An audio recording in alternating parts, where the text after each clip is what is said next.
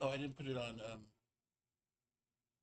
I didn't put the public title on it. World of Warcraft. Oh, it's on. Okay, it's on. And this is my listen to. It's called The Social Contract. Wait, does it say the title? Social Contract, or Principles of Political Right, by Jean-Jacques Rousseau, Yeah. 1762, translated 1782 by G.D.H. Cole. This is a recording by Audio of Classics. If you enjoy, please consider subscribing. Forward. This little treatise is part of a longer work which I began years ago without realizing my limitations, and long since abandoned. Of the various fragments that might have been extracted from what I wrote, this is the most considerable, and, I think, the least unworthy of being offered to the public. The rest no longer exists. Book 1.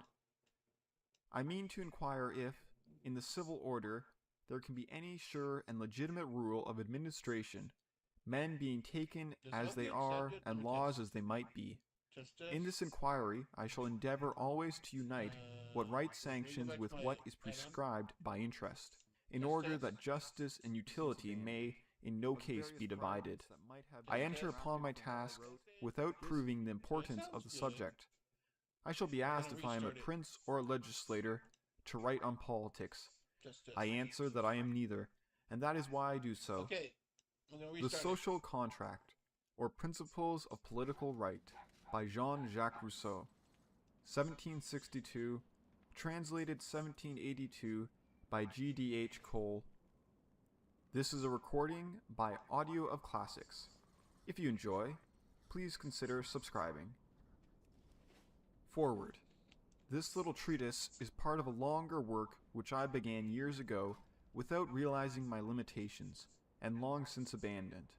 Of the various fragments that might have been extracted from what I wrote, this is the most considerable, and, I think, the least unworthy of being offered to the public.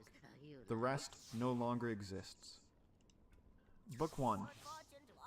I mean to inquire if, in the civil order, there can be any sure and legitimate rule of administration, men being taken as they are and laws as they might be. In this inquiry, I shall endeavor always to unite what right sanctions with what is prescribed by interest, in order that justice and utility may in no case be divided. I enter upon my task without proving the importance of the subject. I shall be asked if I am a prince or a legislator to write on politics. I answer that I am neither, and that is why I do so. If I were a prince or a legislator, I should not waste time in saying what wants doing. I should do it, or hold my peace. As I was born a citizen of a free state and a member of the sovereign, I feel that, however feeble the influence my voice can have on public affairs, the right of voting on them makes it my duty to study them, and I am happy, when I reflect upon governments, to find my inquiries always furnish me with new reasons for loving that of my own country. 1. Subject of the first book. Man is born free, and everywhere he is in chains.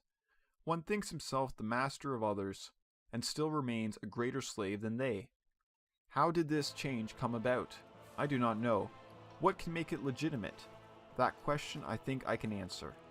If I took into account only force and the effects derived from it, I should say, as long as a people is compelled to obey and obeys, it does well. As soon as it can shake off the yoke and shakes it off, it does still better, for regaining its liberty by the same right as took it away. Either it is justified in resuming it, or there was no justification for those who took it away. But the social order is a sacred right, which is the basis of all other rights. Nevertheless, this right does not come from nature, and must therefore be founded on conventions. Before coming to that, I have to prove what I have just asserted. 2. The first societies. The most ancient of all societies, and the only one that is natural, is the family. And even so, the children remain attached to the father only so long as they need him for their preservation. As soon as this need ceases, the natural bond is dissolved. The children, released from the obedience they owed to the father, and the father, released from the care he owed his children, return equally to independence. If they remain united, they continue so no longer naturally, but voluntarily, and the family itself is then maintained only by convention.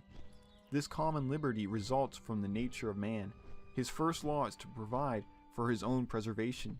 His first cares are those which he owes to himself, and, as soon as he reaches years of discretion, he is the sole judge of the proper means of preserving himself, and consequently becomes his own master. The family then may be called the first model of political societies. The ruler corresponds to the father, and the people to the children, and all, being born free and equal, alienate their liberty only for their own advantage. The whole difference is that, in the family, the love of the father for his children repays him for the care he takes of them, while, in the state, the pleasure of commanding takes the place of the love which the chief cannot have for the peoples under him. Grotius denies that all human power is established in favor of the governed, and quotes slavery as an example. His usual method of reasoning is constantly to establish right by fact. It would be possible to employ a more logical method, but none could be more favorable to tyrants. It is then, according to Grotius, doubtful whether the human race belongs to 100 men, or that 100 men to the human race, and throughout his book he seems to incline to the former alternative, which is also the view of Hobbes. On this showing, the human species is divided into so many herds of cattle, each with its ruler, who keeps guard over them for the purpose of devouring them. As a shepherd is of a nature superior to that of his flock, the shepherd of men, i.e. their rulers, are of a nature superior to that of the peoples under them. Thus, Philo tells us, the Emperor Caligula reasoned, concluding equally well either that kings were gods or that men were beasts. The reasoning of Caligula agrees with that of Hobbes and Grotius. Aristotle, before any of them, had said that men are by no means equal naturally, but that some are born for slavery and others for dominion. Aristotle was right, but he took the effect for the cause. Nothing can be more certain than that every man born in slavery is born for slavery. Slaves lose everything in their chains, even the desire of escaping from them. They love their servitude, as the comrades of Ulysses loved their brutish condition. If then there are slaves by nature, it is because there have been slaves against nature. Force made the first slaves, and their cowardice perpetuated the condition. I have said nothing of King Adam or Emperor Noah, father of the three great monarchs who shared out the universe. Like the children of Saturn, whom some scholars have recognized in them, I trust to getting due thanks for my moderation. For, being a direct descendant of one of these princes, perhaps of the eldest branch, how do I know that a verification of titles might not leave me the legitimate king of the human race? In any case, there can be no doubt that Adam was sovereign of the world, as Robinson Crusoe was of his island, as long as he was its only inhabitant, and this empire had the advantage that the monarch, safe on his throne, had no rebellions, wars, or conspirators to fear. 3. The right of the strongest. The strongest is never strong enough to be always the master, unless he transforms strength into right and obedience into duty. Hence the right of the strongest, which, though to all seeming meant ironically, is really laid down as a fundamental principle. But are we never to have an explanation of this phrase? Force is a physical power, and I fail to see what moral effect it can have. To yield to force is an act of necessity, not of will. At the most, an act of prudence. In what sense can it be a duty? Suppose for a moment that this so-called right exists. I maintain that the sole result is a mass of inexplicable nonsense. For if force creates right, the effect changes with the cause. Every force that is greater than the first succeeds to its right. As soon as it is possible to disobey the impunity, disobedience is legitimate, and the strongest being always in the right, the only thing that matters is to act so as to become the strongest. But what kind of right is that which perishes when force fails? If we must obey perforce, there is no need to obey because we ought, and if we are not forced to obey, we are under no obligation to do so. Clearly, the word right adds nothing to force. In this connection, it means absolutely nothing. Obey the powers that be. If this means yield to force, it is a good precept, but superfluous. I can answer for its never being violated. All power comes from God, I admit, but so does all sickness. Does that mean that we are forbidden to call in the doctor? A brigand surprises me at the edge of a wood. Must I not merely surrender my purse on compulsion? But even if I could withhold it, am I in conscience bound to give it up? For certainly, the pistol he holds is also a power. Let us then admit that force does not create right, and that we are obliged to obey only legitimate powers. In that case, my original question recurs. 4. Slavery. Since no man has a natural authority over his fellow, and force creates no right, we must conclude that conventions form the basis of all legitimate authority among men.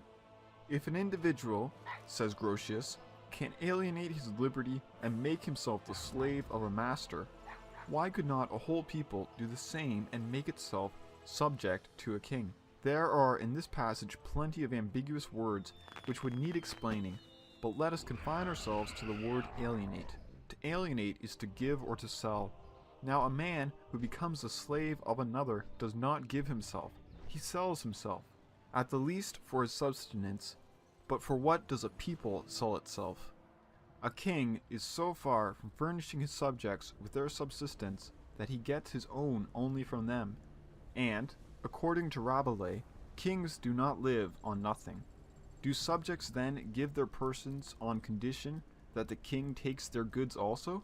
I fail to see what they have left to preserve. It will be said that the despot assures his subjects civil tranquility. Granted, but what do they gain if the wars his ambition brings down upon them, his insatiable avidity, and the vexatious conduct of his ministers press harder on them than their own dissensions would have done? What do they gain if the very tranquility they enjoy is one of their miseries? Tranquility is found also in dungeons, but is that enough to make them desirable places to live in? The Greeks, imprisoned in the cave of the Cyclops, lived there very tranquilly, while they were awaiting their turn to be devoured.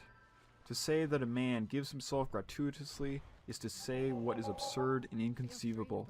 Such an act is null and illegitimate, from the mere fact that he who does it is out of his mind. To say the same of a whole people is to suppose a people of madmen, and madness creates no rights. Even if each man could alienate himself, he could not alienate his children. They are born men and free. Their liberty belongs to them, and no one but they has the right to dispose of it. Before they come to years of discretion, the father can, in their name, lay down conditions for their preservation and well-being, but he cannot give them irrevocably and without conditions. Such a gift is contrary to the ends of nature, and exceeds the right of paternity. It would therefore be necessary, in order to legitimize an arbitrary government, that in every generation the people should be in a position to accept or reject it. But were this so, the government would be no longer arbitrary. To renounce liberty is to renounce being a man, to surrender the rights of humanity and even its duties. For him who renounces everything, no indemnity is possible. Such a renunciation is incompatible with man's nature. To remove all liberty from his will is to remove all morality from his acts. Finally, it is an empty and contradictory convention that sets up, on the one side, absolute authority, and, on the other, unlimited obedience.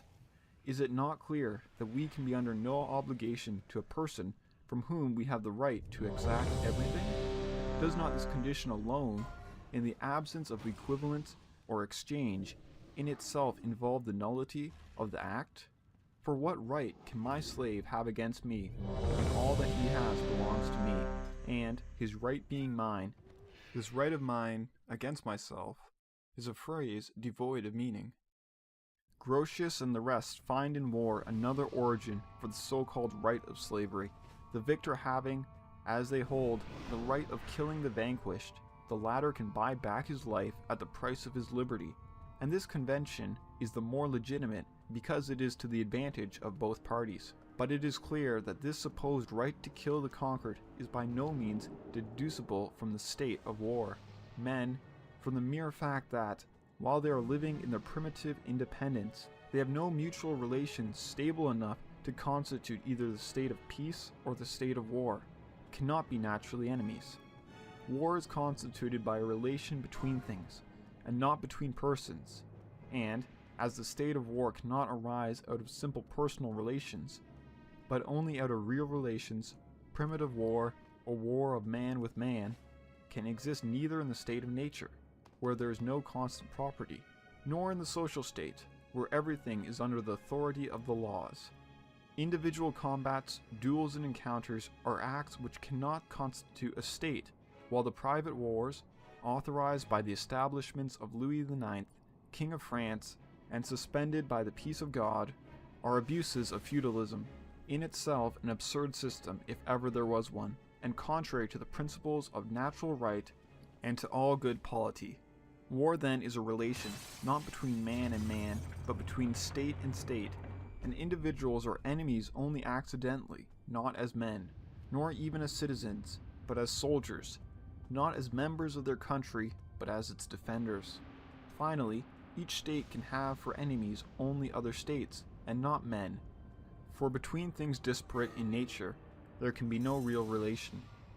Furthermore, this principle is in conformity with the established rules of all times and the constant practice of all civilized peoples. Declarations of war or intimations less to powers than to their subjects.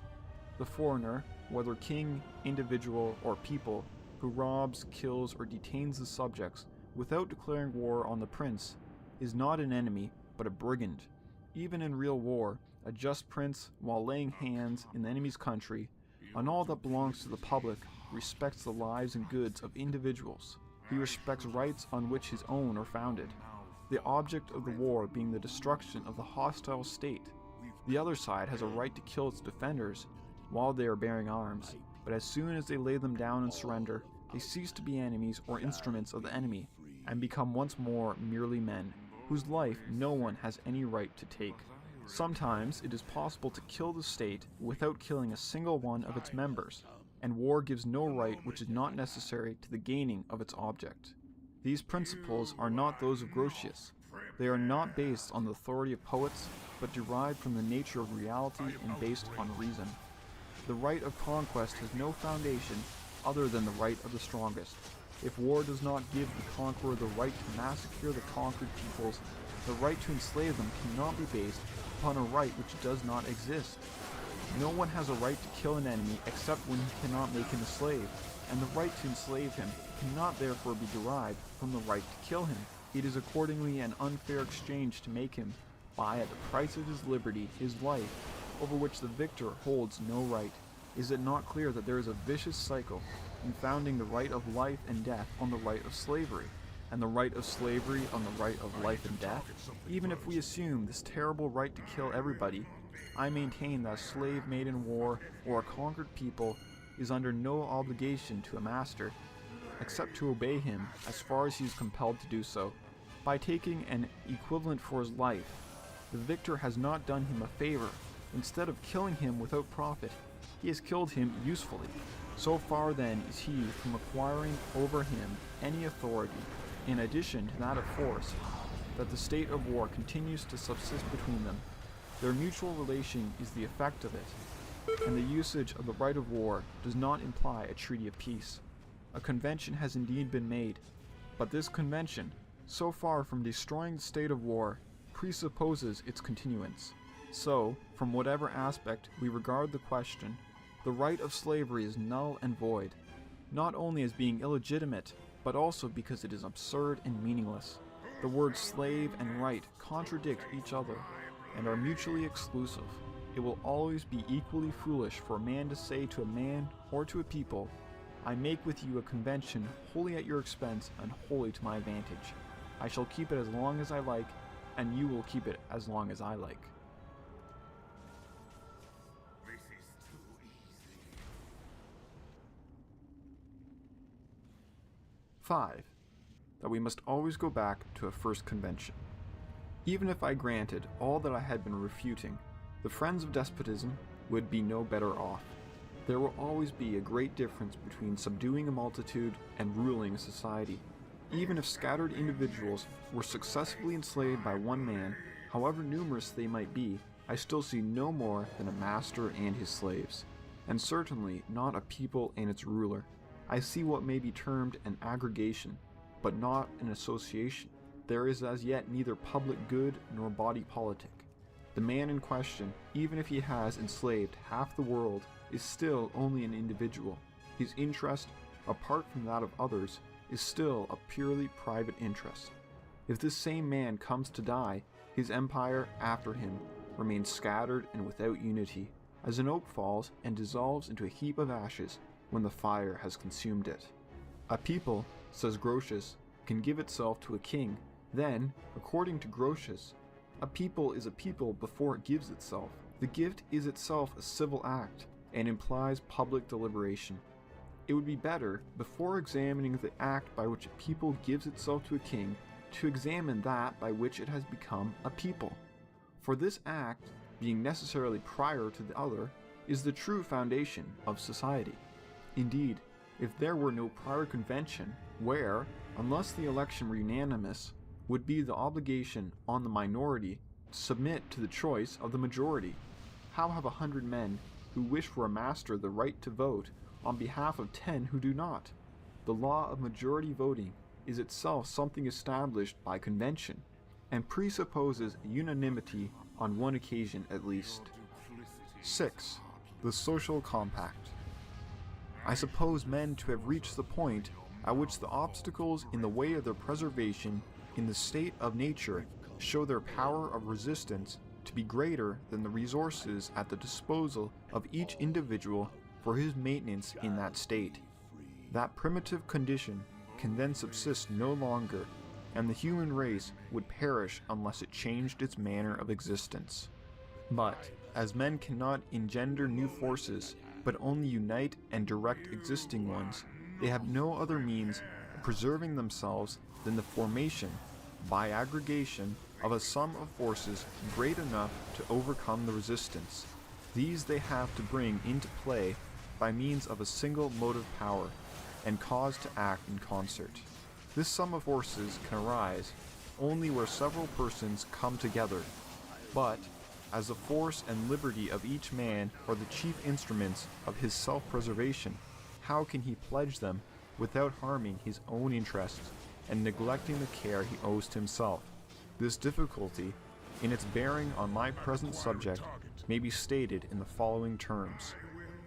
The problem is to find a form of association which will defend and protect with the whole common force the person and goods of each associate, and in which each, while uniting himself with all, may still obey himself alone and remain as free as before.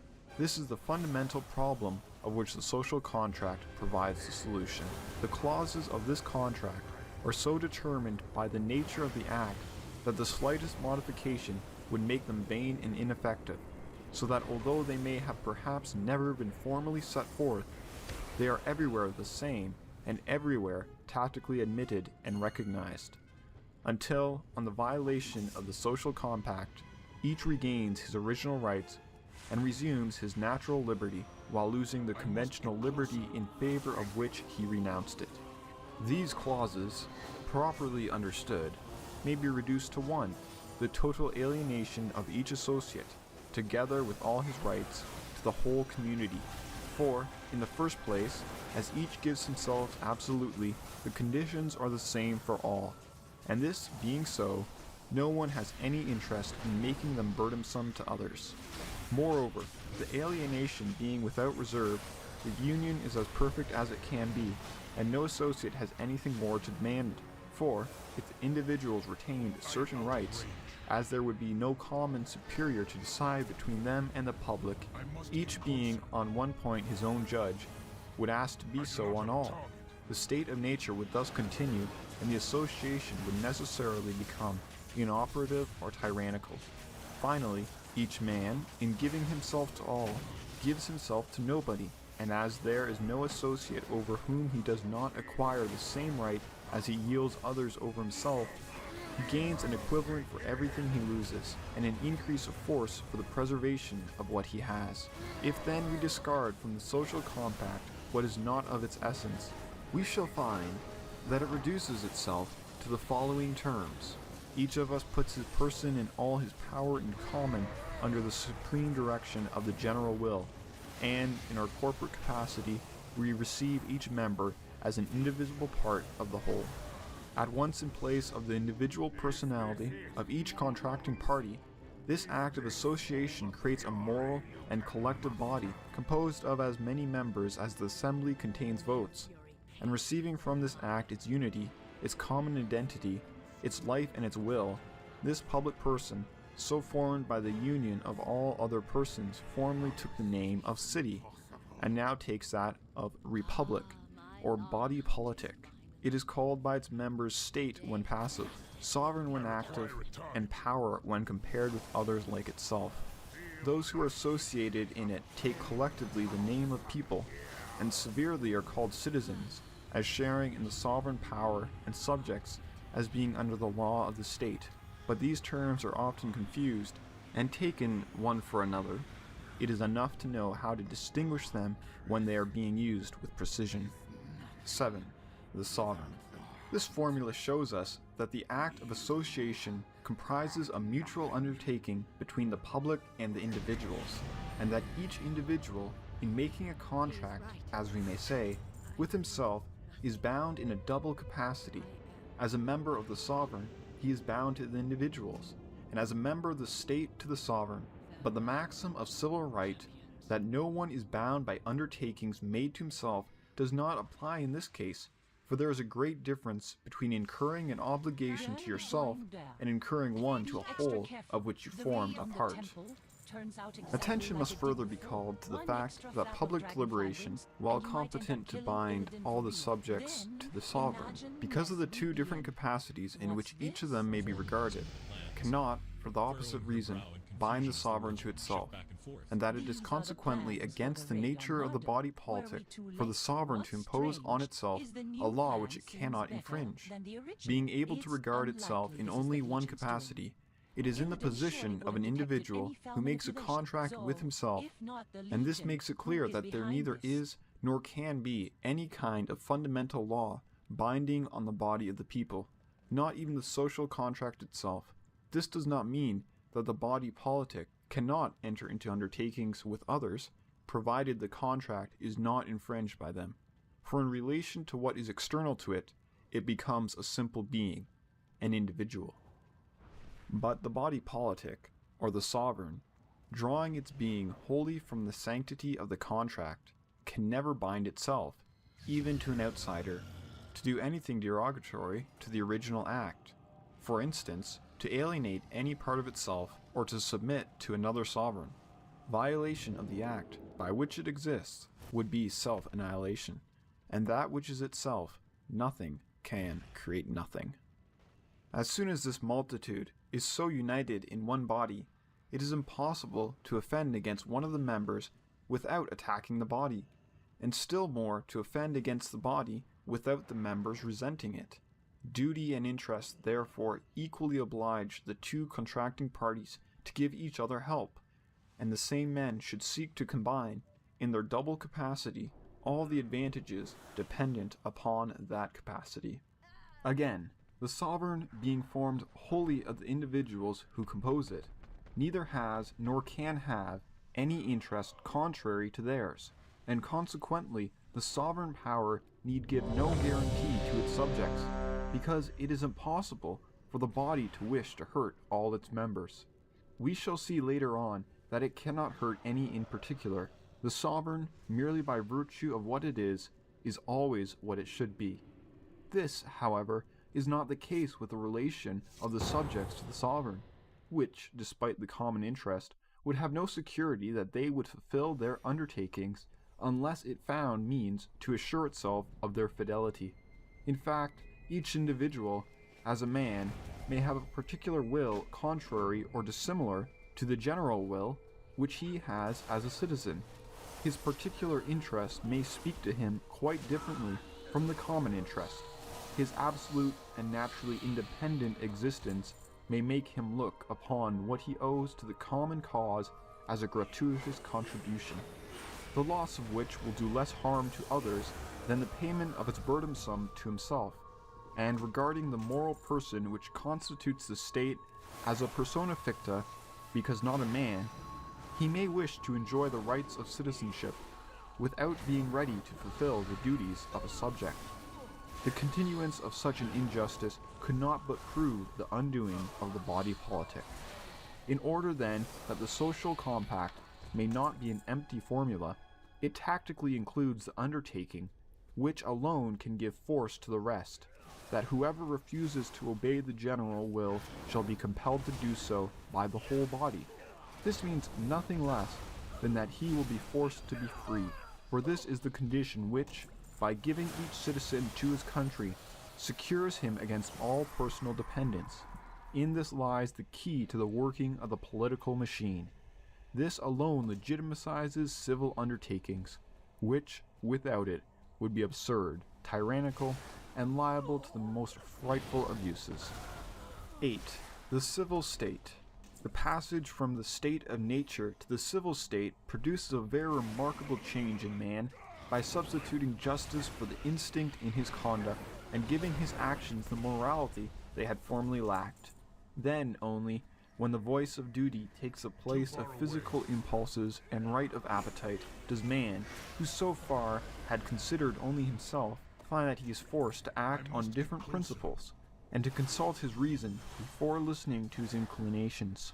Although in this state he deprives himself of some advantages which he got from nature, he gains in return others so great, his faculties are so stimulated and developed, his ideas so extended, his feelings so ennobled, and his whole soul so uplifted, that, did not the abuses of this new condition often degrade him below that which he left, he would be bound to bless continually the happy moment which took him from it forever, and, instead of a stupid and unimaginative animal, made him an intelligent being, and a man. Let us draw up the whole account in terms easily commensurable. What man loses by the social contract is his natural liberty, and an unlimited right to everything he tries to get and succeeds in getting. What he gains is civil liberty, and the proprietorship of all he possesses. If we are to avoid mistake in weighing one against the other, we must clearly distinguish natural liberty, which is bound only by the strength of the individual, from civil liberty, which is limited by the general will, and possession, which is merely the effect of force or the right of the first occupier, from property, which can be founded only on a positive title. We might, over and above all this, add to what man acquires in the civil state moral liberty, which alone makes him truly master of himself, for the mere impulse of appetite is slavery, while obedience to a law which we prescribe to ourselves is liberty. But I have already said too much on this head, and the philosophical meaning of the word liberty does not now concern us. 9. Real property. Each member of the community gives himself to it at the moment of its foundation, just as he is, with all the resources at his command, including the goods he possesses. This act does not make possession, in changing hands, change in nature, and become property in the hands of the sovereign. But as the forces of the city are incomparably greater than those of an individual, public possession is also, in fact, stronger and more irrevocable, without being any more legitimate, at any rate from the point of view of foreigners. For the state, in relation to its members, is master of all their goods by the social contract, which, within the state, is the basis of all rights. But, in relation to other powers, it is so only by the right of the first occupier, which it holds from its members. The right of the first occupier, though more real than the right of the strongest, becomes a real right only when the right of property has already been established. Every man has naturally a right to everything he needs, but the positive act which makes him proprietor of one thing excludes him from everything else. Having his share, he ought to keep to it, and can have no further right against the community. This is why the right of the first occupier, which in the state of nature is so weak, claims the respect of every man in civil society. In this right, We are respecting not so much what belongs to another as what does not belong to ourselves. In general, to establish the right of the first occupier over a plot of ground, the following conditions are necessary. First, the land must not yet be inhabited. Secondly, a man must occupy only the amount he needs for his subsistence.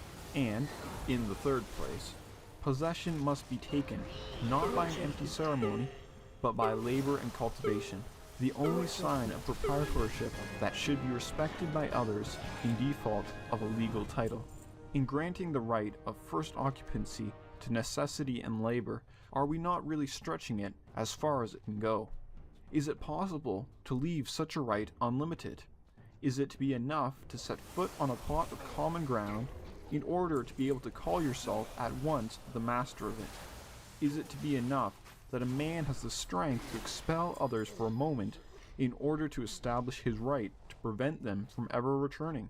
How can a man or a people seize an immense territory and keep it from the rest of the world except by a punishable usurpation, since all others are being robbed by such an act of the place of habitation and the means of subsistence which nature gave them in common? When Nunez Balboa, standing on the seashore, took possession of the South Seas and the whole of South America in the name of the Crown of Castilla, was that enough to dispossess all their actual inhabitants, and to shut out from them all the princes of the world? On such a showing, these ceremonies are idly multiplied, and the Catholic king need only take possession all at once from his apartment of the whole universe, merely making a subsequent reservation about what was already in the possession of other princes. We can imagine how the lands of individuals, where they were contiguous and came to be united, became the public territory, and how the right of sovereignty, extending from the subjects over the lands they held, became at once real and personal. The possessors were thus made more dependent, and the forces at their command used to guarantee their fidelity. The advantage of this does not seem to have been felt by ancient monarchs, who called themselves kings of the Persians, Scythians, or Macedonians, and seemed to regard themselves more as rulers of men than as masters of a country. Those of the present day more cleverly call themselves kings of France, Spain, England, etc., thus holding the land. They are quite confident of holding the inhabitants. The peculiar fact about this alienation is that, in taking over the goods of individuals, the community, so far from despoiling them, only assures them legitimate possession, and changes usurpation into a true right and enjoyment into proprietorship. Thus the possessors, being regarded as dispositaries of the public good, and having their rights respected by all the members of the state, and maintained against foreign aggression by all its forces, have, by a cession which benefits both the public and still more themselves, acquired, so to speak, all that they gave up. This paradox may be easily explained by the distinction between the rights which the sovereign and the proprietor have over the same estate, as we shall see later on. It may also happen that men begin to unite one with another before they possess anything, and that, subsequently, occupying a tract of country, which is enough for all, they enjoy it in common, or share it among themselves, either equally or according to a scale fixed by the sovereign. However the acquisition be made, the right which each individual has to his own estate is always subordinate to the right which the community has over all. Without this, there would be neither stability in the social tie, nor real force in the exercise of sovereignty. I shall end this chapter, and this book, by remarking on a fact on which the whole social system should rest, i.e., that, instead of destroying natural inequality, the fundamental compact substitutes for such physically inequality as nature may have set up between men, an equality that is moral and legitimate, and that men, who may be unequal in strength or intelligence, become everyone equal by convention and legal right. End of Book 1.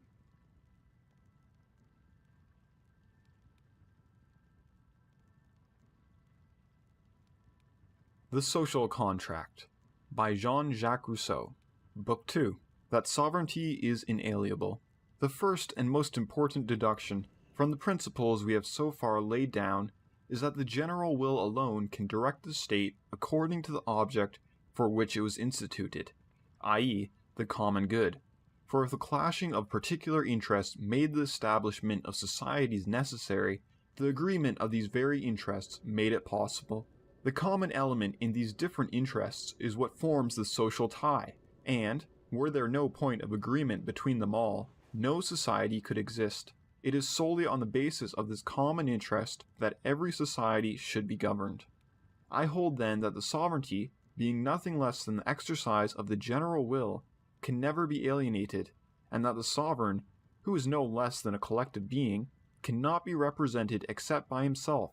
The power indeed may be transmitted, but not the will. In reality, if it is not impossible for a particular will to agree on some point with the general will, it is at least impossible for the agreement to be lasting and constant, for the particular will tends, by its very nature, to partiality, while the general will tends to equality. It is even more impossible to have any guarantee of this agreement, for even if it should always exist, it would be the effect not of art, but of chance. The sovereign may indeed say, I now will actually what this man wills, or at least what he says he wills. But it cannot say, when he wills tomorrow, I too shall will, because it is absurd for the will to bind itself for the future, nor is it incumbent on any will to consent to anything that is not for the good of the being who wills. If then the people promises simply to obey, by that very act it dissolves itself and loses what makes it a people. The moment a master exists, there is no longer a sovereign, and from that moment the body politic has ceased to exist. This does not mean that the commands of the rulers cannot pass for general wills, so long as the sovereign, being free to oppose them, offers no opposition. In such a case, universal silence is taken to imply the consent of the people. This will be explained later on. 2. That sovereignty is indivisible. Sovereignty, for the same reason as makes it inalienable, is indivisible, for will either is or is not general. It is the will either of the body of the people or only of a part of it.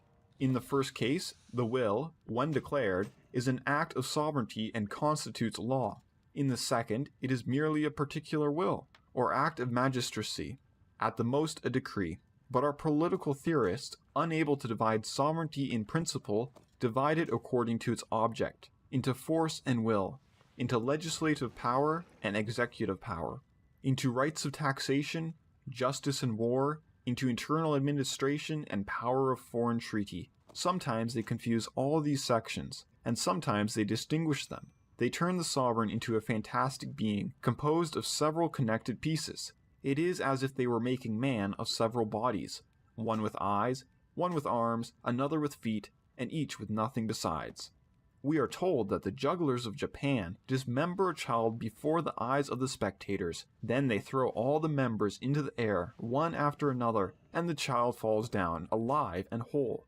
The conjuring tricks of our political theorists are very like that. They first dismember the body politic by an illusion worthy of a fair, and then they join it together again, we know not how. This error is due to a lack of exact notions concerning the sovereign authority, and to taking for parts of it what are only emanations from it. Thus, for example, the acts of declaring war and making peace have been regarded as acts of sovereignty, but this is not the case, as these acts do not constitute law, but merely the application of a law, a particular act which decides how the law applies, as we shall see clearly when the idea attached to the word law has been defined.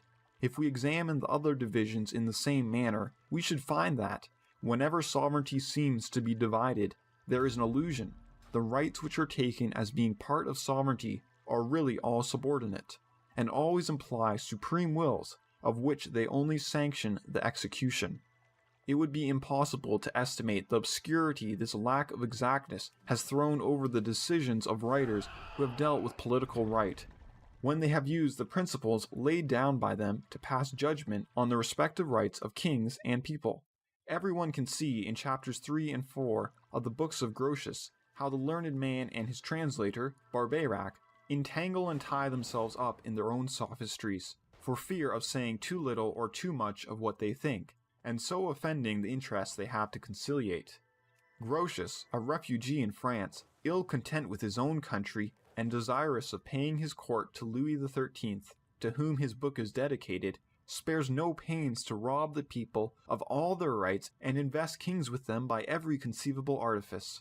This would also have been much to the taste of Barbeyrac, who dedicated his translation to George I of England, but unfortunately, the expulsion of James II, which he called his abdication, compelled him to use all reserve, to shuffle and to tergiversate in order to avoid making William out a usurper.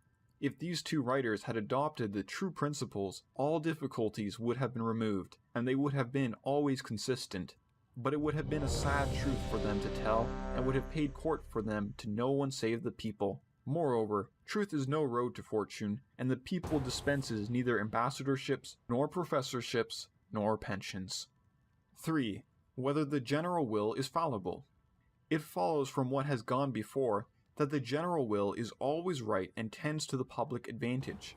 But it does not follow that the deliberations of the people are always equally correct. Our will is always for our own good, but we do not always see what that is. The people is never corrupted, but it is often deceived, and on such occasions only does it seem to will what is bad.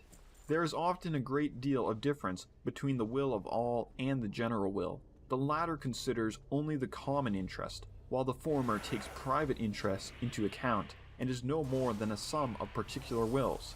But take away from these same wills the pluses and minuses that cancel one another, and the general will remains as the sum of the differences. If, when the people, being furnished with adequate information, held its deliberations, the citizens had no communication one with another, the grand total of the small differences would always give the general will, and the decision would always be good.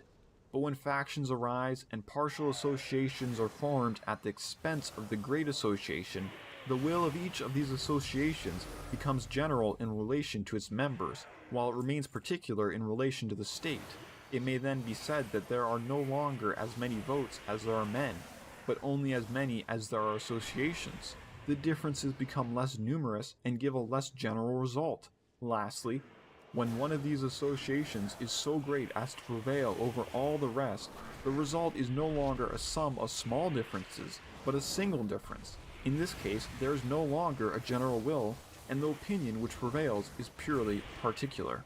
It is therefore essential, if the general will is to be able to express itself, then there should be no partial society within the state, and that each citizen should think only his own thoughts, which was indeed the sublime and unique system established by the great Lycurgus. But if there are partial societies, it is best to have as many as possible, and to prevent them from being unequal, as was done by Solon, Numa, and Servius. These precautions are the only ones that can guarantee that the general will shall be always enlightened, and that the people shall in no way deceive itself. 4. The limits of the sovereign power.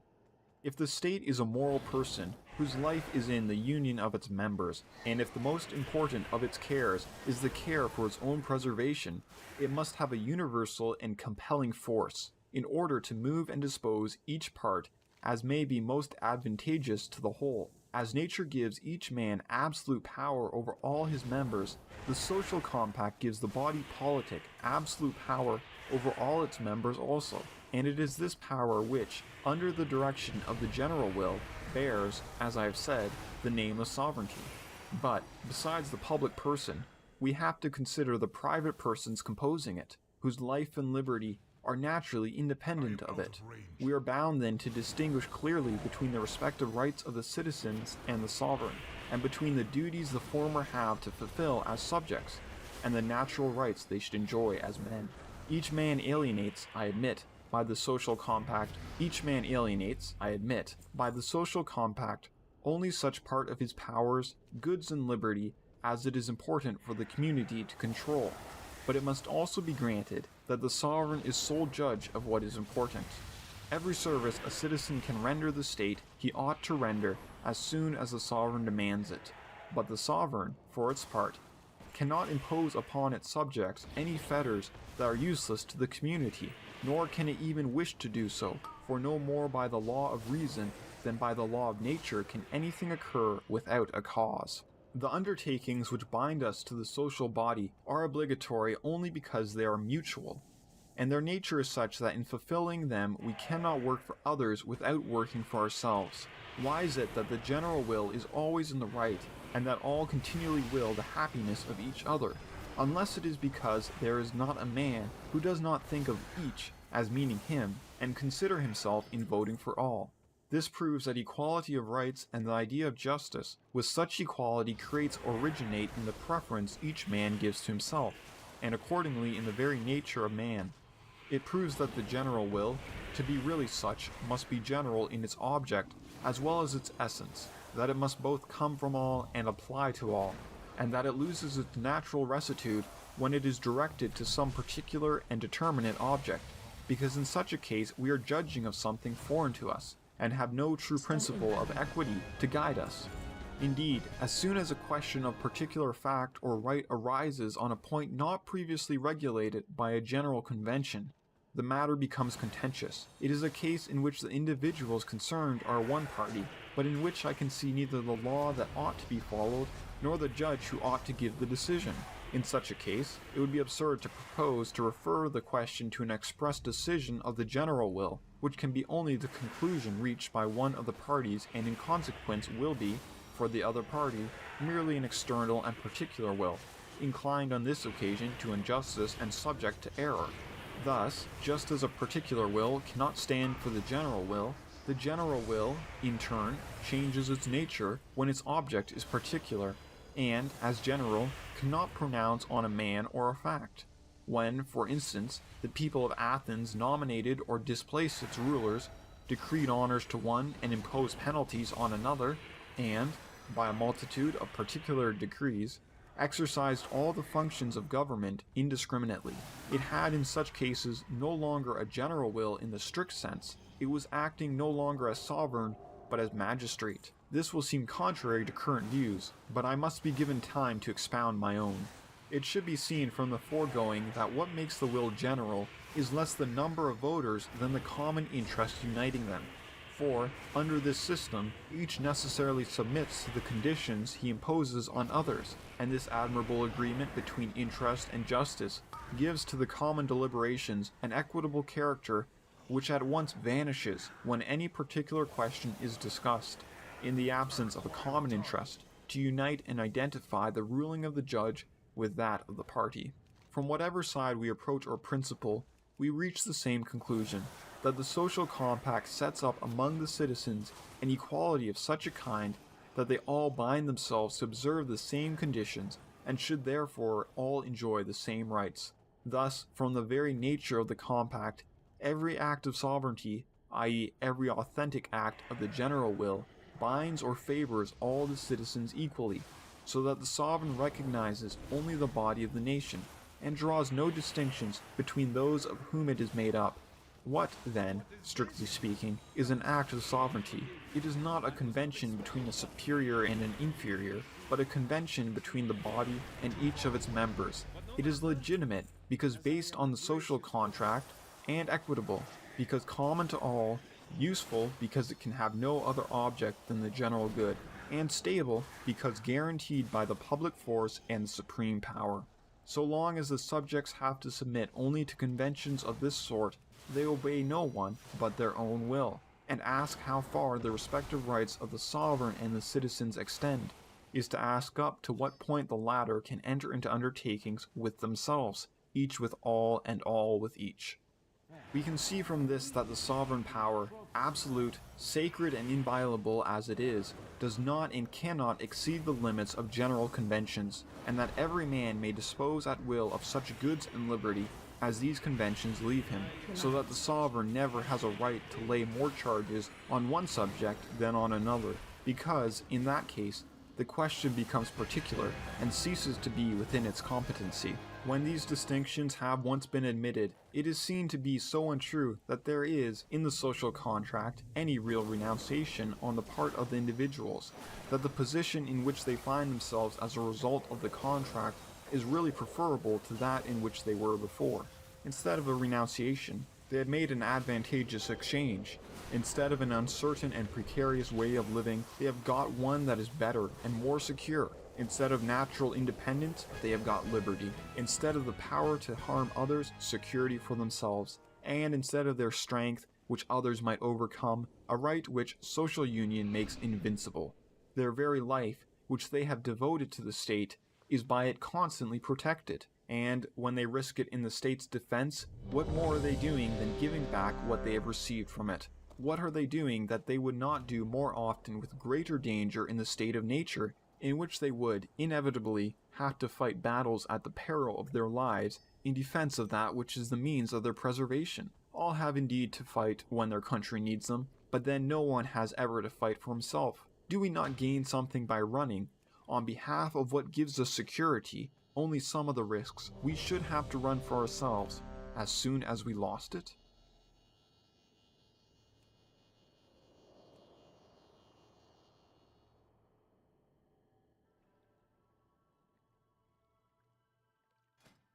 Five.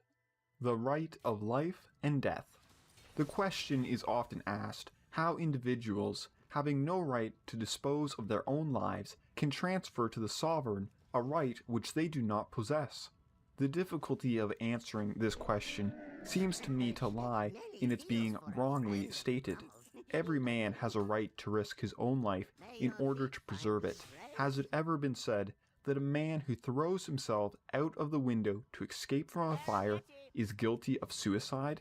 Has such a crime ever been laid to the charge of him who perishes in a storm because, when he went on board, he knew of the danger?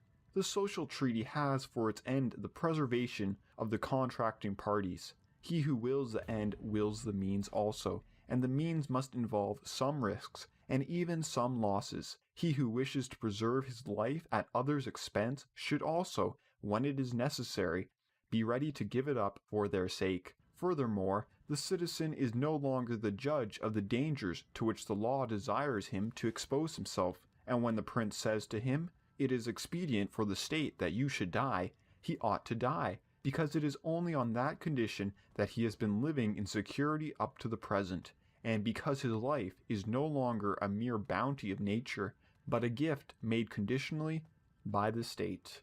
The death penalty inflicted upon criminals may be looked on in much the same light. It is in order that we may not fall victims to an assassin that we consent to die if we ourselves turn assassins.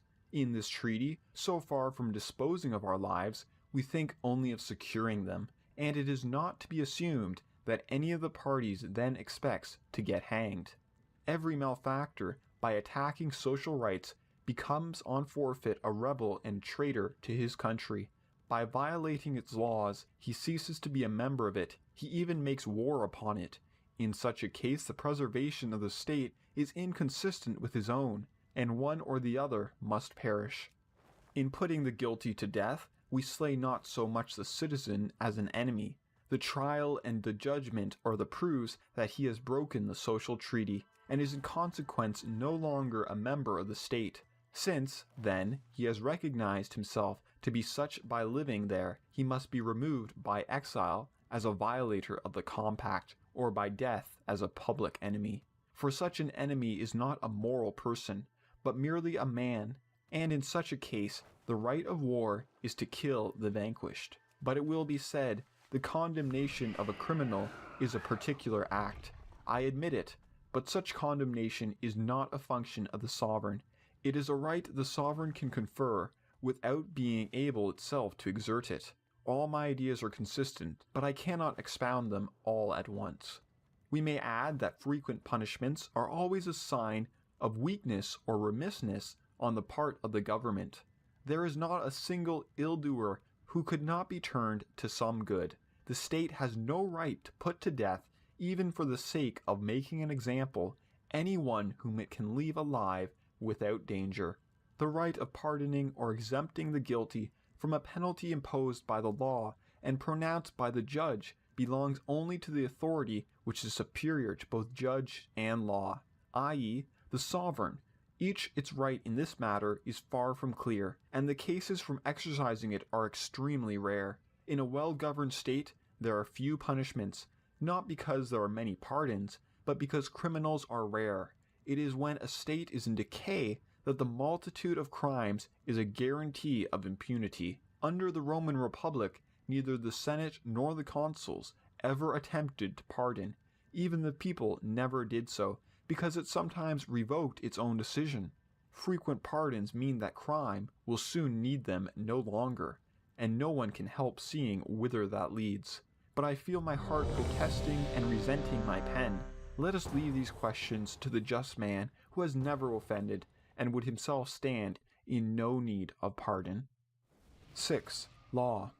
By the social compact we have given the body politic existence and life. We have now, by legislation, to give it movement and will, for the original act by which the body is formed and united still in no respect determines what it ought to do for its preservation. What is well and in conformity with order is so by the nature of things and independently of human conventions. All justice comes from God, who is its sole source, but if we knew how to receive so high an inspiration, we should need neither government nor laws. Doubtless there is a universal justice emanating from reason alone. But this justice, to be admitted among us, must be mutual. Humanly speaking, in default of natural sanctions, the laws of justice are ineffective among men.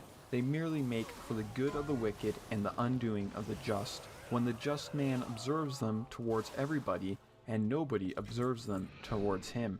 Conventions and laws are therefore needed to join rights to duties and refer justice to its object. In the state of nature, where everything is common, I owe nothing to him who I have promised nothing. I recognize as belonging to others only what is of no use to me. In the state of society, all rights are fixed by law, and the case becomes different. But what, after all, is a law? As long as we remain satisfied with attaching purely metaphysical ideas to the word, we shall go on arguing without arriving at an understanding, and when we have defined a law of nature, we shall be no nearer the definition of a law of the state. I have already said that there can be no general will directed to a particular object. Such an object must be either within or outside the state. If outside, a will which is alien to it cannot be, in relation to it, general. If within, it is part of the state, and in that case there arises a relation between whole and part, which makes them two separate beings, of which the part is one and the whole minus the part the other.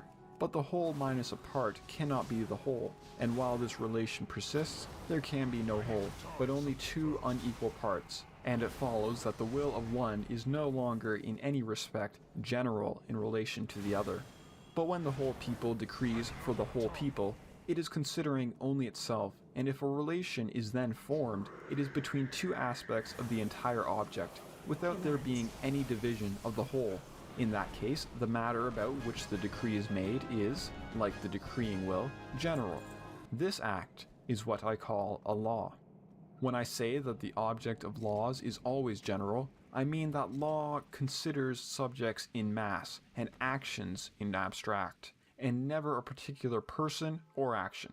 Thus the law may indeed decree that there shall be privileges, but cannot confer them on anybody by name. It may set up several classes of citizens, and even lay down the qualifications for membership of these classes, but it cannot nominate such and such persons as belonging to them. It may establish a monarchical government and hereditary succession, but it cannot choose a king or nominate a royal family. In a word, no function which has a particular object belongs to the legislative power. On this view, we at once see that it can no longer be asked whose business it is to make laws, since they are acts of the general will, nor whether the prince is above the law, since he is a member of the state, nor whether the law can be unjust, since no one is unjust to himself, nor how we can be both free and subject to the laws, since they are but registers of our will. We see further that, as the law unites universality of will with universality of object, what a man, whoever he be, commands of his own motion cannot be a law, and even what the sovereign commands with regard to a particular matter is no nearer being a law, but is a decree, an act not of sovereignty, but of magistracy. I therefore give the name republic to every state that is governed by laws, no matter what the form of its administration may be. For only in such a case does the public interest govern, and the res publica rank as a reality. Every legitimate government is republican.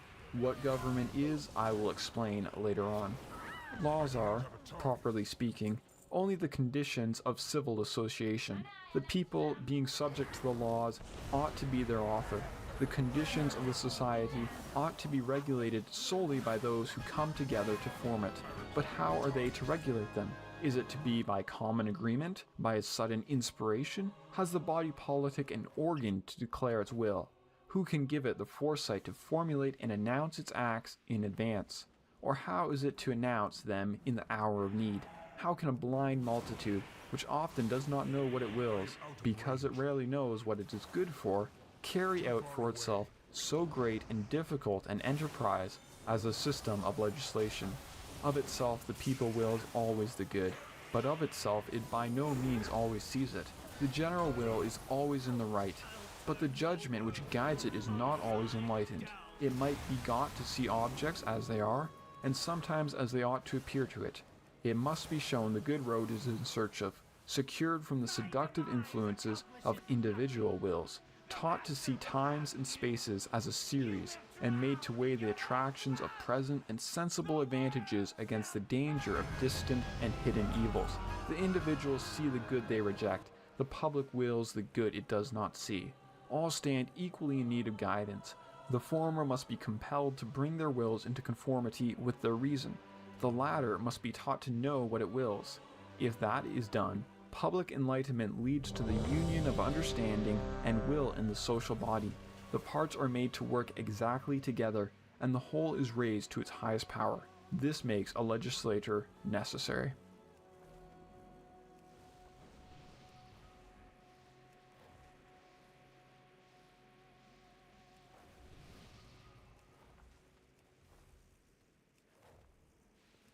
Seven, the legislator. In order to discover the rules of society best suited to nations, a superior intelligence beholding all the passions of men without experiencing any of them would be needed. This intelligence would have to be wholly unrelated to our nature. While knowing it through and through, its happiness would have to be independent of us, and yet ready to occupy itself with ours. And lastly, it would have, in the march of time, to look forward to a distant glory, and working in one century, to be able to enjoy the next. It would take gods to give men laws. What Caligula argued from the facts, Plato, in the dialogue called the Politicus, argued in defining the civil of kingly man, on the basis of right. But if great princes are rare, how much more so are great legislators? The former have only to follow the pattern which the latter have to lay down. The legislator is the engineer who invents the machine, the prince merely the mechanic who sets it up and makes it go. At the birth of societies, says Montesquieu, the ruler of republics establish institutions, and afterwards the institutions mold the rulers. He who dares to undertake the making of a people's institutions ought to feel himself capable, so to speak, of changing human nature, of transforming each individual, who is by himself a complete and solitary whole, into part of a greater whole, from which he in a manner receives his life and being, of altering man's constitution for the purpose of strengthening it, and of substituting a partial and moral existence for the physical and independent existence nature has conferred on us all. He must, in a word, take away from man his own resources and give him instead new ones alien to him and incapable of being made use of without the help of other men. The more complete these natural resources are annihilated, the greater and the more lasting are those which he acquires, and the more stable and perfect the new institutions, so that if each citizen is nothing and can do nothing without the rest, and the resources acquired by the whole are equal or superior to the aggregate of the resources of the individuals, it may be said that legislation is at the highest possible point of perfection. The legislator occupies in every respect an extraordinary position in the state. If he should do so by reason of his genius, he does so no less by reason of his office, which is neither magistracy nor sovereignty. This office, which sets up the republic, nowhere enters into constitution. It is an individual and superior function, which has nothing in common with human empire, for he who holds command over men ought not to have command over the laws.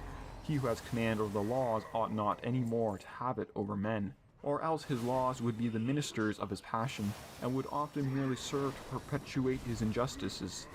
His private aims would inevitably mar the sanctity of his work.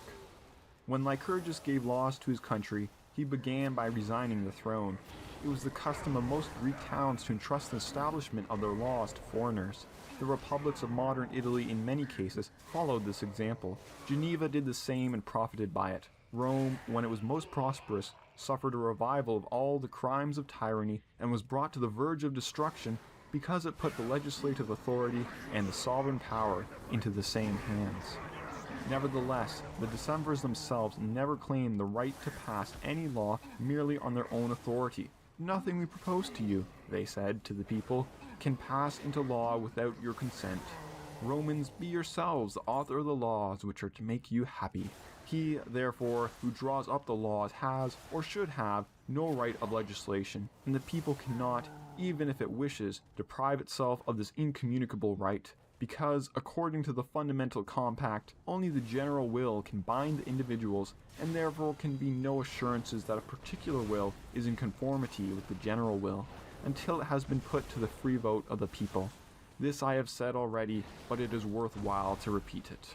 Thus, in the task of legislation, we find together two things which appear to be incompatible: an enterprise too difficult for human powers, and, for its execution, an authority that is no authority. There is a further difficulty that deserves attention. Wise men, if they try to speak their language to the common herd instead of its own, cannot possibly make themselves understood. There are 1,000 kinds of ideas which it is impossible to translate into popular language. Conceptions that are too general and objects that are too remote are equally out of its range. Each individual, having no taste for any other plan of government than that which suits his particular interest, finds it difficult to realize the advantages he might hope to draw from the continual privations good laws impose. For a young people to be able to relish sound principles of political theory and follow the fundamental rules of statecraft, the effect would have to become the cause. The social spirit which should be created by these institutions would have to preside over their very foundation, and men would have to be before law what they should become by means of law. The legislator, therefore, being unable to appeal to either force or reason, must have recourse to an authority of a different order, capable of constraining without violence and persuading without convincing. This is what has, in all ages, compelled the fathers of nations to have recourse to divine intervention and credit the gods with their own wisdom, in order that the people, submitting to the laws of the state as to those of nature, and recognizing the same power in the formation of the city as in that of man, might obey freely, and bear with docility the yoke of the public happiness. This sublime reason, far above the range of the common herd, is that whose decisions the legislator puts into the mouths of the immortals, in order to constrain by divine authority those whom human prudence could not move. But it is not anybody who can make the gods speak, or get himself believed when he proclaims himself their interpreter. The great soul of the legislator is the only miracle that can prove his mission. Any man may grave tablets of stone, or buy an oracle, or feign secret intercourse with some divinity, or train a bird to whisper in his ear, or find other vulgar ways of imposing on the people. He whose knowledge goes no further may perhaps gather round him a band of fools, but he will never found an empire, and his extravagances will quickly perish with him. Idle tricks from a passing tide, only wisdom can make it lasting. The Judaic law, which still subsists, and that of the child of Ishmael, which for 10 centuries has ruled half the world, still proclaim the great men who laid them down. And while the pride of philosophy or the blind spirit of fraction sees in them no more than lucky impostors, the true political theorist admires, in the institutions they set up, the great and powerful genius which presides over things made to endure. We should not, with Warburton, conclude from this that politics and religion have among us a common object, but that, in the first periods of nations, the one is used as an instrument for the other. 8. The people. As, before putting up a large building, the architect surveys and sounds the site to see if it will bear the weight, the wise legislator does not begin by laying down laws good in themselves, but by investing the fitness of the people for which they are destined to receive them. Plato refused to legislate for the Arcadians and the Syrians, because he knew that both peoples were rich and could not put up with equality, and good laws and bad men were found together in Crete, because Minos had inflicted discipline on a people already burdened with vice. 1,000 nations have achieved earthly greatness that could never have endured good laws. Even such as could have endured them could have done so for only a very brief period of their long history. Most peoples, like most men, are docile only in youth. As they grow old, they become incorrigible. When once customs have become established and prejudice inveterate, it is dangerous and useless to attempt their reformation. The people, like the foolish and cowardly patients who rave at sight of the doctor, can no longer bear that anyone should lay hands on its faults to remedy them.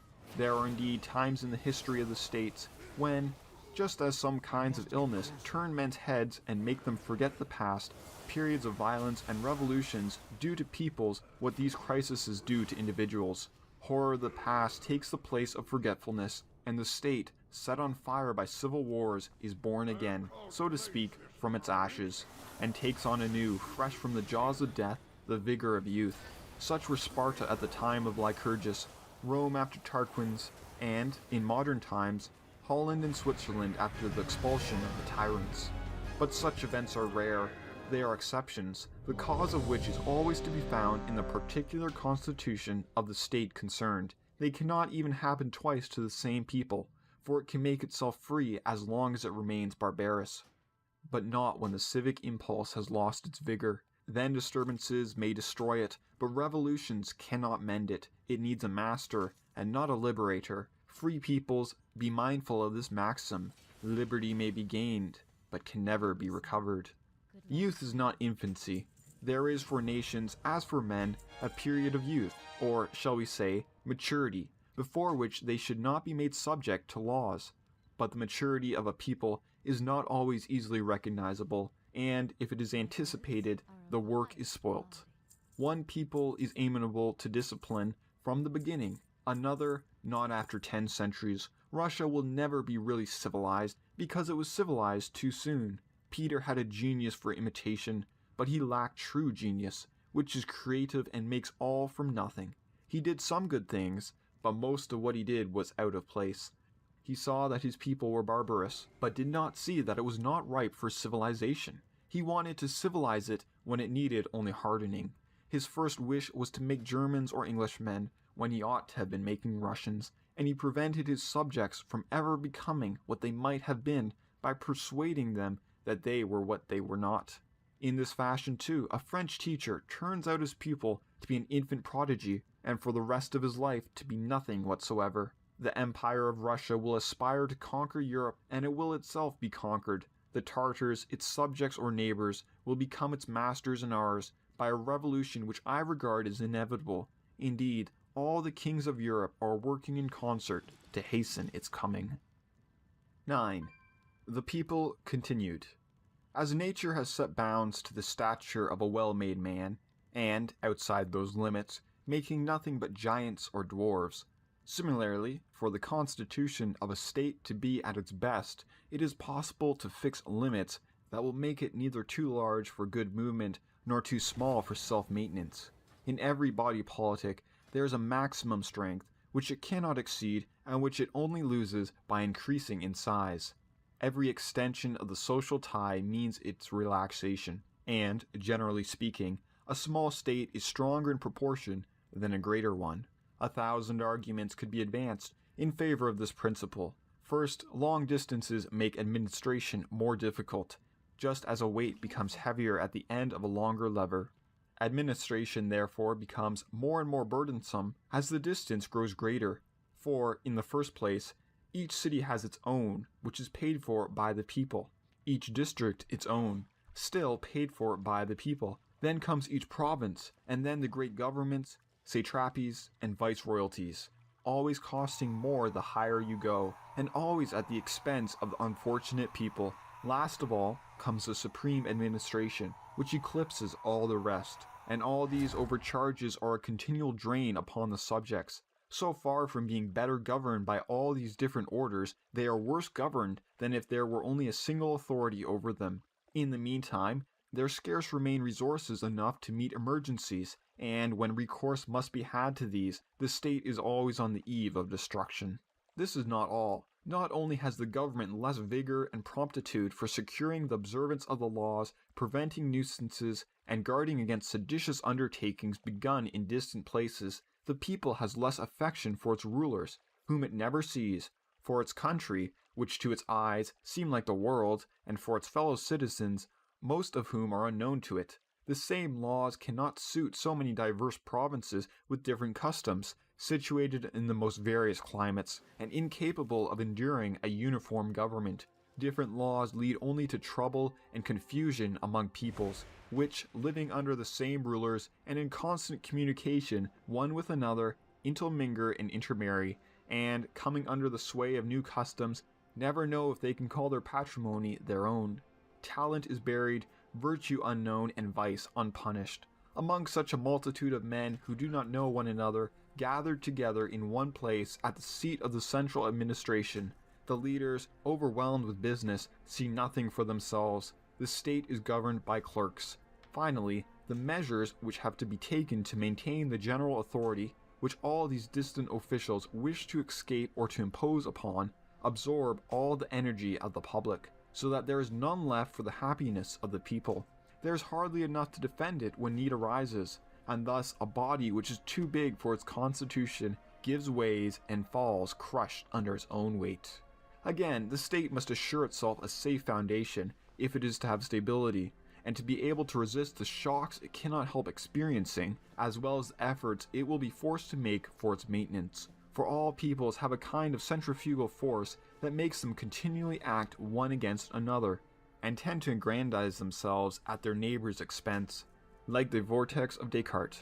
Thus the weak run the risk of being soon swallowed up, and it is almost impossible for anyone to preserve itself except by putting itself in a state of equilibrium with all, so that the pressure is on all sides practically equal. It may therefore be seen that there are reasons for expansion and reasons for contraction, and it is no small part of the statesman's skill to hit between them the mean that is most favorable to the preservation of the state.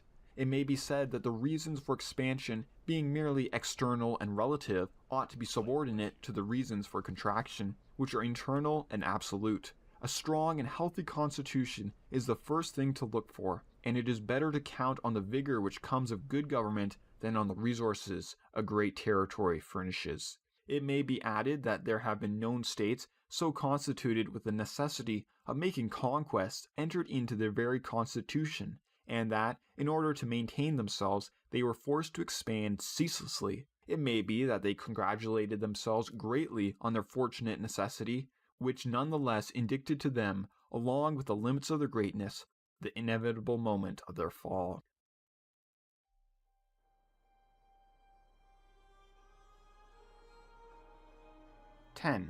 The people continued.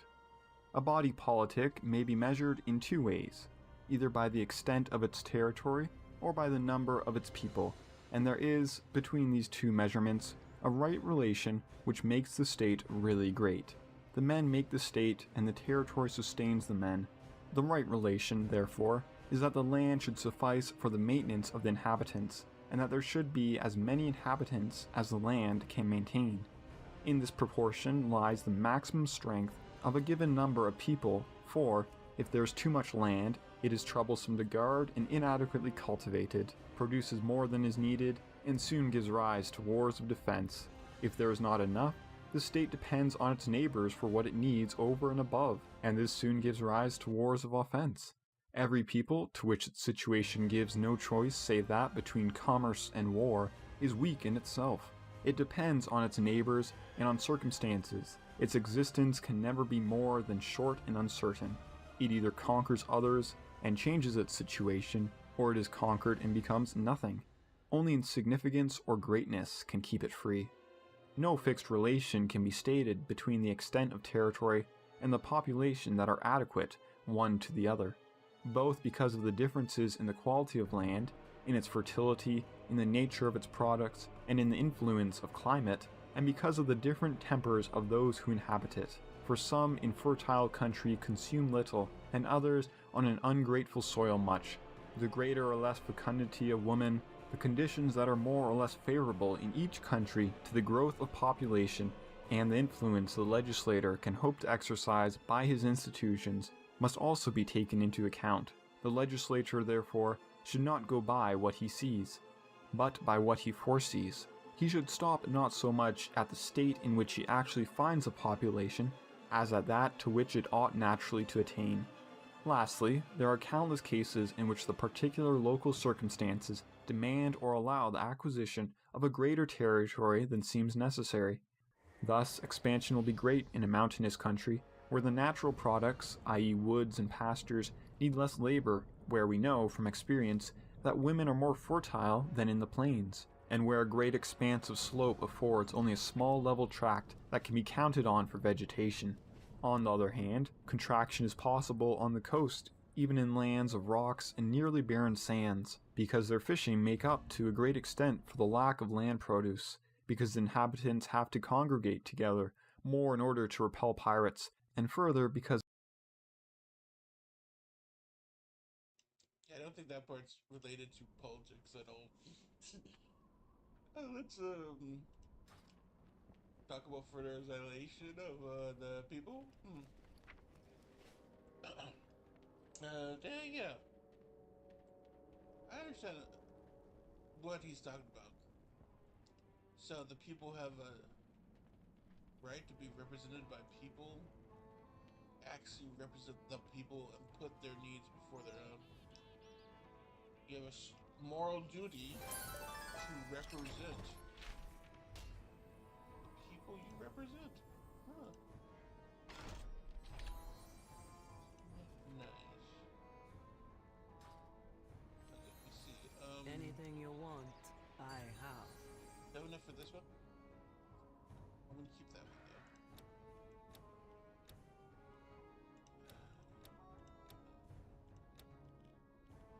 This is the only one I want really. Little fox. These are the friendship fox. Spirits bless me. You know, I'm trying to think of how. Because people are violating the social contract. Or what is the social contract? It's a right of the people to be governed without corruption and greed. You have a moral duty to actually represent the people. And if a majority of politicians are corrupt and not representing the people, then we don't have a social contract of obedience.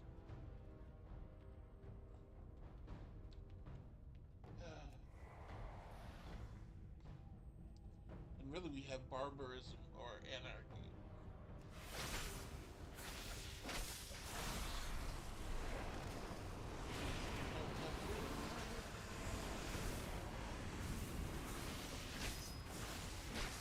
Freedom requires everyone actually doing its job. Watch your feet. Representing the people they were elected to represent. Not especially because there's not millionaires, not billionaires. The people. There's a vast amount of homeless people. Why? Because government is wasting money on wars and military when we should be building houses. It's so ridiculous. Like, yeah, we can pause everything and focus on the people. When we're in a downward slump, we should be building up the people and building jobs programs, building housing, building safety nets. And then when we're doing well, we should be advancing society, innovating, growing. Hey, how you doing? But everyone just wants to sell out for money.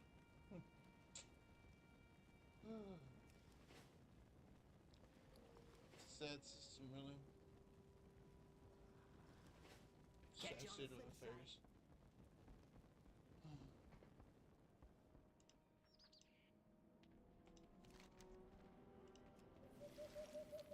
We need better representatives to actually do their job and represent the people. which is why I'm gonna run for office. Encourage other people to run for office.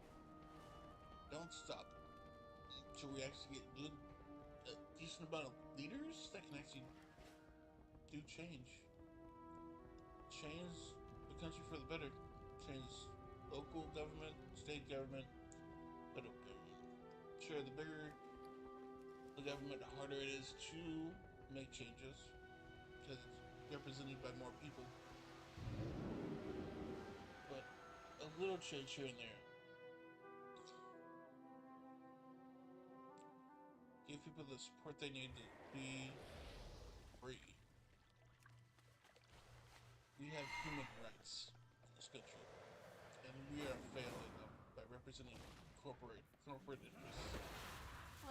Going back, right on time, as always. Good news first, because they're happening at the same time for me anyway. Thanks to the various time war. Okay, let's do Black Temple. Legacy. Flying Grip. Kind of want the whole thing. I could skip it though.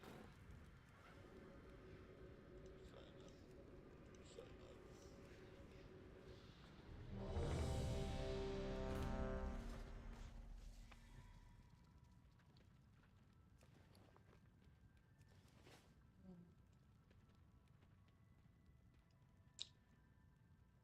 Like my character? I tried to make a sexy undead elf.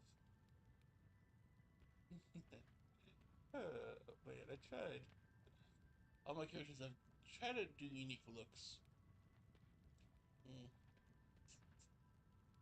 I need to get into D&D more.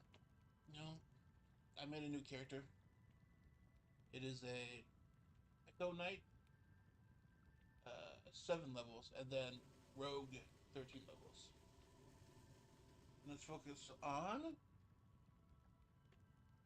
um shoot, what is it focused on? Magic items, because I'm doing thief subclass, which allows you to use magic items as a bonus action. So that's my subclass. And then at max level, you can do magic scrolls, and I may give myself arcane expertise, so I can never fail the magic scroll because you have to do a roll. The use level 9 spell, you need to roll 19 or higher. So I made it so my minimum roll is like 22, so I don't have to roll. I automatically succeed. Then I got a bunch of skill upgrades feats. Origin trait skill gives me 3 skills. Then I got my race gives me 2. Both my classes give me 2 each. Rogue gives 4 expertise. Then I'm taking a trait that gives me 1 skill and 1 expertise, which I put in Arcana at the end of my grind. I can get up to 20 dex and 20 con. So my build is 8, 20, 20. Intellect is, I think it's 12. And then I did, no, it's 14. And then wisdom is 8. And then charisma is 10. Only because I'm doing a lot of charisma abilities as a changeling. Because I'm mostly being a spy background changeling. So I'm gonna be a master spy. Changeling that can turn into anyone. Some of my skills are not like the main skills, but like this guy's get focused on creating clothing. I was gonna do poison kid, but I actually taken the poisoner feature, which allows you to craft poisons without the skill, but you might still have to roll for it. But since you can already make poison with the feature, and the feature is really neat because it also makes it so people can't resist your poison. So if they have resistance to poison, you can still do it. What else I'm doing? Features, skilled. I'm doing expertise. I'm doing poisoned. Sentinel is my first skill because I'm doing Echo Knight. up to level 7, which allows me to use the Echo Knight as a sentinel or myself as a sentinel because I technically am in 2 positions at the same time. And when you move away from an Echo Knight, he can make an opportunity attack against you, and a sentinel makes you your speed 0. So whenever you move away from my Echo, he can make your speed 0. Or move away from me. Or attack a teammate within 5 feet of me. I don't think that counts the Echo Knight though. I think it's only if they move away from the Echo Knight. It's fine. And then the main reason I went Echo Knight is because I want to use it. The level 7 skill allows your Echo to be 1,000 feet away from you, and you directly control it with your mind. And I can use it to spy as a spy. And supposedly the Echo Knight can fly, right? It's like a ghost, basically. I don't know if it could pass through physical objects, but it might be able to pass through small holes, like gaseous holes, things that oxygen can flow through. But I also can look through a window and teleport it on the other side. And what's nice about it, so you can take it 1,000 feet. If it's more than 300 feet when you're not using the special ability, it just disappears. But you can enter its mind and look through it and spy. And then you can drop control and then teleport to it. So you can teleport 1,000 feet. It's perfect. People are like, oh, it doesn't work that way. It doesn't work that way. Yeah, but it doesn't go away to the inner turn. And at any time during your turn, you can teleport to it. So you take control of it, right? You move it where you want to go 1,000 feet away. You drop control, you teleport before it goes away at the end of your turn. People are like, oh, you can't do that. That's too OP. It's like, yeah, but none of it works. Now you can't keep it there. It goes away at the end of your turn. So you won't be able to teleport back. That's the problem. It's a one-way journey. As soon as you teleport there, it disappears Your duplicity from where you were. surprising. Because it swapped places. I should have And then you're thought stuck of wherever you you and go. your malformed So if you brethren spy, long ago. to escape, you have to be alone, send it a far way, and then teleport to it. Shall be free. So if you teleport in the middle of enemy base, you're screwed. But I Because you can't get away. unconvinced. Now, one thing you can do if you're like in a tower is you can put your guy outside of the window and switch places with it, and then fall. You are not And then try to look for prepared. another window and switch places with it before you crash. That's the best thing you can do. Or you can look at the ground and try to place it on the ground.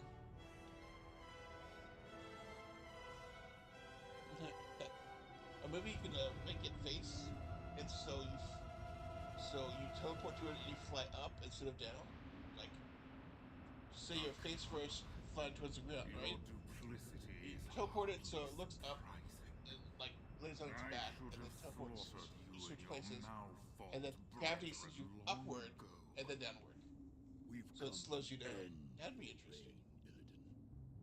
Illidan. Yeah, you'd have to do some kind of All of I Outland don't know, shall be free. concentration check or something. Boldly said, Make sure you actually do it but I correctly. remain But it's like, yeah, unconvinced. you go one way, Time has but come. then you can't escape The unless you have moment is at downtime to escape You with your are aura. not prepared. Echo Knight. People say, oh, that's OP, that's OP. No!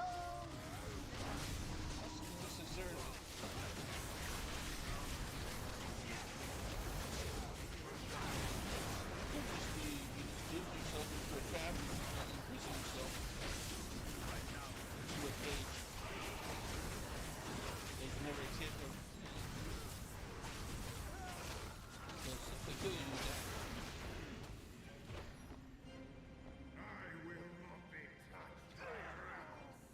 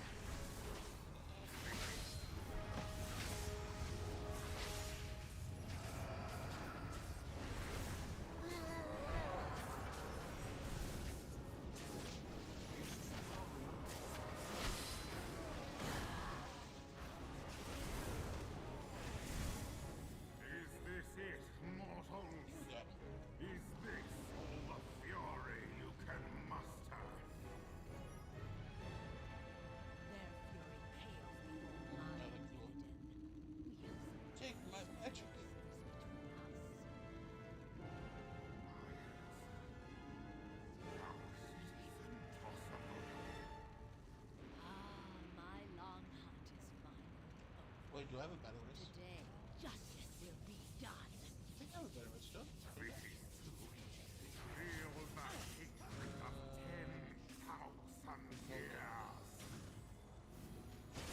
I'm out of range. You know my problems.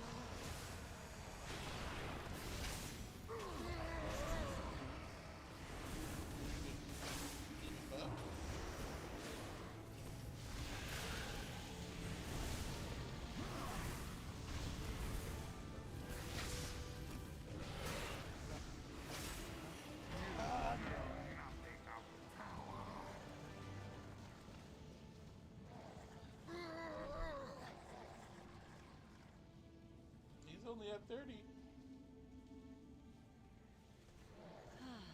It's finished. You beat him?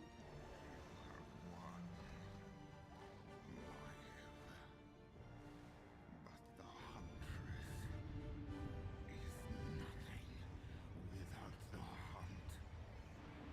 You Run! are nothing. Oh, he won. He is right. I feel nothing.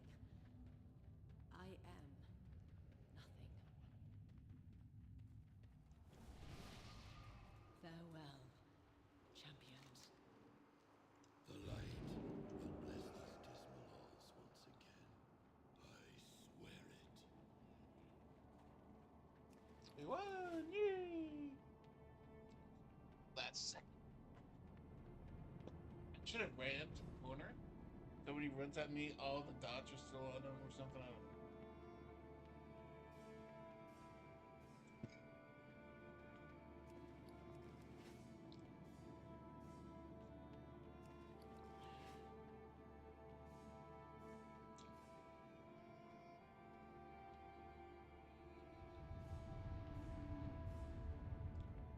That's how you kill the dude.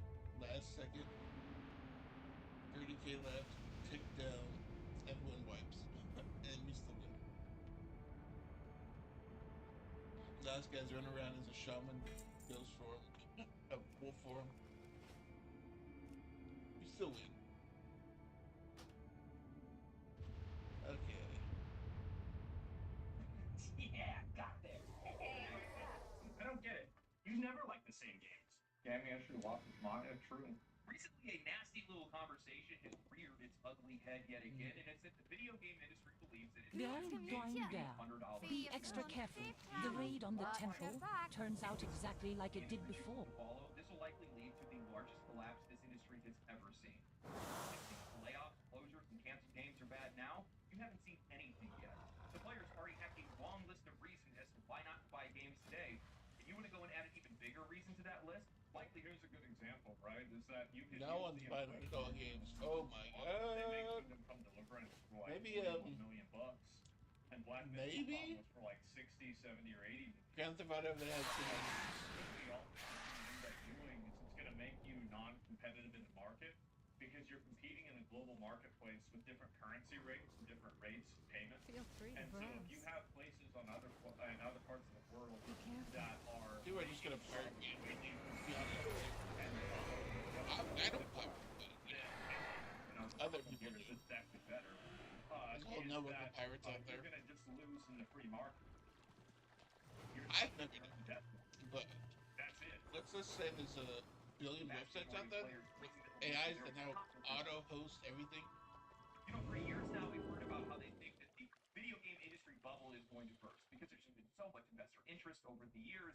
The wages have increased, the cost of development and marketing has gone up, and the long And development they don't cycle actually create games, they create marketing is schemes. just not making these games financially viable. These big AAA, big shiny AAA games are too expensive to make for such little return.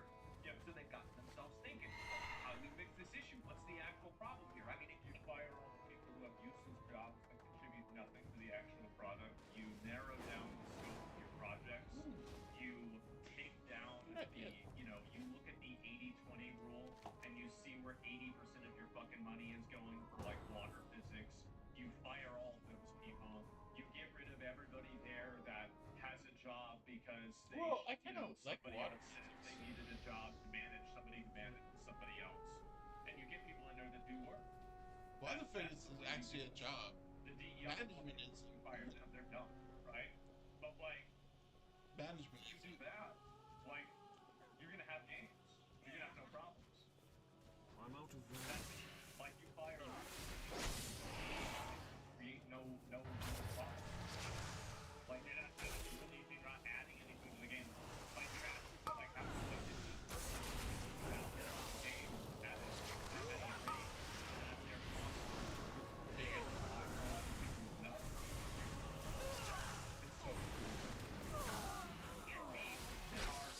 leadership is incompetence. It can't be a slop that we've been delivering to the customers. It can't be that we are over-investing in these products. Maybe around things like thing, right? The co-chairman and like one of the main people at Nintendo, like a massive takeover when you didn't do it. Oh yeah. A Western CEO or a Western leader. Yeah, it's because they're corrupt. I'm out of room. Well, I can't let the show entries. To waste my That's why. time. It's not paying enough money.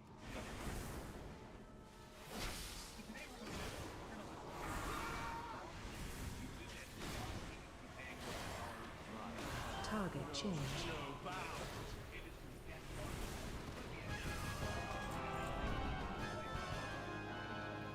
This isn't the first time we've had to have this conversation. Back in 2023, Capcom explained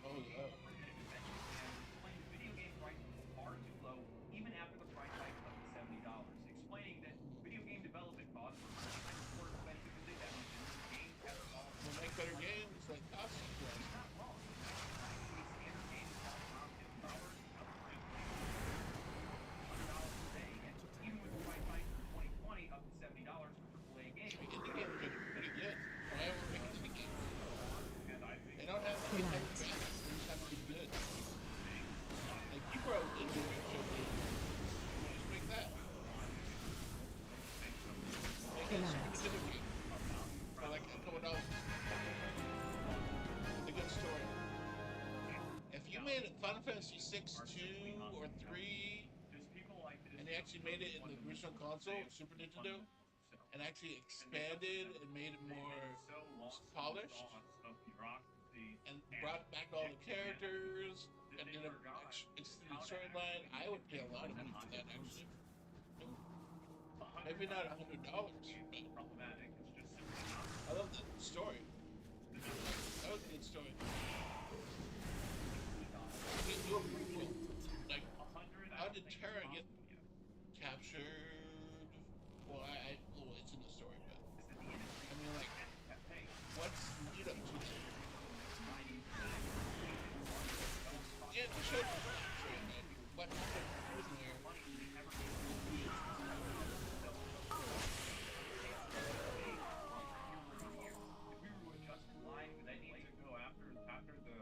Yeah, the profits are down, but also wages are down.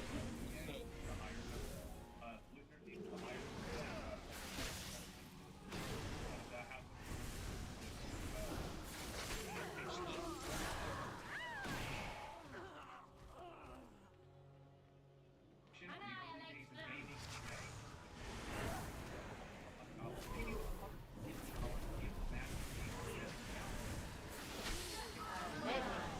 you don't make more money than we used to.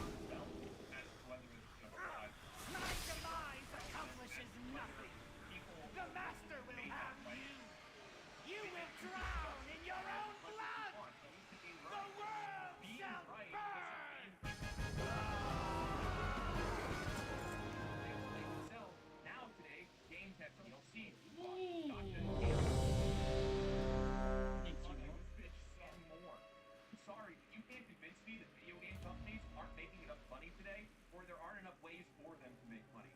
However, games journalist and industry analyst Matthew Paul are going to try to tell us otherwise. In an article written by Eddie Mackich titled GTA 6 could cost as much as $100 for some homes, analyst clarifies comment. If Take-Two raises prices to $80, also, like, I hope that all these other Yeah, we're not companies getting better are like hourly Xbox income. Ones So how do you don't think you think can that get? now that GTA 6 breaks the glass ceiling, that now they can charge $100 for like their piece of shit. I really hope that they think that's what's gonna happen. Like people pay $100 for Baldur's Gate 4. They pay $100 for Elden Ring 2. Yeah, yeah. They're not gonna pay $100 for you know, fucking generic, you know, fucking random current year slop. Not gonna pay $100 for pop. Not gonna pay $100 for. I have many lucky do's how you like. Apparently follow suit. And he writes, veteran investment analyst and researcher Matthew Ball of Million has released a article about the state of video gaming in 2025, and some of the presentation You can't make a profit when people are poor too. The whole world has income inequality. and player spend might If growth. we had a better system of government, Opportunities including Grand Theft if Auto people were actually taken care of and had houses and happy families, you could charge a fortune for video games. Because it would actually be worth it. Just do it on the weekend, instead of TV, you want to play games. You didn't have to work as bad, you could just make income. People might only buy a couple games a year. It's not a game for everyone. These are games they know. It's not one and done. You play forever. You play forever. Probably people still playing Halo 1 right now. Like, games are a body that lasts every way to play. And you can be at 5-10 years behind and pay nothing. And think about it. You can play older games that are on sale. You pay $40. Until the collector's market comes around and says, oh, this game's worth more.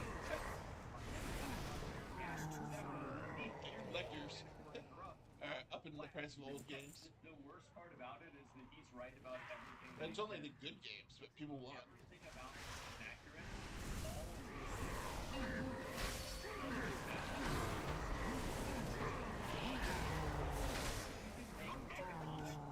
You can show people around, but showing somebody around makes it $80. Damn, that's crazy.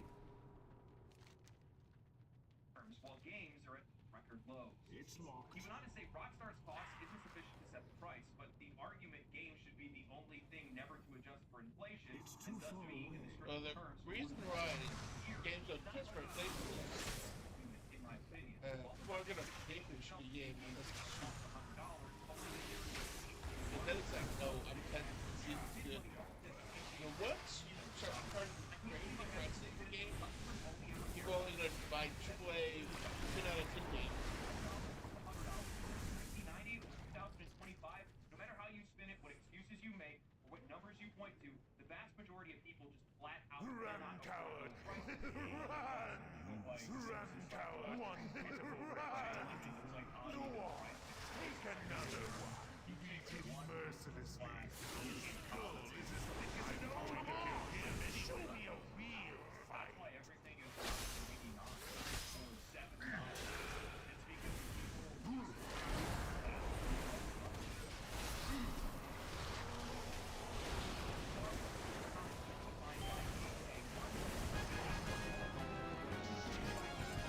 spend their money on indie games because they're far cheaper, they tend to have more replay value, and they don't take as long to complete. My friends that are like, these are like my long-term 20-year friends. Invaders have breached the defenses! Baldur's Gate 3, Cyberpunk, Factorio, Elden Ring.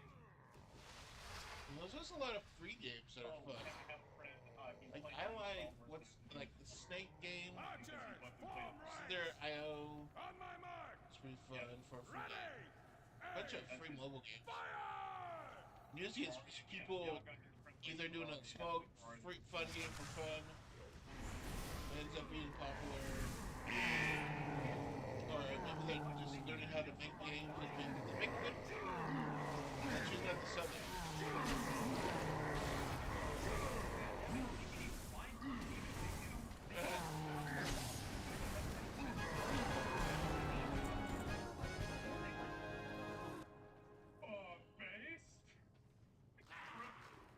Planning to sell these games too, and where are they going to find the money? When Ball mentions how GTA 4 was priced at $90 in talking about how the price of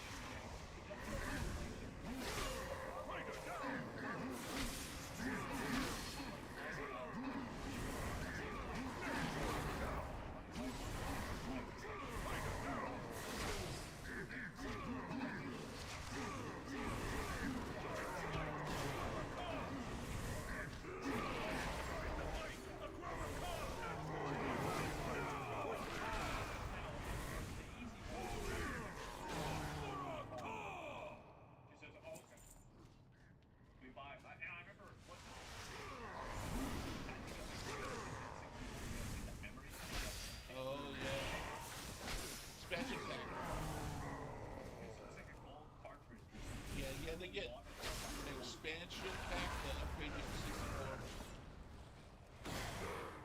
But it's perfect dark and Majora's Max. Downstairs, I still got the box. I'm out of range.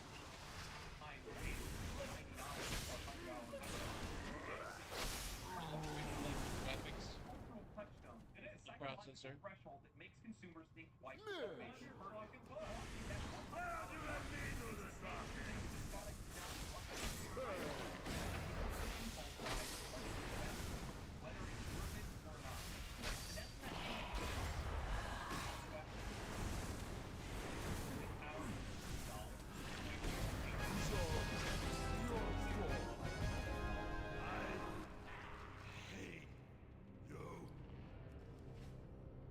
The hardest, it's not just about the price tag, it's about the perception of value.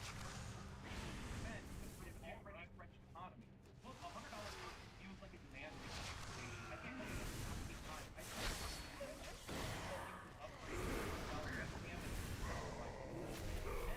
this is going to be a breaking point. The moment where games start to feel more like an exclusive club. Anyone who that's all the problem is bringing up that mainly for young guys. I care about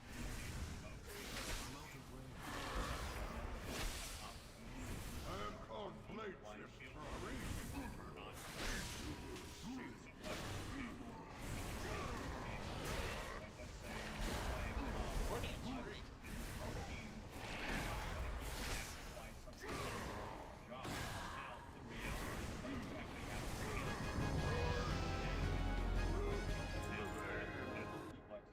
but also because like a mortgage is. You have no an income tax. What the fuck is an so a 401k? What is that? You're 14 years old. All you know about is playing this character and being good at this, right? You got like a Fortnite move or something, and so yeah, you no shit. So you can like 100% zero in on a video game, and so yeah, is that the new graphics card or something? And so that's really a big difference too, is that young guys and people without a lot of resources look to video games as an outlet for them to experience life on an even playing field. Yeah. And I think that that's a really big component that's not discussed enough. And I think that that desire is partially naive, but it exists.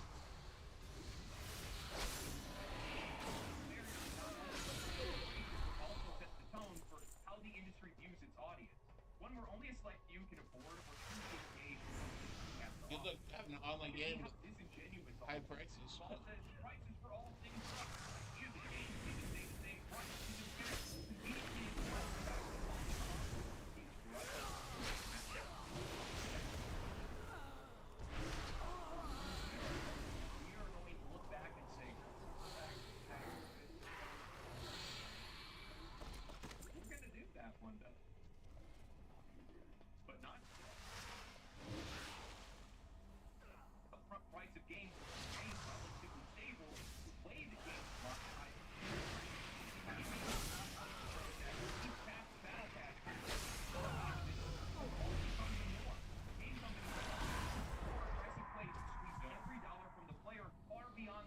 price tag. A $60 to $70 game is no longer just that. It's an entry point to truly experience whatever the game has to offer. Just like whenever you pay for a girls only thing, then you find out that it's actually pay-per-view. So you have to pay a subscription to be part of the only thing. You have to pay for it to stop that. Oh. Okay. That's what you say.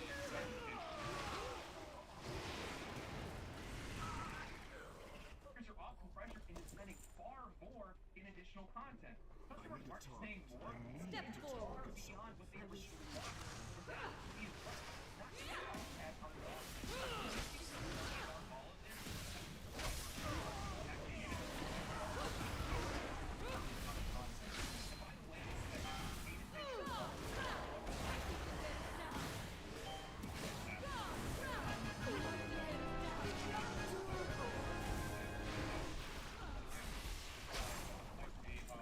A firework, like a black cat and a grenade are both explosives. They both explode. Last couple of years, they've been using Baldur's Gate developers out of context constantly because they think it adds some type of emotional weight to what their words are. Like, developers in the game that everybody loves, they can use 9 times out of 10, they used it here saying that everybody's just waiting for GTA to increase the price, acting like the Baldur's Gate 3 developers want GTA to increase the price. But I don't think we'll get their deals. Yeah.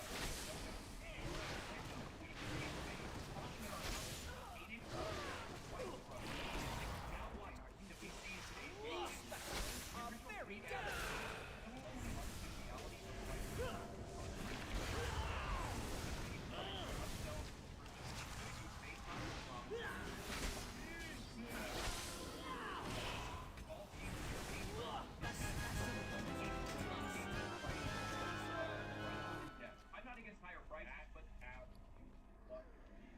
And they stopped doing this in the games ago. Before that, that's how it used to be. It's too far away. He remembers that. this arbitrary uniformity just doesn't make sense to me. It feels so unserious. I'm gonna go off for a second. Oh, that's true. I buy games for $60 just because all games are $60, even if it's literal garbage. It only lasts an hour. It's either free or $60 for an indie game.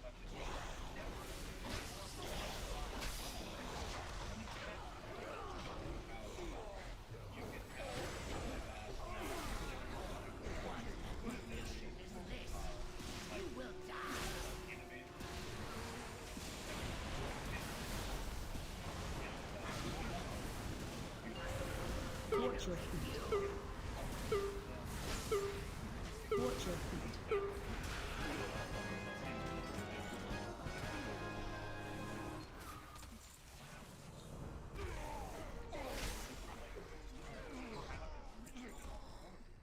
They wrote a book on how to do it. It's not like you don't have to reinvent the wheel, just start rolling. And they're not.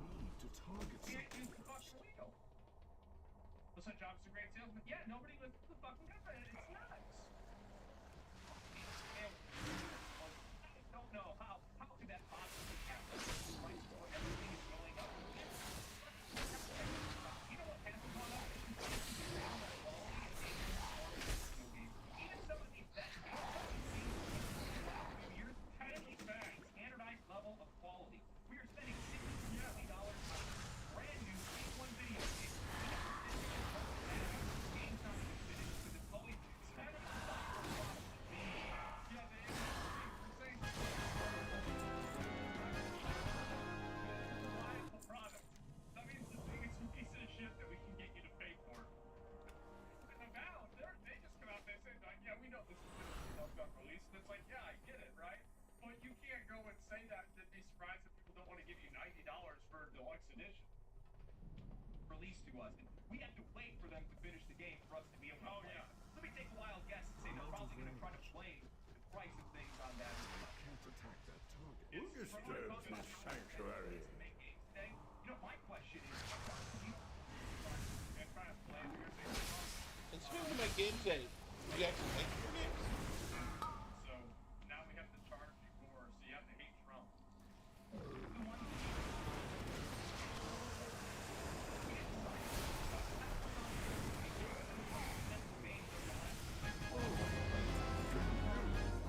these games are made for a quarter of the budget of some of these big Like help deliver it still. Look at that. They said they made that game for like $41 million.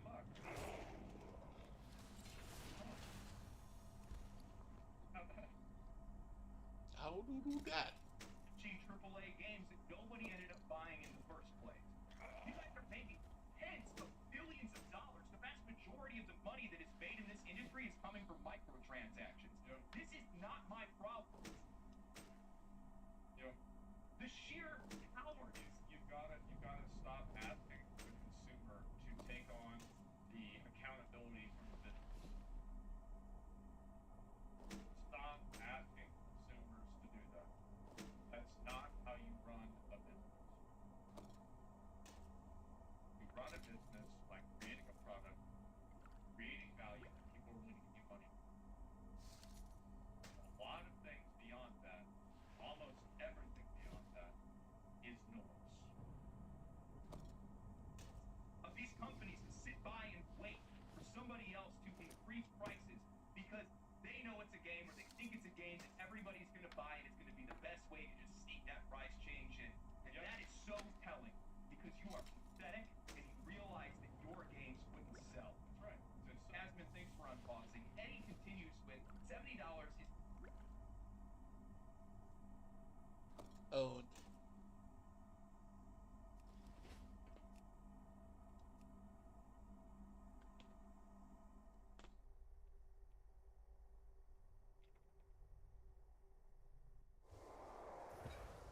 I hope he says thanks again.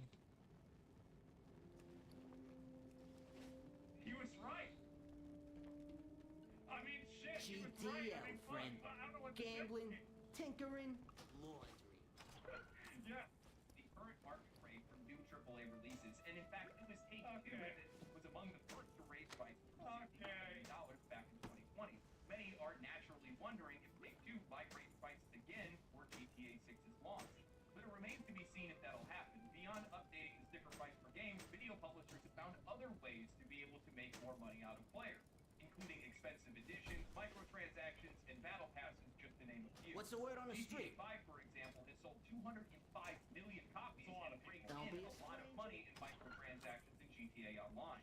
Early predictions have said that GTA 6 could sell 40 million copies and earn more than $3 billion in revenue during its first year alone. Wow. Paul said that GTA 6's launch this year will have mixed impact on total player hours and revenue across the gaming industry because I it will have only be many, available many on console. wares. The PC release is expected after the console launch. However, Paul says that GTA 6 will severely cannibalize total hours and spending that would go to other video games when it launches. For example, Of course, that's what happens. It's the same reason why this game killed Overwatch. Like, you see this game going like this, you see Overwatch going like this. it's done. Ubisoft said GTA 6 is a good thing for the video game industry overall because Be a careful huge game out like there. that may help more people turn to games. Some of the other areas that Ball listed off as having potential for growth in 2025 included further expansions into non-core markets, user-generated content, social game services, the Nintendo Switch I need 2, one more. other new handhelds and devices, AA, AAA, mobile gaming, app store regulation, new game releases, generative AI, and advertising. Make this make sense. I do not understand how GTA 6 projecting 40 million copies sold and $3 billion in revenue in its first year is somehow a footnote in a discussion as to why other games should increase their prices to $100. They are failing to realize why GTA 5 did so well, why GTA 6 is likely to do even better, or why it could even sell for $100 in the first place. You're not People that think that, like, they see one person who's successful, and they look at the person go through the finish line, and they say, "Oh, okay, I'm going to start running this race," but they don't realize that this person trained for it for like 20 years. Like, yeah, if you remove all context, this makes sense. But if you think about it, it stops making sense. Even thinking about what the impact. Think about how many. That's a good example, right? Is streamers. Think about how many streamers there are. Oh, well, all you do is just sit there and play video games. Well, I can do that, and I'm gonna stream and be a millionaire. And then you do it, and nobody watches the show. I think that's another good example. In a way, that creates content. Exactly. That's just how it is. It doesn't work. It's easy, right? Yeah. It's easy. People just want to sit there and context about it. It's the same as crypto or like investing in general. They don't understand anything about how to make money. They just think that if they put $300 a month, Yeah, you need marketing, you need a product. Okay, I don't care about that.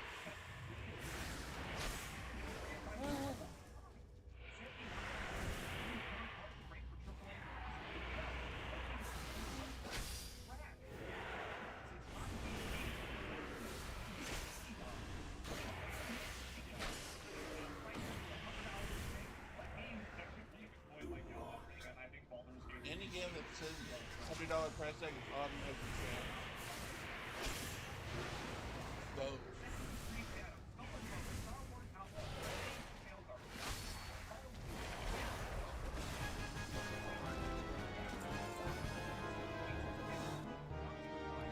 And while some of them still would have picked the audience, it would have picked the audience of the same size.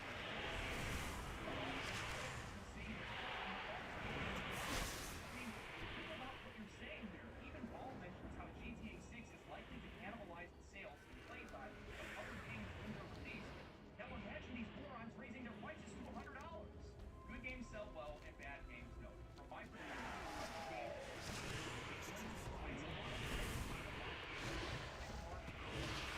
good games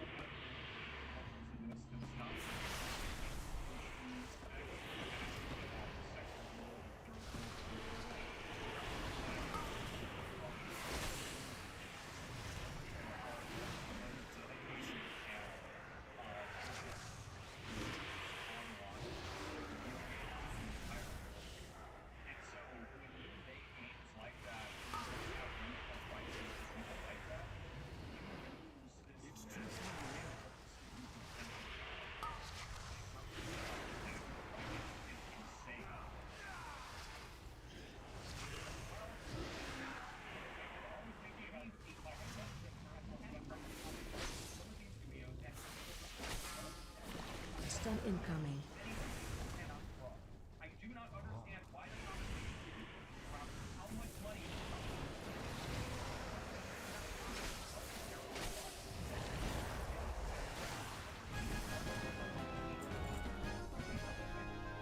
millions of dollars on a busted-ass pirate ship simulator. EA invested millions in education and marketing besides the Dragon Age. We get so many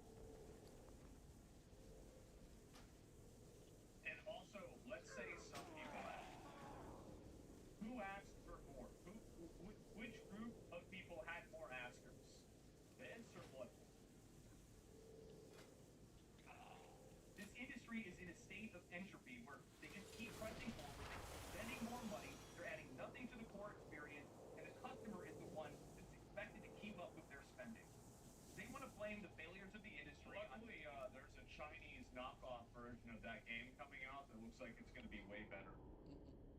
They stole everything from Elden Ring, so I'm going to assume it's going to be pretty fun. Yeah, you can even build mechs and shit like that in the game. It's going to be awesome. That's Not really neat. making enough money, only to distract from the fact that it's their fault or people are losing their jobs. They do Closing and sales are dwindling. I can't wait I actually read through Matthew Ball's 223-page presentation, and he unwittingly proved it himself. In 2020, IDC, Google, ARC, and SMP all made projections on what they thought the industry would look like with its growth in the coming years. They viewed the pandemic boom as an accelerant, not an anomaly. Yes, these idiots thought that COVID was the future. ARC investments were No, maybe if we have robots. the industry would grow by 50% in 4 years, from $200 billion to $300 billion. Meaning that Farewell. investors, Good blindly luck. trusting speculators, Man, I feel Farewell. bad for those investors. They really got hoodwinked. ran to invest in these companies and publishers, and in turn, those companies, flush with cash, invested heavily into their new future. Yeah, only I for bet them they to be did. met with the crushing reality that none of those predictions would come true. I have many lucky dudes you like. They don't want game prices to increase for inflation. They want game prices to increase to make up for their colossal financial hole that they've dug themselves into. Yeah. The pandemic led to a May wave your of feet overly find good optimistic projections. trails. Popular forecasters and analysts predicted that gaming would experience perpetual growth, an assumption that was rooted in a brief surge during lockdown. These predictions were reckless, overlooking the fundamental truth. Once the pandemic ended, people had to return to the working world.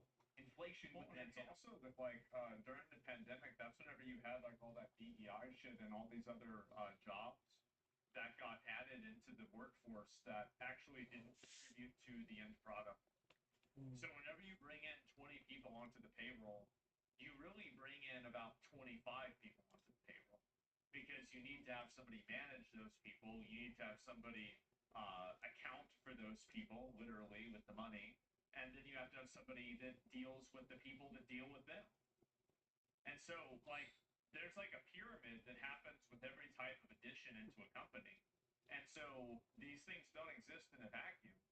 So you add in this massive amount of people and you're going to be in a bad spot. Hard. I think a lot of people forget just how much of an impact stimulus checks had in the U.S. You had people that were low-income and middle-class earners that were making more money through unemployment than they ever did while they were employed. This ended up leading to a lot of unrealistic and excessive spending, especially given how much time they had on their hands. How the hell could you believe that the sales and engagement gaming saw in 2020 and 2021 would stay the same? Then I found out This just also happened with streamers and content creators too. how delusional they are. When I came across the slide that was talking about the shortfall of spending and how players were spending less money and how there were less hours that were spent in games and how that led to an unprecedented number of commercial disappointments and flops. Forspoken, Skull and Bones, Concord, Halo Infinite, Redfall, Star Wars Outlaws, Avatar. These games didn't fail because of some esoteric lack in spending. It's because these games suck. Now, after I saw this, it got me thinking. Well, you got this one, people thought sucked dick. This one sucked dick. This one sucked so much dick they're having to shut it down. I don't even know what this is. So this is you know what I said about building 100 bridges and sucking one dick? Well, these people, they sucked, let's see, I don't know, what's this, 15 plus 9, 24 dicks. Yeah, what happens when you don't build any bridges and you just suck 24 dicks? Not so good, huh? It's because these games suck. Now, after I saw this, it got me thinking. I'll admit, I was taken aback when I saw just how much, As a matter of fact, yes. the industry had receded after 2020. I had expected a decline, sure, but not to that extent. It took me a while to process it, so I started comparing some of the numbers with some of the other charts in the presentation, and then I stumbled upon something eye-opening. For a while now, I've had this ongoing theory in my mind that the so-called silent majority, those unengaged, uneducated masses that the industry often points to, doesn't... We're gonna get a bunch of these stupid fucking Walmart Americans to pay all their money for this game. I'm sorry, but unless you're making a basketball or a soccer or football game, that's not gonna happen. Maybe a gun game. but that's it. Actually exist in the way they think they do. I've always believed that the controversies and the complaints that we see from gamers are more than just the noise of a toxic vocal minority. They have a real, tangible effect on how players spend their money and engage with games. And as much as these developers... Well, here's how you know that's true. If they didn't have an effect, you wouldn't have companies paying streamers to create the effect. And journalists would try to dismiss it, I think our collective opinions hold more weight than they give us credit for. The slide in the presentation that caught my eye was one that shows that while U.S. GDP and world GDP were on the rise, indicating that global overall spending was up, player spending dropped 13% from 2021 to 2024. That's a pretty significant dip. And it made me think, what other industry exploded alongside gaming during this period? Social media. And guess what? Social media didn't take the same dive that gaming did. So think about it. Players who would have normally not been involved in gaming communities suddenly found themselves more connected than ever. The silent vigil. My understanding is it did a little bit.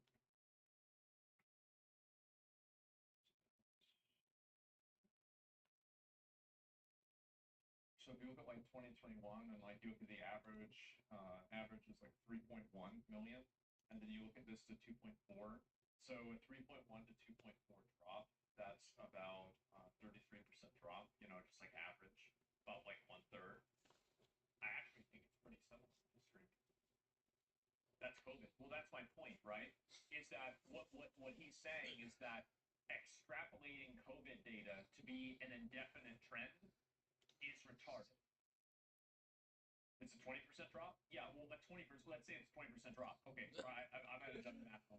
My point is that that's about the same, actually. Didn't he mean YouTube and Instagram? I don't have access to that data as easily as I have access to Twitch. You could be right with Instagram or another platform. All I can look at is Twitch as like one point on a graph. Party, those once quiet and unaware of the broader gaming world became a part of it during COVID. They began engaging with games on a deeper level, and their awareness grew. They didn't buy into what was just being fed to them. They started thinking critically and evaluated their purchases, participating in some of these online communities and sharing their thoughts on other platforms like Twitter, Reddit, and Twitch. There's also a metagame. Oh, wow, good chart. There's also a metagame to this, too. There's a psychological metagame going on, which is that in times of recession and in times of problems, people actually spend more money on entertainment to distract themselves. This is a observed phenomenon. So, like, not only is it stupid in one way, it's observably stupid based off of psychology that's been tested.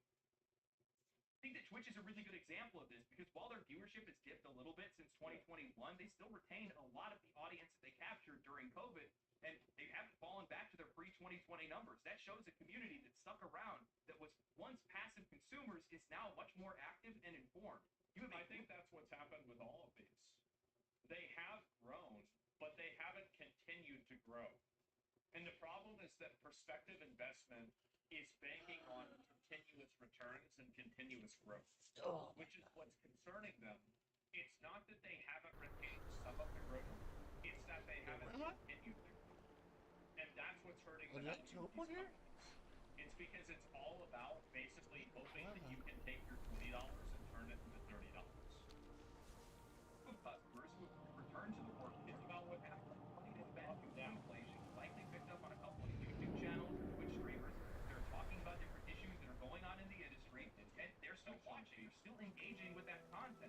This isn't just a trend, it's a fundamental change in how we, as consumers, as customers, as players, engage with this industry. We're not just the ones buying games anymore, we are shaping the conversations around them. We are shaping what their sales look like at the end of the day. And I think the developers hate that. They hate the fact that gamers actually have a voice in terms of what they buy and what they want in games. And I think the developers resent that a lot because that's why they turn off comments and disable replies and block people, and they try to shut people down and say the wrong things. Journalists are starting to realize this, even if they admit it.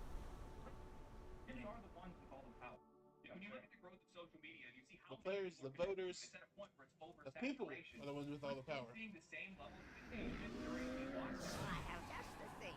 There's some Wait. things.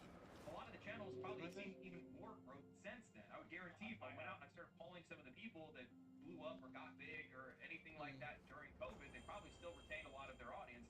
Some of those Minecraft. Yeah, a lot of people on Twitch totally felt the fuck off. I'm gonna be honest. Yeah. Like all of those people that Well, are like friend of the the Rummels. alumna streamers, literally, basically every single one of them is totally irrelevant, and nobody cares about them anymore. I still like And there's like Sakudo, maybe 2 exceptions, and that's the same with Minecraft. Valkyrie. Total fucking like.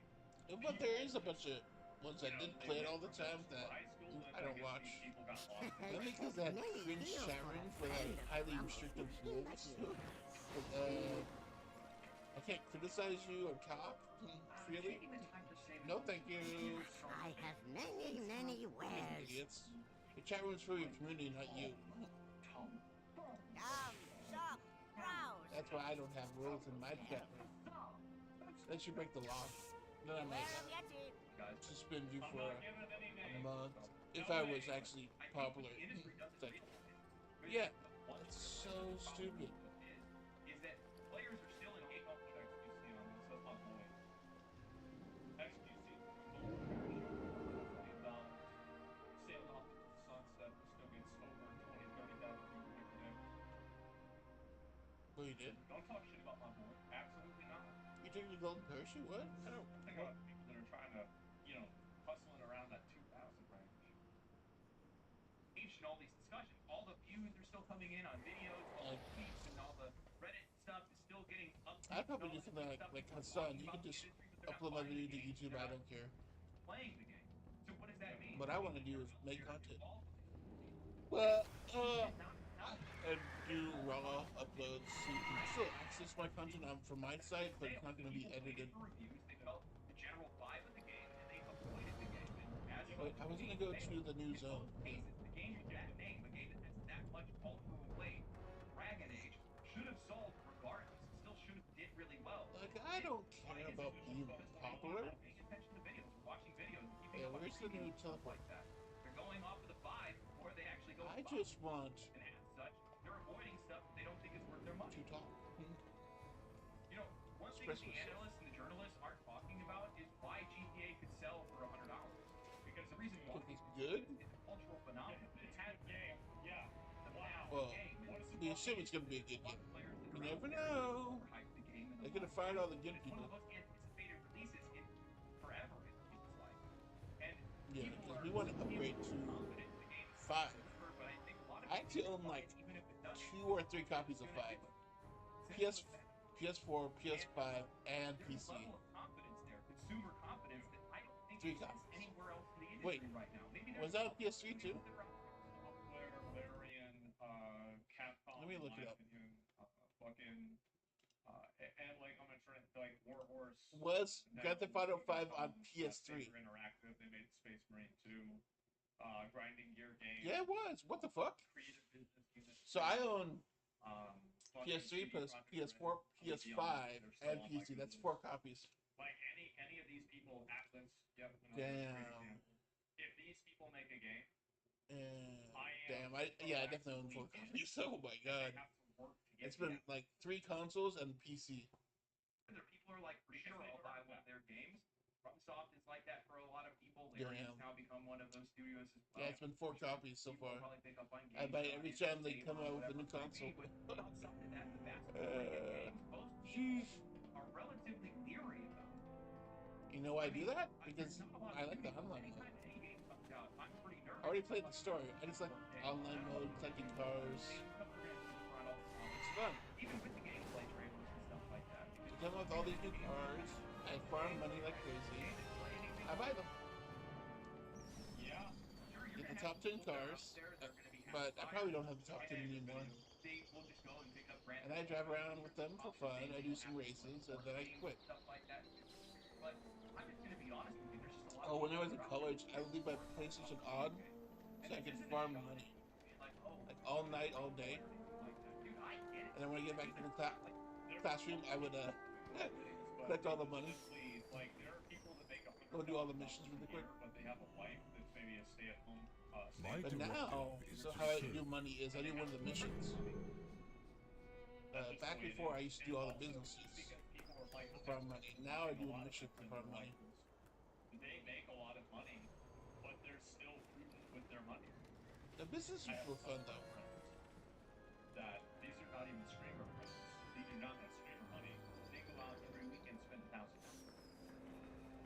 Yeah. And they're not making that kind of money. The machines must be preserved. Glad you complied. Follow me down to the archive and I'll show you what Dagman and I have been working on. May you walk in the light. Bring Beladar's I warmth probably to those spend in need. enough for food.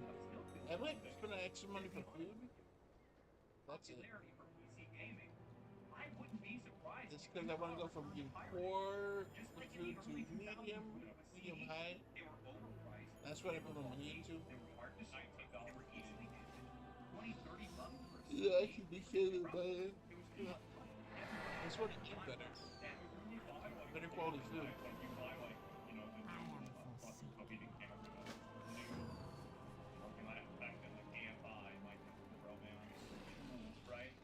I buy games sometimes, but not like me. I wait for it to be on sale. I purchase nothing unless it's on sale. Which, some of my old favorite class games were on sale. All the Final Fantasy games were on sale. I bought them all. On PS5. Like, yeah, I'm gonna go play this. Oh, as soon as I get a mic, I want to do a Final Fantasy marathon. I've been putting it off because I want to be kind of good mic. Back in the day, nobody had any problem downloading movies, TV shows, and music. And still in a lot of cases, people do. The only reason why they do today is because it's convenient and relatively cheap in their eyes, because they're spending it on the subscription programs or whatever it is. This is going to be devastating to the industry if they make this choice. Because, like I said before, listing off some of the games, think about the games that they would people are going to start pirating again if you overcharge. The vast majority of games that release No, wait, no. They're probably just not going to play it because it's garbage games. They'll just play your favorite games. Maybe you pay for them. And that's another really big thing. It's an entry fee, yeah. For some people that get into a video game, they will pay $100 in a video game through microtransactions and other types of fees. I paid a little bit of money into Warzone. Like a cover charge, right? Like, but it's because it's free. But I also pay buy a Call of Duty game sometimes when I like the game. I skipped a couple, and then I was like, oh, this one's on sale. Oh, maybe I should try it. Right? I know you might not be able to believe. So sometimes I buy ones I don't even like. Like the recent one I bought Christmas, even though I didn't like it, because I kind of want to level up all the new guns. Get some free cosmetics. That's fine. And so, like, if you have a high enough cover charge, there are going to be some people that are just not going to go in. And the higher the cover charge, the higher the probability is that you have people that just don't even go in. Yeah, Cody does. Yeah, exactly. Yeah, facts. Exactly. No, for sure, right? And you know, some of those fucking places, it's not worth spending $15 to spend $20 on a shot. You might as well spend somewhere else and spend $20 on a shot anyway. Blanket price increase. What's a cover card? To get inside, they're all going to go out. And they're all going to pay. Handful. Maybe 1, 2, 3 games a year. And the funny thing is that even those games are going to suffer because most people aren't going to be able to justify $300 on 3 games. That's crazy. You out of your mind? That's half a console. What are you thinking? Well, it is now with the Concord tax. Even a price increase up to $80, I think it's going to be. It's just, I don't care what people say about, how realistic money feels today because of inflation or anything like that. $80 to $100 is a lot of money. And for most people, they're just going to pass on it. Yep. There's they're far cheaper. On sale games, cheaper games. Yeah. Feature play companies want to go ahead and do it. Popular games. Go for the popular ones. When the games are cheaper, people will take risks and buy games that they would never play. Which is kind of sad. Like, you get all these free games from PlayStation monthly games that I never play, even though some of them are pretty good. I should play. But they're free games. That's cool. And I bought like old. The only games I really bought were old classic games that I want to replay. Final Fantasy, Xenogears, old classic JRPG games that were fun when I was a kid. And I replayed Final Fantasy 1 all the way through. They also have a tournament mode where you get 3 times more experience and gold. And I did that. I was like, oh yeah, that's fun. Now, it wasn't a challenge on 3 times gold and experience. Because instead of going out and killing 20 monsters, I killed 5, 3, and still got the same experience. 3 monsters, 3, 4 monsters gives you the same percentage. And then you just out level everything. Which is sad. You also could just do the boss fights. So you can do skip random battles, which is good. Just do the boss fights in the story. That's a actually interesting concept. I like that idea. Skip the random battles, just go for the boss battles.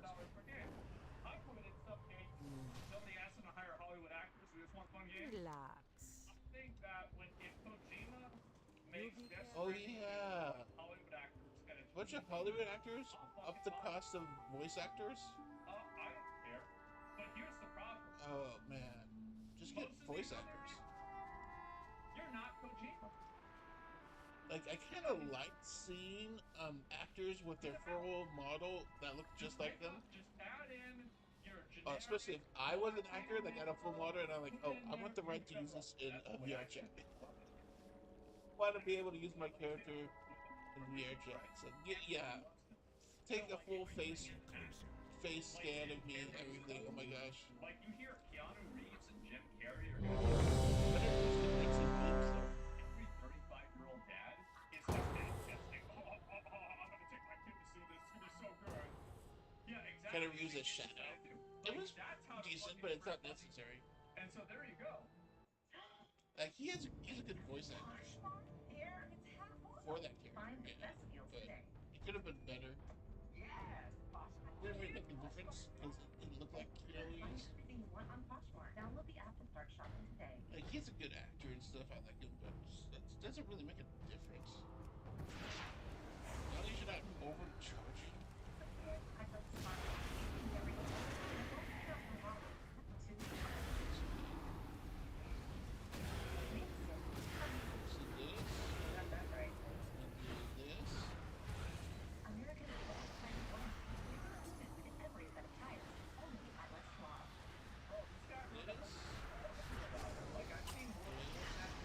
Watch your feet.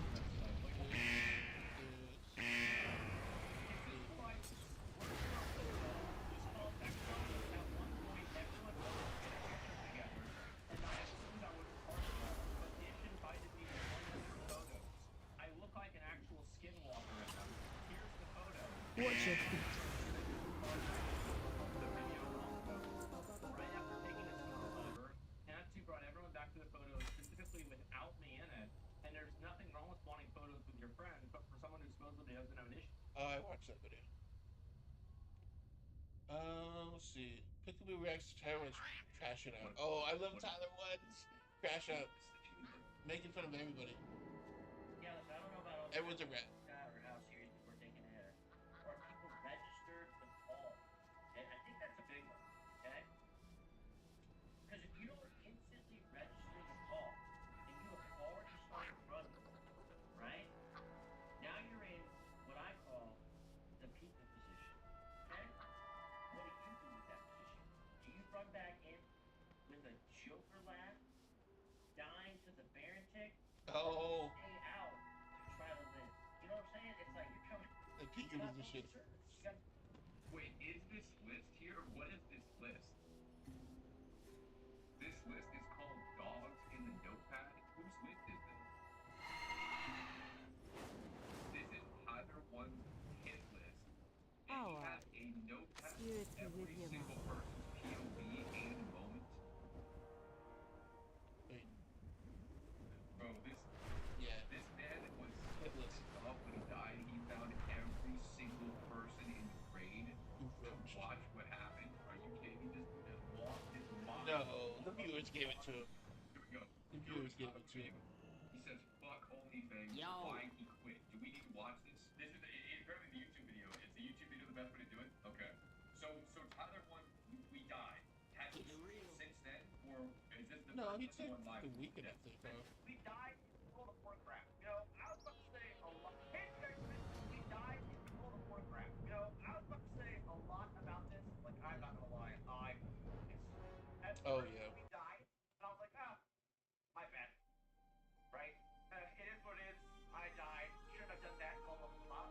I like dove deeper into it, and I actually watched probably episode 39. Guys, okay. Everyone's tweaking out here. Do we watch the video or the VOD? Everyone's saying, speed it up. You guys are ADD. Another ADD test? Like, what's going on? Okay. We'll go to a stream and we'll watch it from the VOD. Watch the VOD. Okay, guys. VOD. Is it because we can't hear him swearing? Is that why, guys? Seriously? It's the same thing. It's the same screen. Okay, 30 seconds. I thought we have to. One of them missed the content from Apple. We got prime right now. Right now, Prime stuff. You're gonna miss it. If you're listening right now, Prime, gift, subscribe to my one viewer Andy stream. Tell all your friends to follow because I'm a disabled person who is raising a bunch of kids. Greetings. Whole army. Go Like with literally. honor, friend.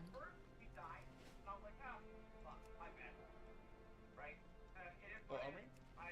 Literally.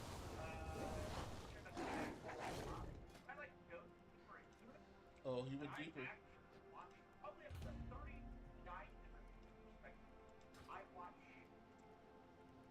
Roaches.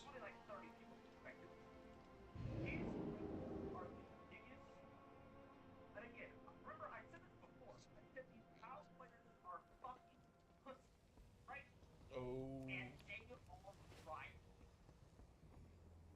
Remember? When I called during the Yamato thing, I said, you guys are all pussies for jumping in anyway. And they were like, well, don't call us pussies, bro. No, you don't know what you weird. Like your day with. They are absolute pussies. Not every single one of them. I'm about to crash out. He's not talking about being right. I told myself I wasn't going to crash out. He's talking about He me. talked about you a little bit. Wait for him to die. Which is sad because you went in and died with him. Not going to crash out. He had a notepad of every single person's perspective in the exact moment and Apple gods. Going down. Right on time, as always. Good news first. Because they're happening at the same time for me, anyway. Thanks to the various time-worn projects past and future you discovered, we figured out how to detect when a new one turns up. The bad news is, we know our technique, because something has in the Black Temple, and it's wreaking havoc across the timescape. We need you to ensure the fateful raid turns out exactly like it did before. Stay in the whole time. Don't even run. Was it a bad call? I was necessarily. I was 100% late. These status, like,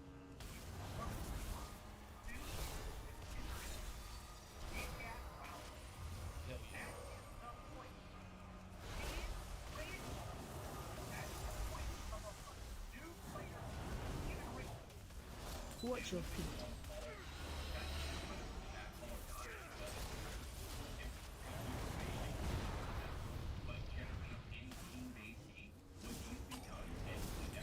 Watch your feet. There needs to be everybody doing the same thing. Even if it's not the best move at that time, if everybody's doing the same thing, it's going to be easier to do that than if everybody. It's better around. Better. Watch your feet. If everyone's doing the right thing, then you won't have to. Team. Doesn't matter what the call was, whatever. React. If you just see a bad situation, you're like, oh, that, I'm not calling it's a bad call. What is the point of you having two people right lead? If you're just gonna say fuck. Nobody wants to sit there and watch you disgusting fucking sweat. Min-max, full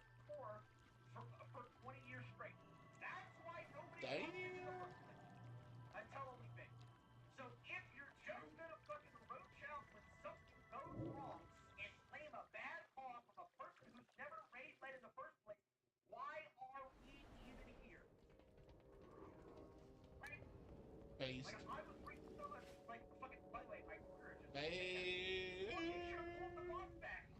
Yes, bro. But, bro, I pulled the boss back. So what are we gonna do about it? Are we all just gonna stop playing? Apparently, these events don't go pixel perfect for these fucking WoW freaks. And Chrisley, and then, bro, what is? Are we? By the way, are we playing the world of Week World? World of add-ons?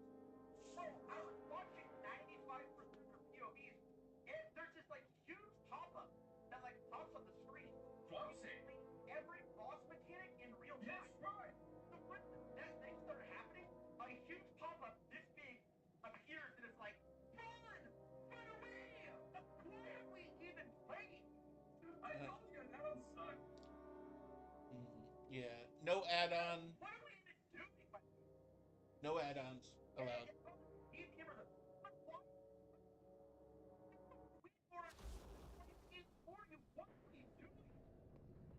So 90% of people had this thought. They can't see that they're screaming.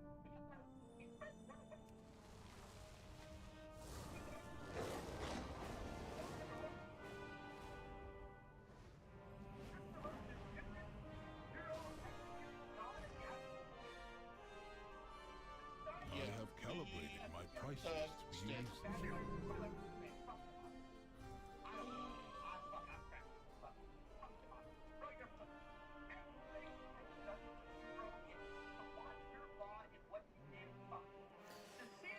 I speak for the machine. Glad you complied. Follow me down to the archive, and I'll show you what Dagrin and I have been working May on. you walk in the light.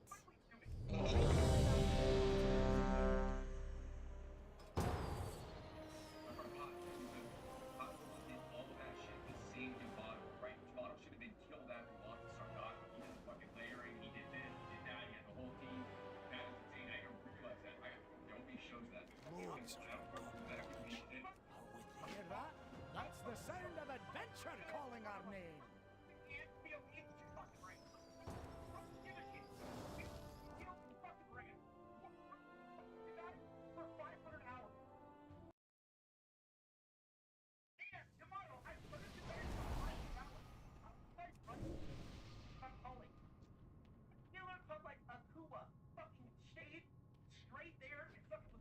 I need to target something first.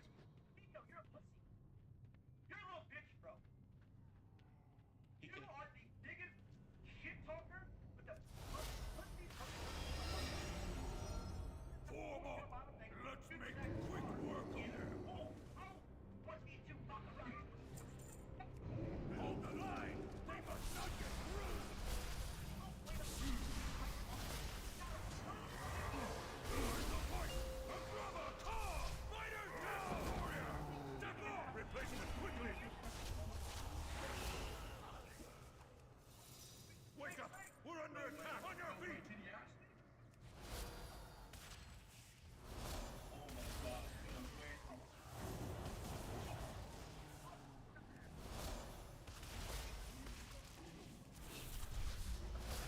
I need a target. Run, coward! Run! Come on! Show me your beast! Skull is as thick as an ogre!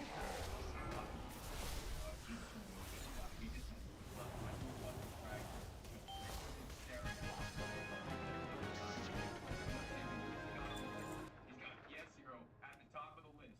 Guys, some people said it was actually all PS0's fault. He totally put everybody over. Invaders have breached the defenses!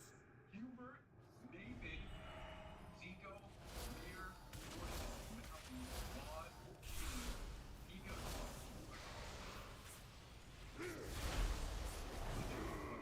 Archers, fall ranks! Yeah. On my mark! Ready! Soft and Aim! So Fire! Mir's the goat, Zico's a sweat, Nathan's the goat, I got a question mark. Yeah, he's gonna arm him.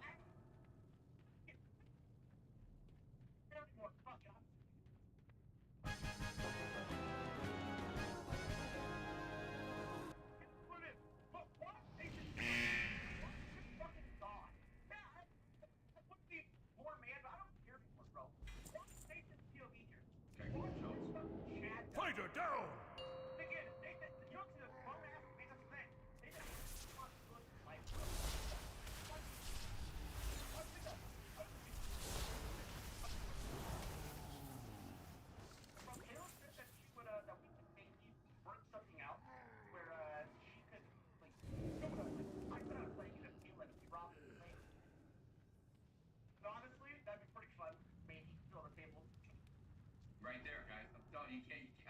Guys, once you see the game, this shit is fire right there. You see, he's trying to bring it back. You're right always there. hungry. Also, too, That's why we're so fat. Up there. I'm in there. I'm only 3 inches in now. It's all your fault. I hate you. But, No, you said your bathroom diet.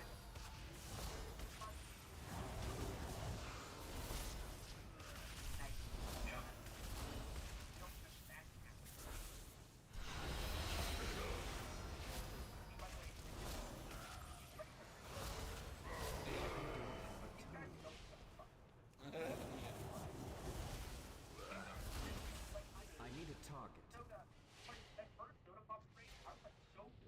come the nuclear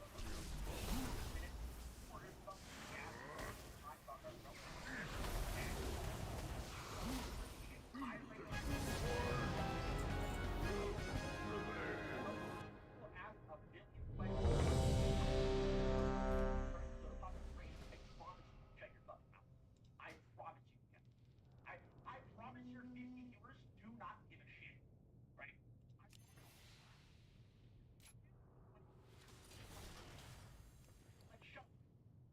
Oh,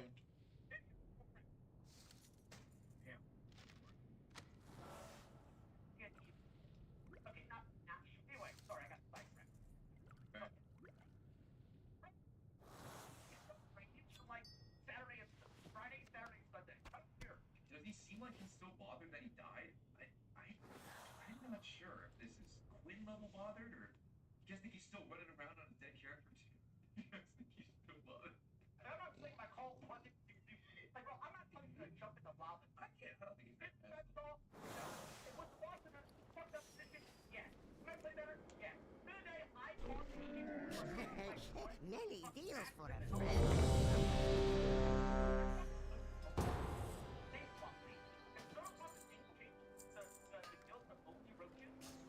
Many have. Maybe I'll come back.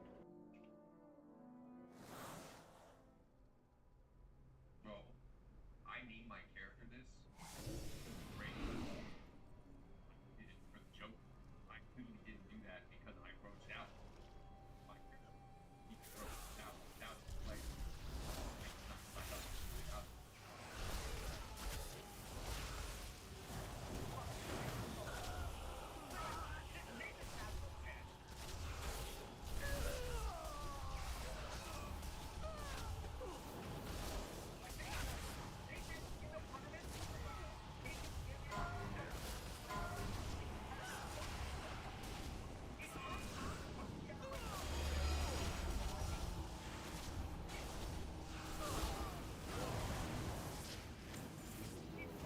Waste my time.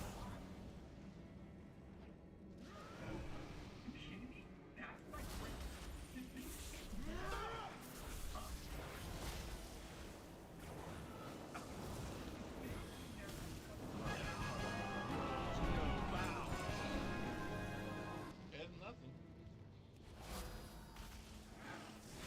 He had Evo.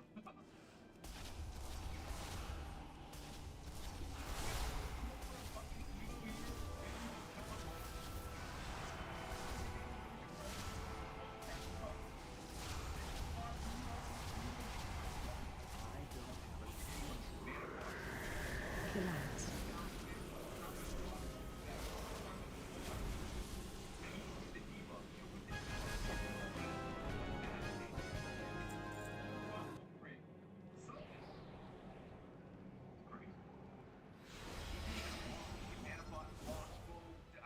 Everybody can do something. I'm telling you, every perspective, every single person can do something. Every single person. Shit's crazy. With crossbow crit for 30k, the boss had 1600 HP when everybody died. We needed 1600 damage.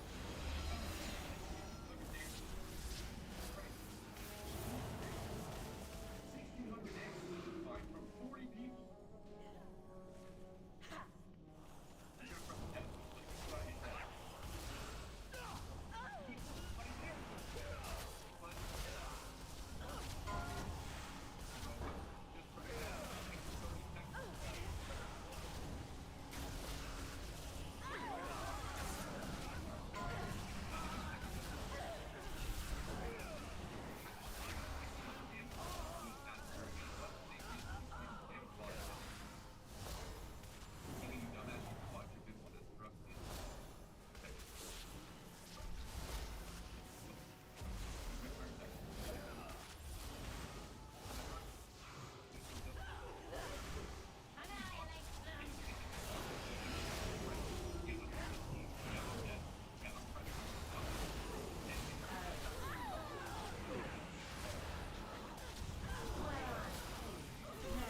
Interrupt.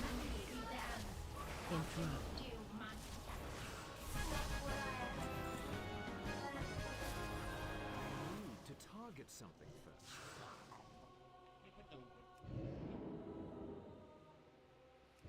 Alright, go. Start doing that front. Let's see it. Guys, I'm not taking it. I invest in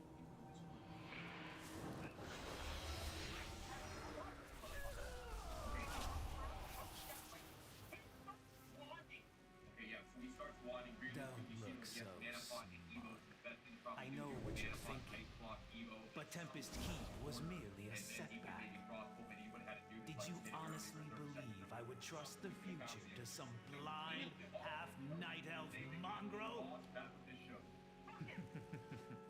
Oh, no. He was merely an instrument, a stepping stone to a much larger plan. It has all led to this. And this time, you will not interfere.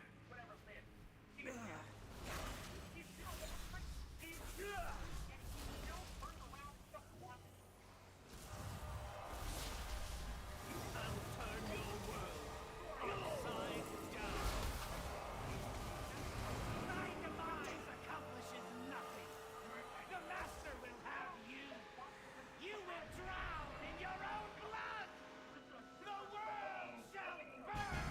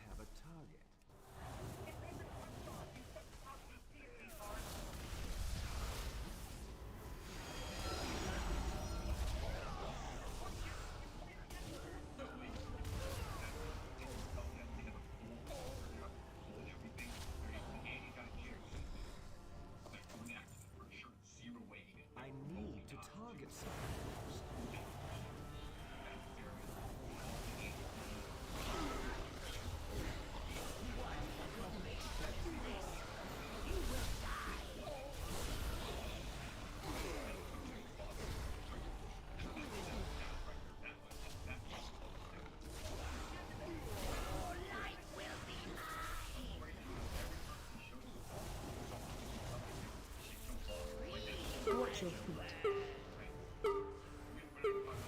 Watch your feet. It's not possible.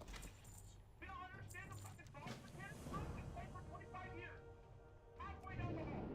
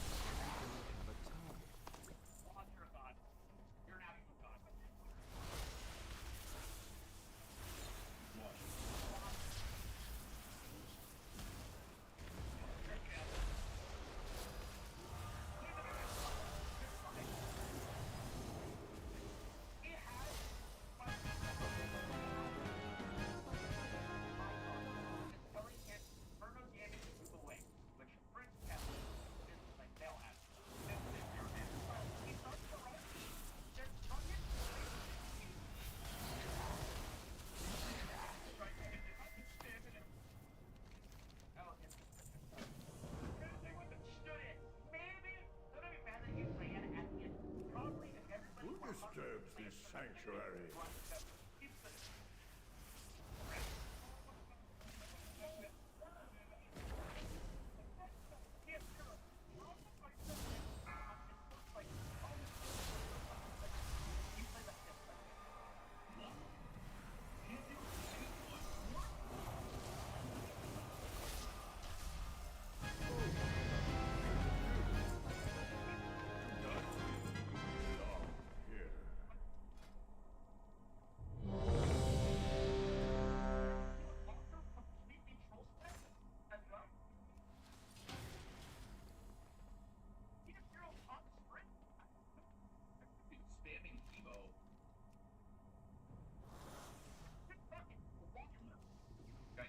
He's got racial ability, dissalty, blade flurry.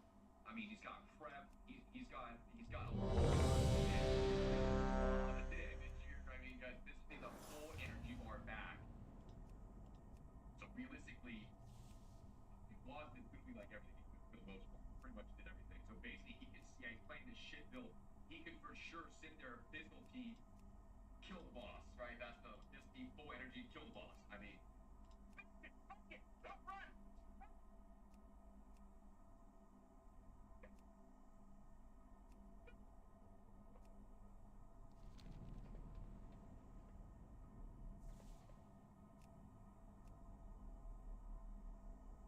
Dude, he even had 2 combo points. Oh my god. He just sat there with 2 combo points and did 2 more hemos in the difficulty of his. He kills him. That's a good kill right there. He had 2 points, he did a 2-point of his and runs.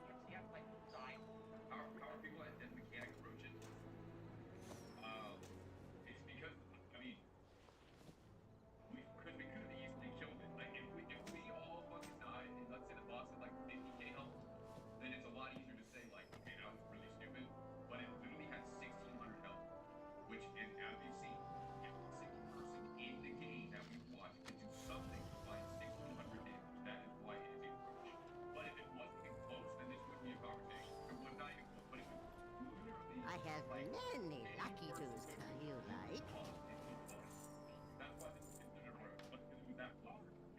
Otherwise, this would have been like, if the boss is taking down the look, be like, well, that was really stupid. That was terrible. That was really obvious stuff. Like, I have the whole app. Good for fortune to our friends. Right?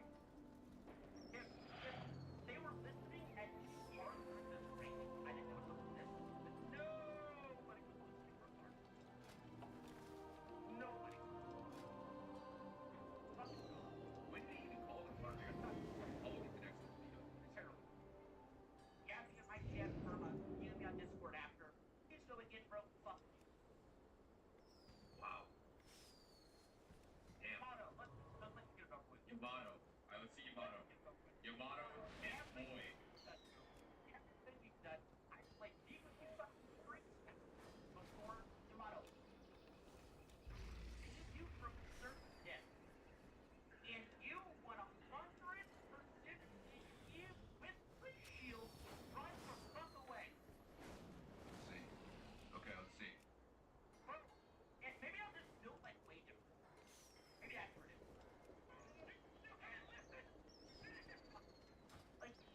Like everything. What? Trial. Whatever. I have an extended supply of goods for Outriders. I mean, he hit a lot of buttons. He hit like a bunch of shit, so. Oh my god, bro. Look at this bullshit. It's only keep 5. It's so ridiculous. 5,000 HP.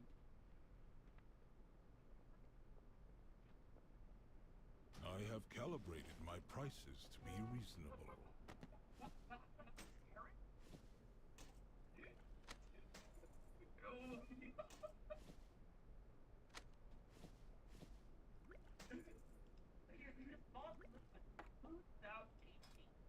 $1,600 every number matters. Guys, there's an ad that's gonna run. Holy shit, that is legendary. Holy shit, that is legendary. Oh my god. My thanks for your patronage.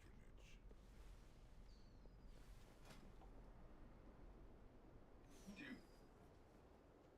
This is so ridiculous. Money got some, R2 got some. Why are you still seeing ads? Guys, you just prime sub right now, let's drop sub. Kidding me? Oh my god, let me cooking that stuff. See my POV again. We gotta see my POV again. I mean, something like tough to watch. I mean, this is. Yamato did a lot. He's got a lot of shit on cooldown and stuff like that, right? Hey, I get the right? Test the Reno, is that prime? Is that prime sub? Let's see, Ray's in that resub. Whoa, I will see. Yo, Dusty in that front. That's more. Oh, like, YouTube editor just messaged me some fried shit. What is going on here? Dude, I don't know if I can show you guys this tweet here. My directive is to serve you. Back in that resub. What did he do today? I'll show you guys this stuff. Yamato did less damage than Tonka. I mean, guys, the damage here is, I mean, that's the damage it looks like right there. Not even pumping. Embrace the shadow. This tweet right here, apparently Loki made tweets. Please stop assuming I'm dating someone just because we interact. Be single and it can be disrespectful because y'all don't always know their relationship status. I'll update y'all when I get married though. And then Ed would say, she has 6 messages in her chat. Or is she talking about you? Yeah, guys, if you didn't know, Pokimane was actually in this chat, and she is a sub. And she can talk. Hail. Be careful. Goodbye. I'm sure Pokimane can How talk in may the I chat, aid you? but May the eternal sun shine. walk in on that. Okay. What's up? Have a good one. Keep it real. Greetings, traveler. The Eternals.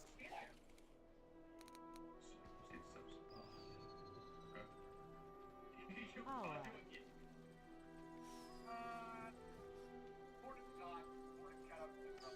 Time is money, friend. Hurry back.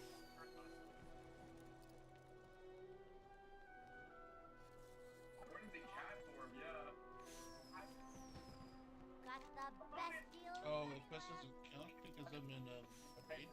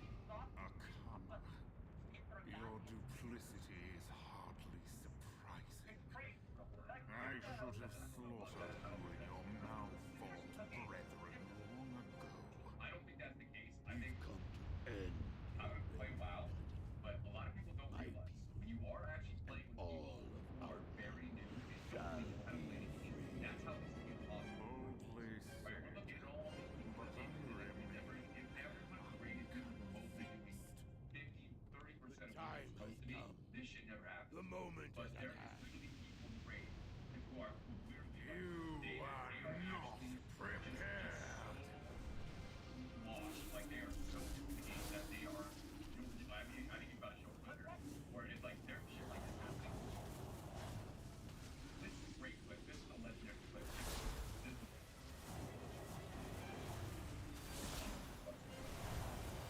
like there's shit like this happening. Come on, my meat.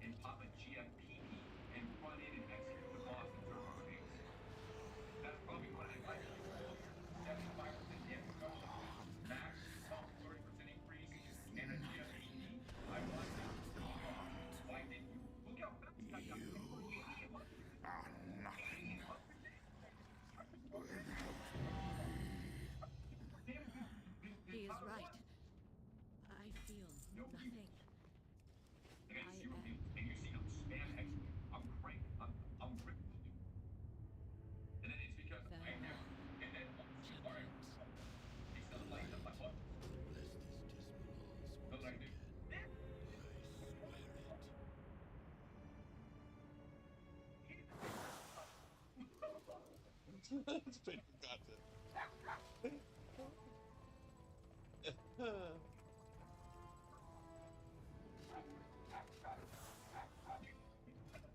What? Project, but guys, I was in here. Okay? Because I sacrificed my character going in. You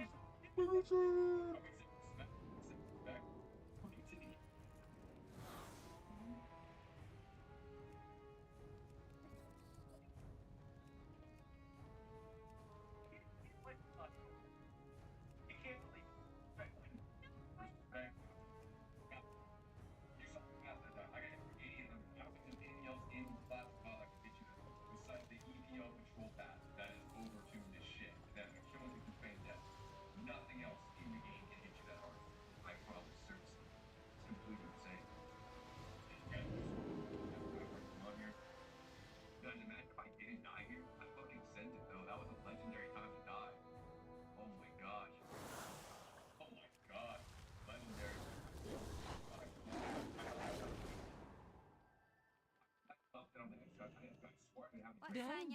There. Be extra careful. The raid on the temple turns out exactly like it.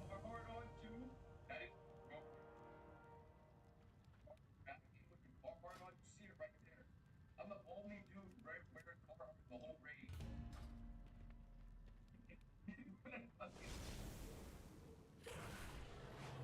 Oh my god. Rage post and intercept? No, I needed a shield wall or something. Dude, I literally got hit for 800. Shield wall 75% damage reduction, 30% max health last stand. She had PP 3k damage absorb. I run in and I kill the boss with a one-hand shield on execute and her. That happened. I would have 0 rage, but at least I could walk in and tank the hits long enough to maybe get 1 heal from single healer, which also probably looks impossible unless Hydra decides to save me. Actually, I'm probably fine if I actually, but I can think to hit that. Man, if they were playing Alliance and I was a paladin, fuck it. Bubble, Tyler went. I went bubble it. Last thing I hit my 2 ticks, so if I shield wall 2 of the ticks, I probably sacrifice bubble. Or my roach in combo, yeah, that would be. Do you think you weren't locked in? Well, bro, I never practiced that. Like I said, guys, if you play hardcore, one thing you should actually think about is when shit is all going wrong, what you need to actually press. Because before, when I was playing this, my oh shit button is Control S, Control 0, Control R, Alt E, R, Alt E, and Alt 7. I would hit all those buttons in a span of 1 second. And that's shield wall, fear, swift as pot, target dummy, switch, zerker stance, use blood rage, get the intercept off, back to D stance with Q. But here, I would have to hit Control F, Control F, and Control S, Control F, Alt R, and then I would go into Alt E 6 as I'm walking in. That's what I'm doing. But you wouldn't know that unless you've actually thought about it. And that would be shield wall, last stand, GFPP, switch to Zerker stance, maybe even R6, get blood rage for an execute, but I'd walk into the boss and execute him in Zerker. Yeah. You better keybites. Probably even happen because I have to hit even Control S, Control F, Alt R, and then it'd be dash R6, probably. Because I couldn't intercept. You just walk through it. That's probably because Control S, Control F, Alt R, dash R6. That's what should yeah. 1, 2, 3, 4, 5. Hubert was a good one.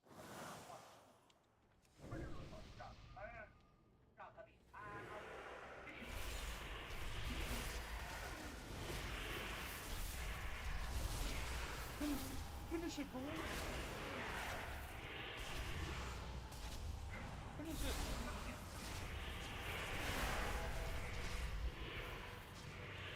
Stun me.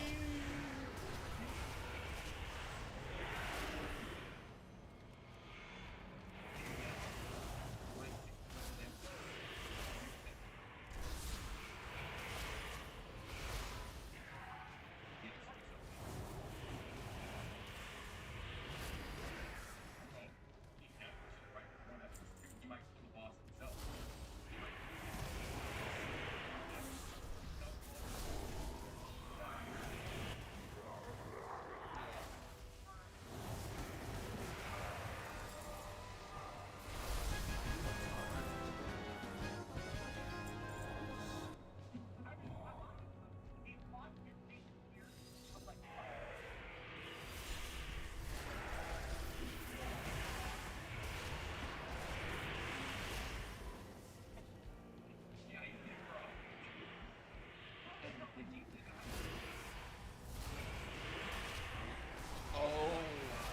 resistant to damage. Yeah. Technically, Tyler White could have resisted too. Also, he also could have had fire gear on. That's another mistake. He didn't have fire gear on. This is a fire boss. It's not just for Rag.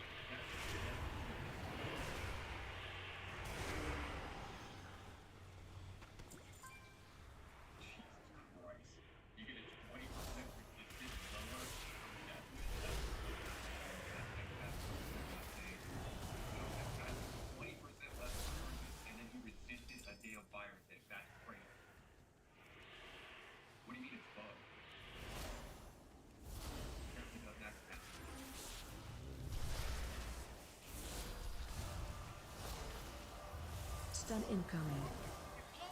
Yeah, June bug. Taking out the June bug.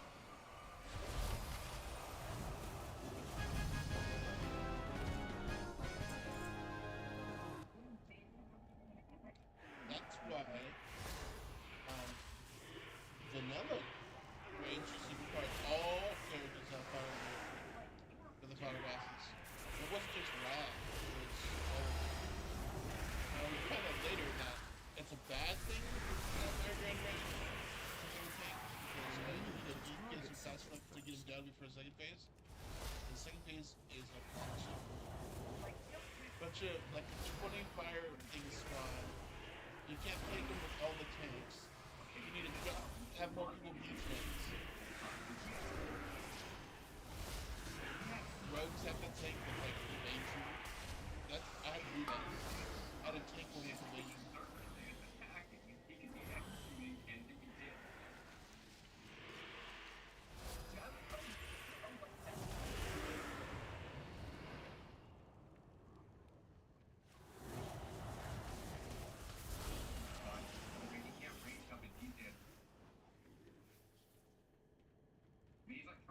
Look how much rage he has.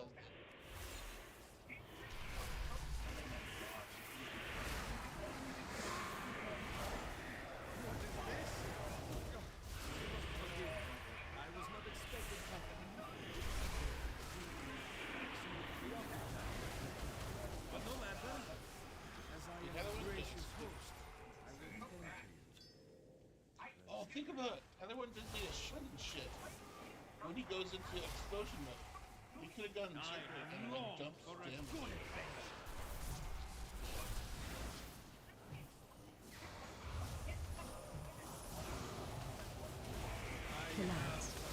Fascinating thing.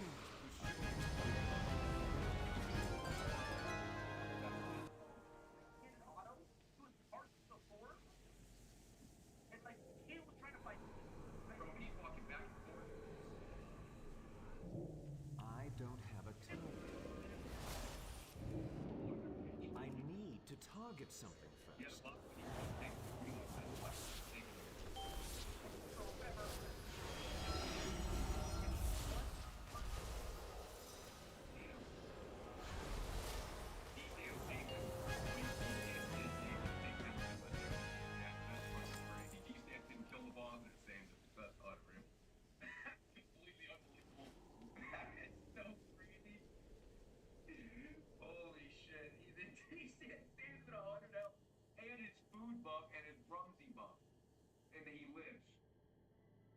Wow.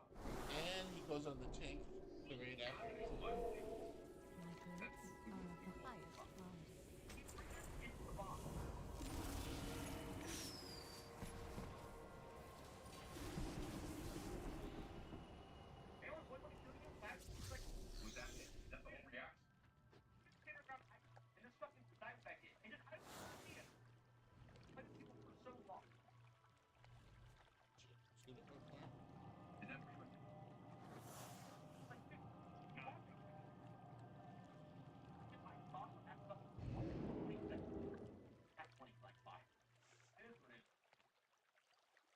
Guys, I think he might reload.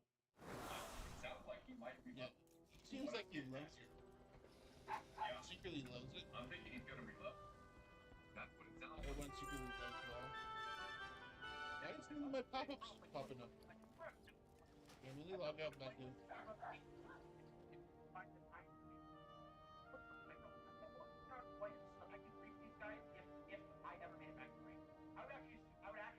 Get the bomb and run into all of them. If I'm playing for that, if anything, trust me, I can't be fun. They're all pussies, they're all losers, they cry about everything. Bro, no adaptability, can't do shit, right? You would be like, well, dude, you were the, by the way, raid leader slash war chief. Guys are crying about like a business shit. Bro, there was one held event. One. It was the hide and seek. What are we doing, by the way? Hide and seek. I don't remember the answer. Not so long ago. I think you might remember. That's fun. I mean, it wasn't like something bad. That's just reporting of shit. And raids are miserable. So if raids are miserable, dungeons are just regular shit. What are we playing? Raids are not fun. They're hard. Like, the most, like, exciting part of the raid is, like, wait for something to maybe die, like, when things get pop. It's not fun. It's so crazy.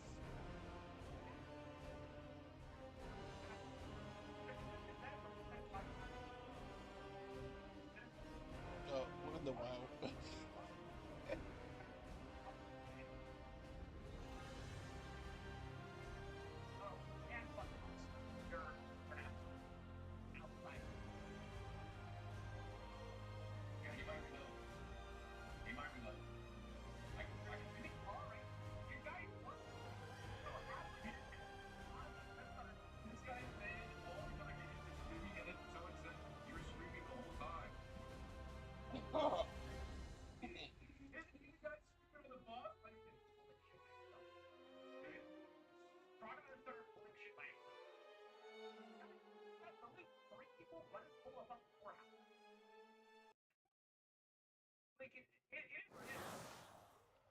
Okay, is it working now? Can I see if it's upgrade? Oh, there we go. Oh, yeah. Was that the whole clip? Guys, this is like quest, right? Let's see what Zico says in response to Tata 1. I feel like Ooh, Zico 15. is going to have some words for Tata 1 here. I feel like he will not take that. Let's just see what he says. He's gonna bow down. He said, I'm shaking and I'm trembling and I misclick my ice block. When I ice block the fucking debuff that drains my mana so I can continue to do damage. I mean, it's like watching a bronze player try to backseat Faker. It is what it is. Out of everyone in that raid, I had the best. I was the only one who stood at a spot where you can't get hit by the fucking Infernal, even if the boss is the worst one there. I have many wares. Was so fucking close that it moved out of line of sight. But you can ask any class where. Oh, no, he ran though. He ran. May your feet find good trails. I was gonna have Rico. Yeah, perspective. Different perspective. Oh, man. Alright, this is so fun time to play. What people say.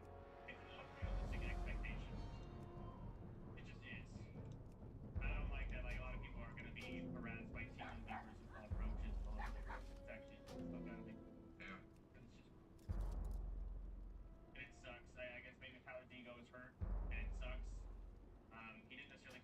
Dude, it's actually crazy. Every time I see Soda, whenever some shit happens, he is so instantly just like, yeah, this is bullshit. This needs to stop. Like, he did this with the pirate thing. He's like, alright, fuck it, we're kicking this guy, and then did it happen somewhere else too?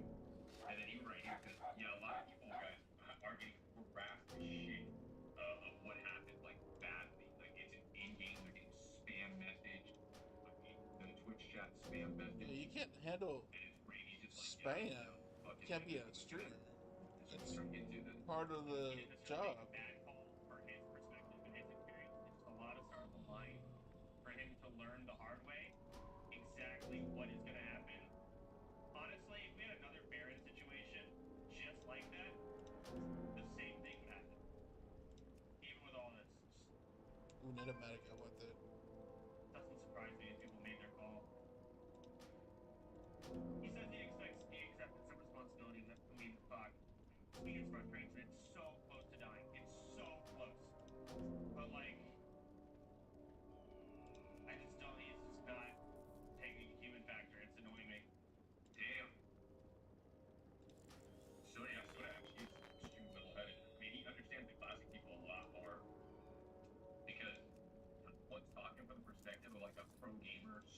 try hard, super high level, top of the line. Yeah, but he right? also is a And that's newbie. how more people like that would think. Wow. That's why a lot of the people that died are like the people that aren't the pro gamers and shit like that. I mean, I died in super cool way here, but I still took the death. But there's like Mirror in there, was right, people that are playing the tournaments, all this and that. And most other people, they don't have that. They would just be like, yo, what? So totally different thinking here from casual player, someone who's trying to play for fun, someone new to the game, versus someone who literally is trying to climb the leaderboard to the very, very top on everything. How is it going to be level with? You get to re-level? See?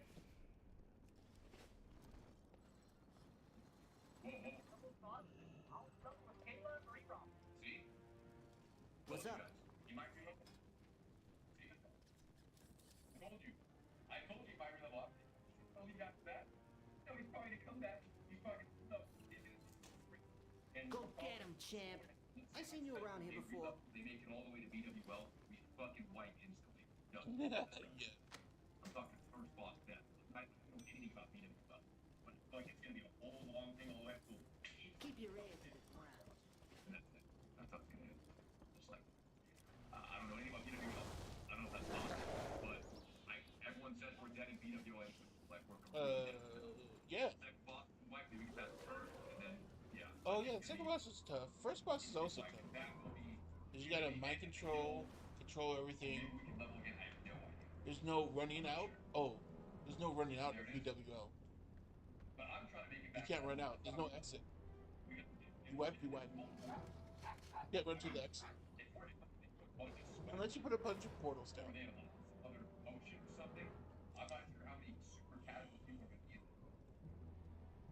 You can faint death in the portal.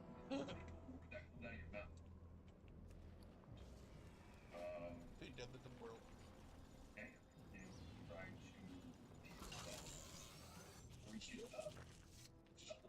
Right, like KSAT stuff. Look at that stuff. They look sub. Props. There's so many sub.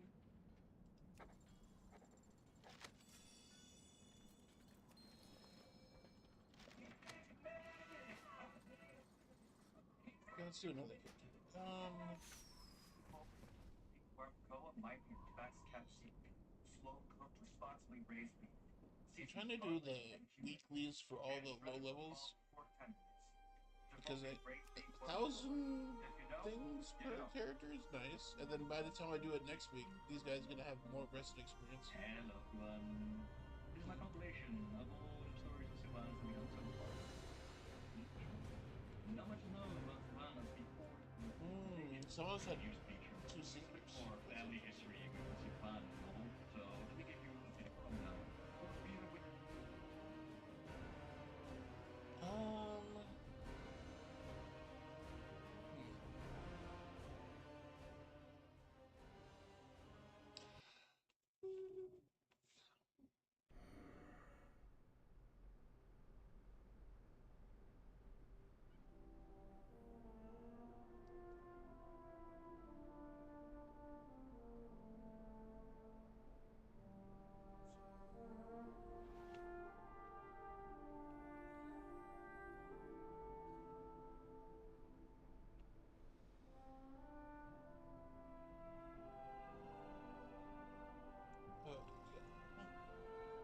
I need to go shopping now. My fridge is empty.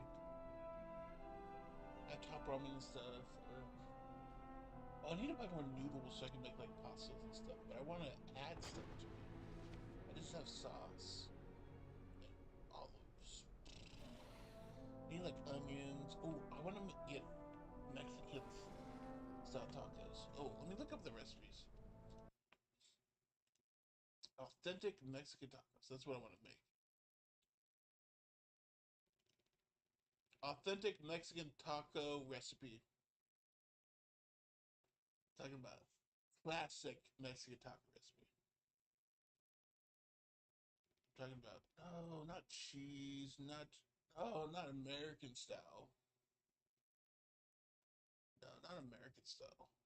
American style is like ground beef mixed with taco seasoning and like I don't know, some looks like some tomato sauce, garlic, peppers. Ground beef. Yeah, I don't want ground beef. This is American style. I want authentic Mexican. I want asada tacos. Oh, here I found it. I found it. Oh my gosh.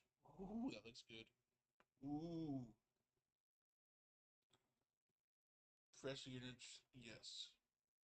Corn asada. I'm gonna go get corn asada. Oh, they have a recipe for cooking the corn asada. Let me see.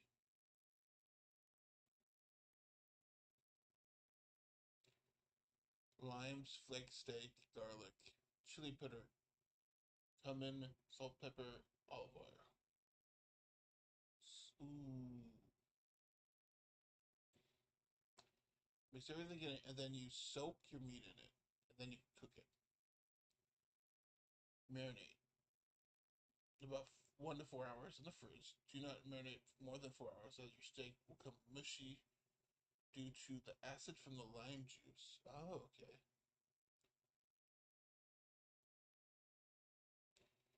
So before you're about to cook, put everything in the fridge.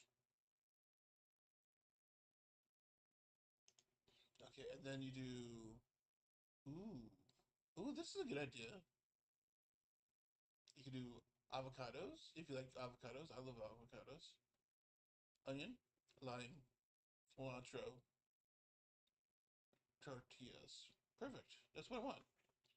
I want onions, cilantro, avocado, carne asada, and tortillas, tortillas.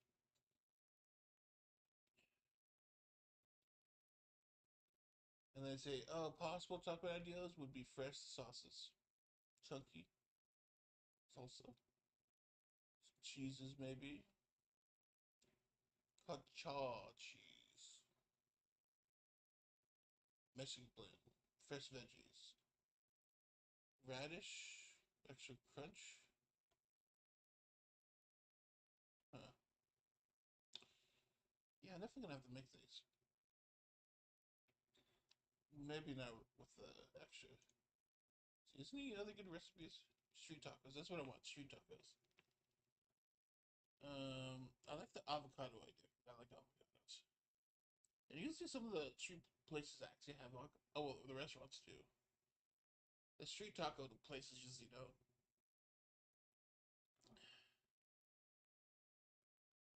Um,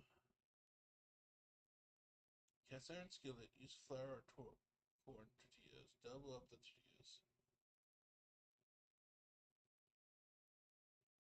La capa. The copy. Holds the filling together if you do double tortillas. Yeah, because thin is, yeah, they're pretty thin.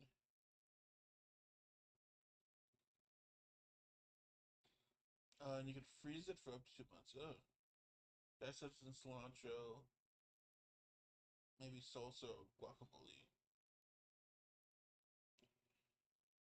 I want a really good, like, Mexican salsa.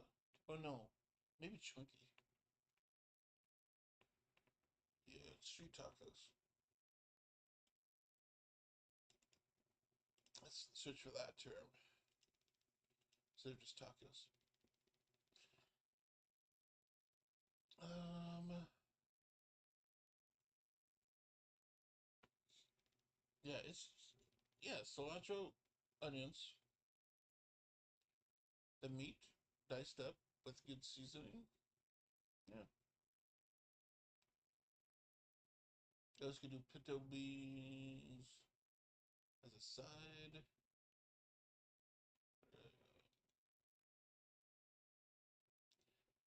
Some drinks. Hmm.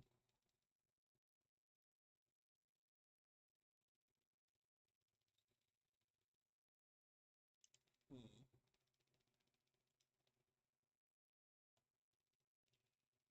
Yeah, just simple, fresh ingredients. That's all you need. Simple, fresh. George Foreman grill them. Marinate them. This says soy sauce, A little bit of veggie, minced garlic, chili powder, ground cumin, dried oregano, flake steak. Sounds good. Diced red onion, chopped cilantro.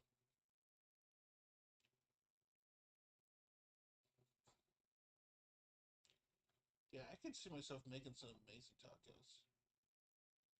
And simple and delicious.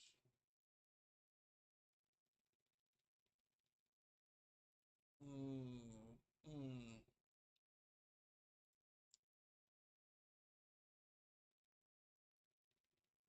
How about some jalapenos? Diced jalapenos?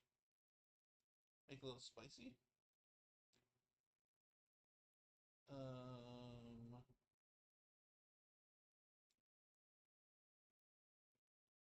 Oh yeah, diced jalapenos. Get a little kick.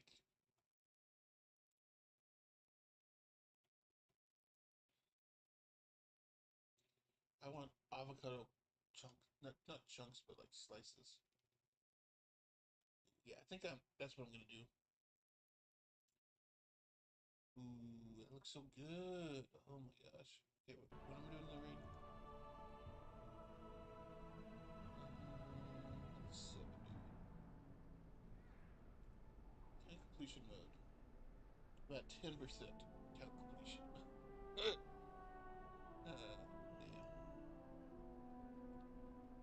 I've been playing forever. Well, technically, I quit for 80% of the life of WoW. Like, when it first started to Wrath of Lich King, then I came back for Battle of Azeroth, and then I didn't play much last Paxton, but I bought it and played it a little. And then this one, I'm not actually playing the raids or anything, but I'm doing like holiday stuff and doing classic. I should do the raids actually.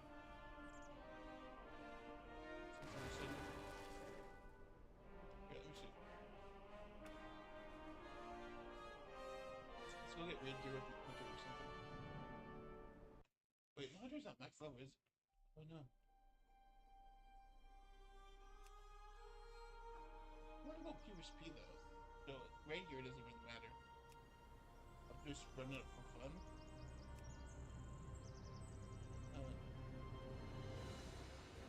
I got a max of Warlock.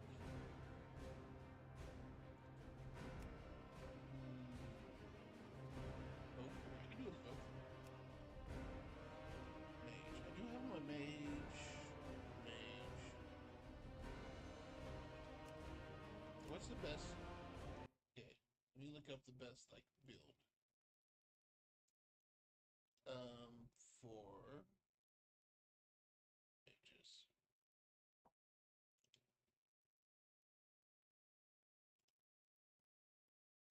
WoW retail best meta. WoW retail best meta. Most accurate meta tier list. For DPS. So I'll just be the top DP. I'll just do the best, whatever it is. Unless I don't have a character that's max level.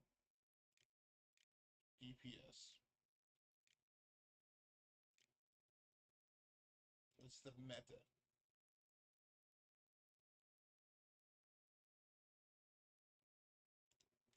Oh, here we go.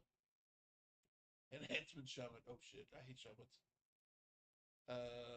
DPS, Healer, Tank, Mystic, Heroic. Yeah, Retribution, Assassin. Ooh, Assassin Rogue? Mystic.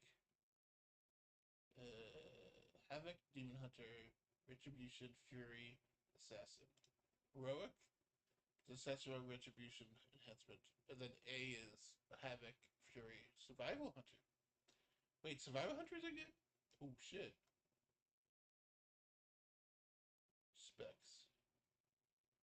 Mean DPS, max DPS. Damn. Yeah, what is the max DPS? Handsome Shaman, Unholy DK. Oh, Unholy DKs have pretty high DPS. Mean DPS. Let's look at mean. Retribution Assassin Havoc. But Max is an Holy Death Knight. But maybe they have a horrible mean. It's hard to get Max.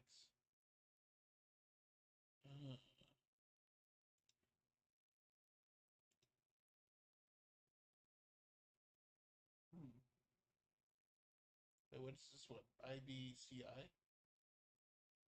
Is that both combined together? I don't know.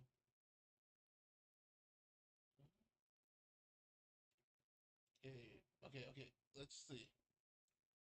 I don't have a shaman max though. What's my shaman? Like way down here somewhere. Shaman. I know. Let's do mean. Retribution and assassin, bro. Retribution and assassin. Oh yeah, let's do assassin.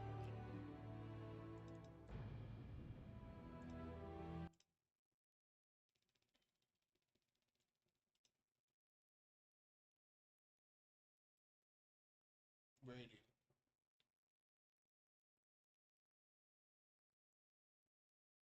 Max CPS. Popularity. What's the high CPS? 6% use this one.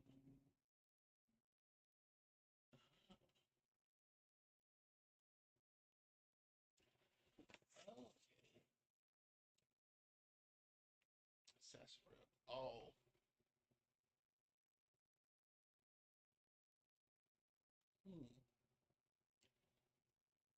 Radiant Mystic Heroic? Would I do a different thing for Heroic?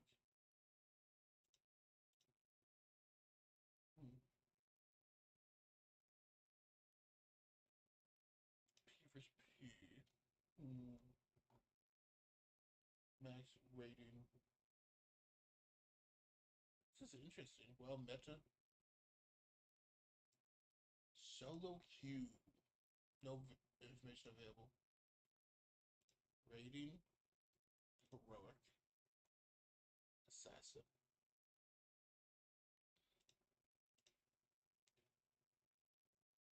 Copy. Wait, do I even have daggers though? Yeah, I don't think I have daggers. Combat right now.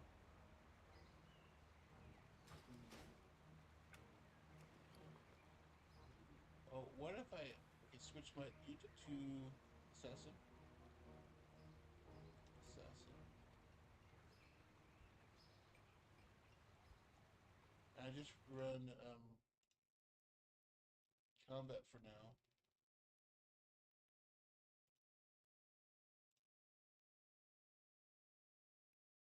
Damn.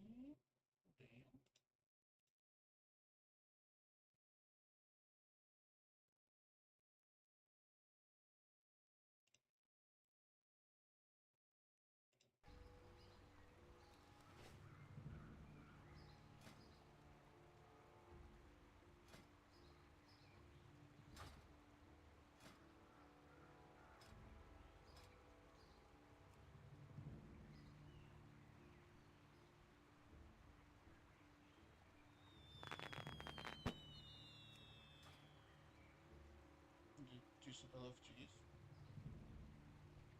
Do an LFG, I probably want. Is that one on this one?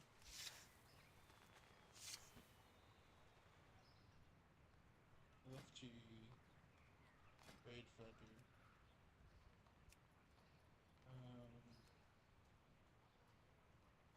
Moon's Fall. Is that the only thing we do? Easter?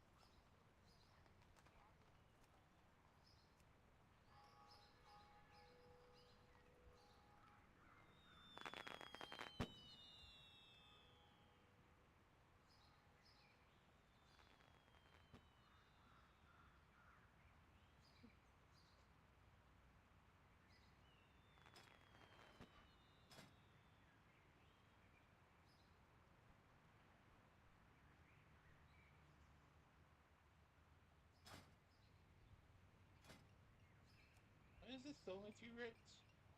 Maybe I'm too low. I don't know. No.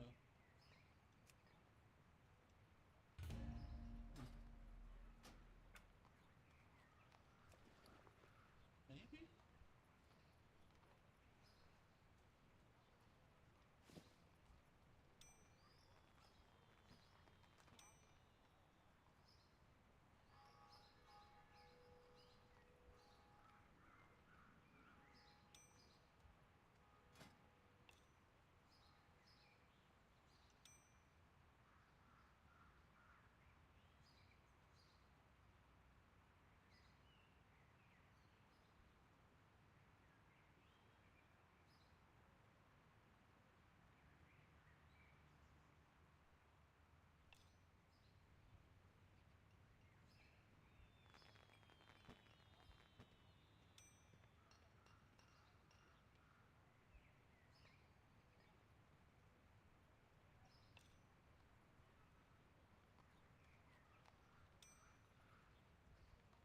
No.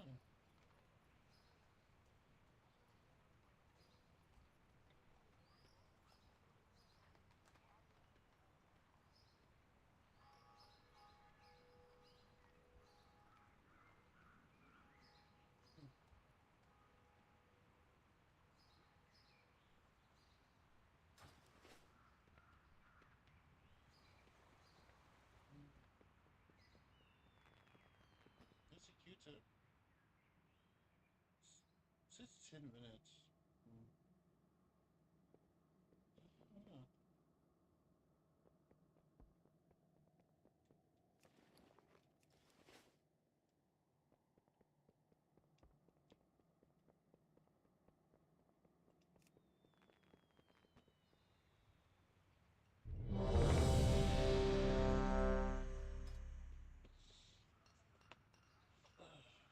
It's one of the older rates. I want to try the new one.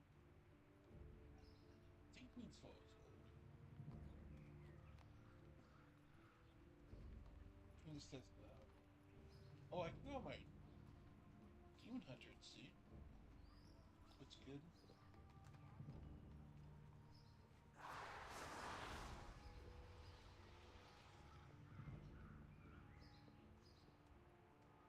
Do I have my outfit?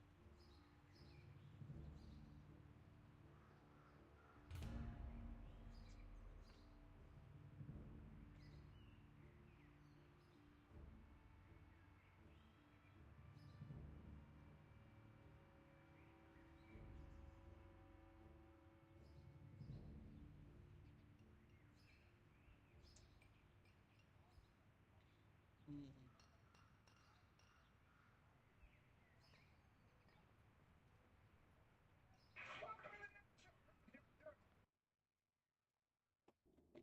Darkness has descended upon us.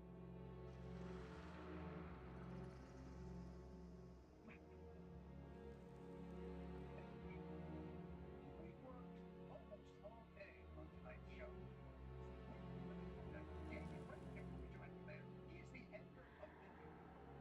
Mac is there celebrating our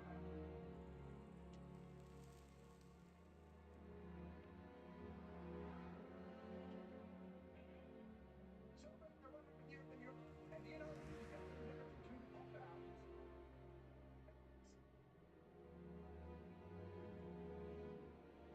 But the Super Bowl was last night, and man,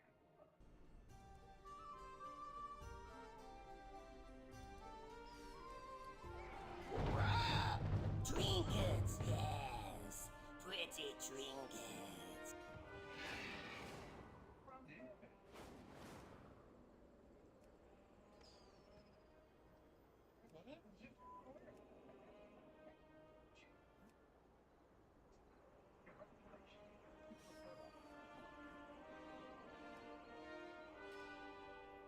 What? I guess if they would do combat. Celebrate the victory.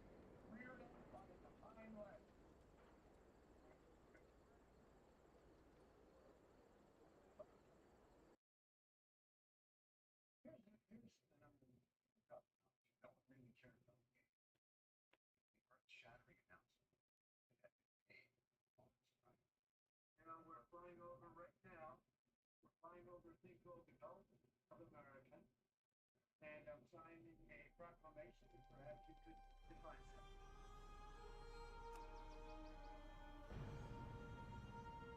First of all, why do you fly around in a high-end hotel?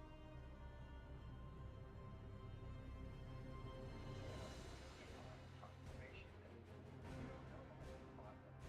I'm just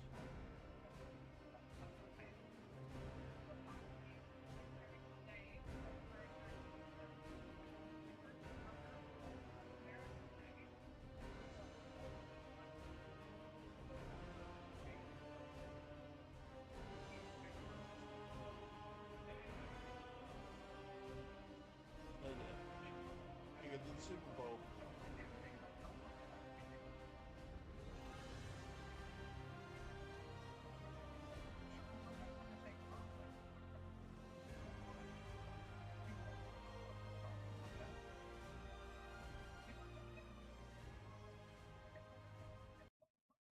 place to make bigger than the Super Bowl.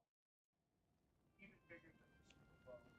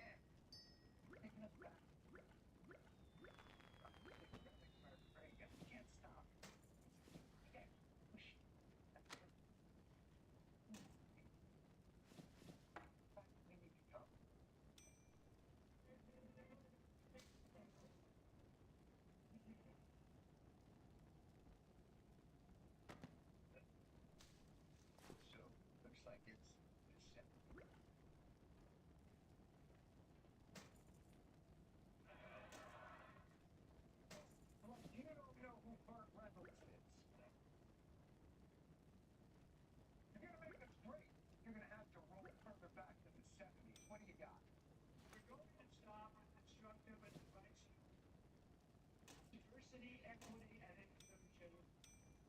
70s won't fly. 70s was all about women, land, Stonewall. Nah, we gotta go back further to make America great. And ladies, when we do go back, don't worry. It's all gonna work out. You will no longer be thinking about abortion. Women will be happy, healthy, confident, and free. Like everything else, it's a little bit different today. You're not allowed to say that because if you call a woman or girl beautiful, that's the end of your career. I can't carry anymore. You can't even say, hey, show the tits.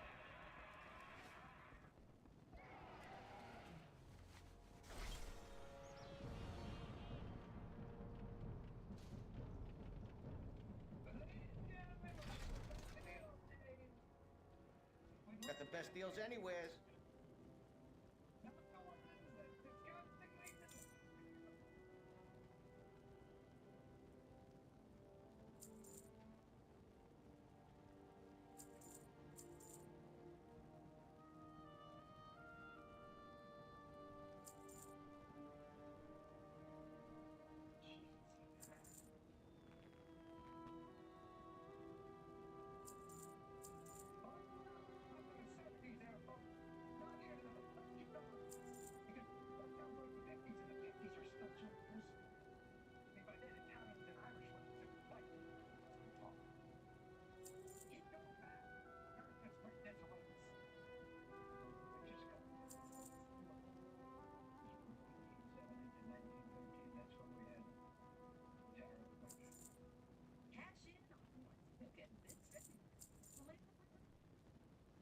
Mondays for Emerald's Bamboo Kitchen giveaway. 225 points each week. Maybe if it's 5, I don't show it. Maybe 25 or more. And bonus free play. The more you win each week. Find all the details online at selectcasino.com. 1870.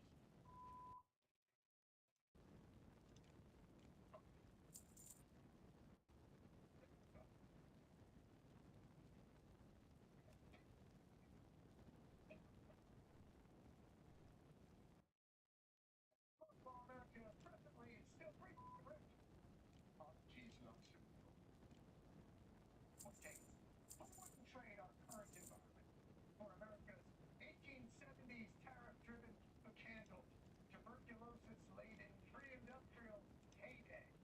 We were so wealthy we had a commission set up what to do with all the money that we were taking in. Good point, Warren. To the extent that we were at our richest, so much we as like 4 guys. And we called them robber barons. Yeah. That's the sign of affection. Meanwhile, the rest of America, the leading cause of death was falling into a vat at work. It got to the point where even the robbers, this glorious era in American history was going to end. Full-scale revolution, reasonable compromise, which is how we ended up. Play safety guarantees. So let's really tread carefully in this way back machine. Arizona House Republican Andy Biggs introduced a bill this week that would abolish OSHA, a Department of Labor agency tasked with overseeing workplace safety.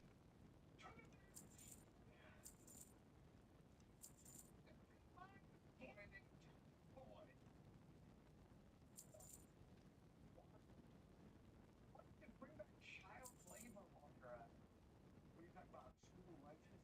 Hey, I worked my way through high school. I don't know about you, but I worked since I was, before I was even 13 years old. I was picking grades in the field before we had child labor laws that precluded that. Okay. Meals before you buy it. I mean,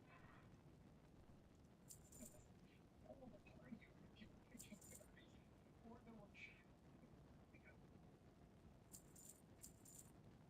is the key to good skin working the fields as a child? Now, I hate to bring this up. We are protecting the Asian sector. Does that include every diversity initiative? Birthright citizenship was... that was meant for the children of slaves. This was not meant for the whole world. And everybody coming in. Perhaps unqualified children.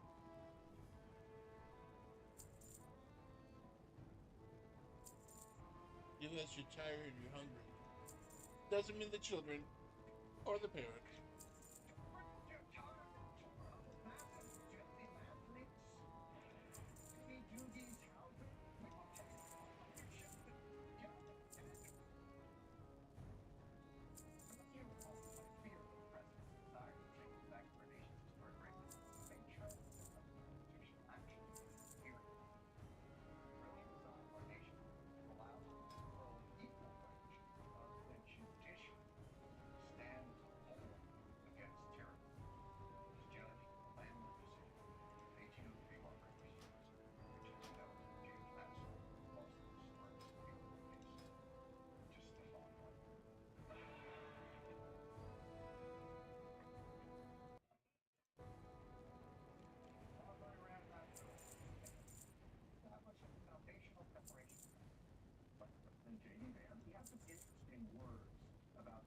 separation of power and justice. He's for it? If a judge tried to tell a general how to conduct a military operation, that would be illegal. If a judge tried to command the attorney general on how to use her discretion as a prosecutor, that's also illegal. Judges aren't allowed to control the executive's legitimate power. Arthur, allow me to adjudicate the boundaries of that power. That's all. To interpret whether the legitimate choices of them. The alternative.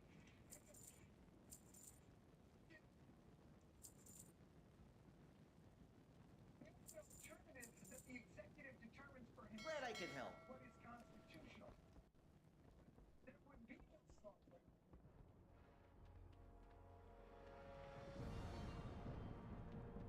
That's the point.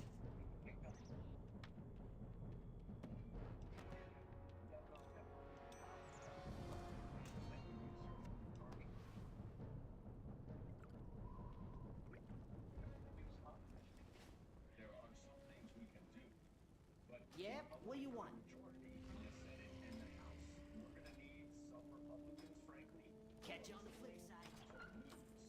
who are willing to be a Liz Cheney and say, I must lose my seat to do the right thing by this country, not the right thing by Donald Trump. I haven't seen it yet. Let's hope. Democratic Congressman Dan Bolton of New York.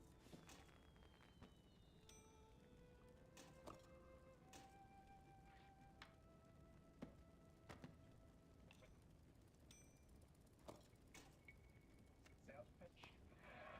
I will lose my seat. Hit me somewhere on their side, willing to lose everything. Dog being shot in his face. You can see the Democrat backbone on our new show.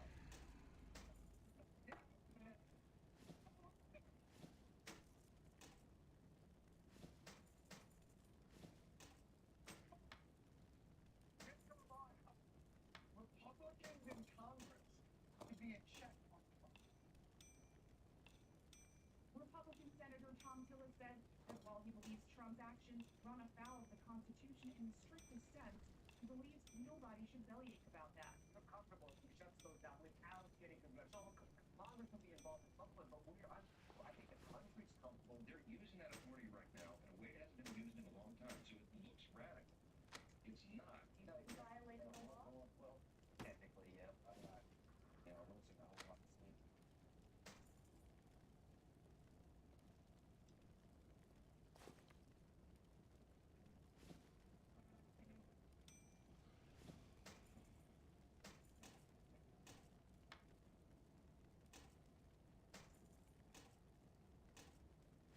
Made a good run, America. It's so close we're becoming less like the constitutional republic we've been for 250 years. Inventory is full.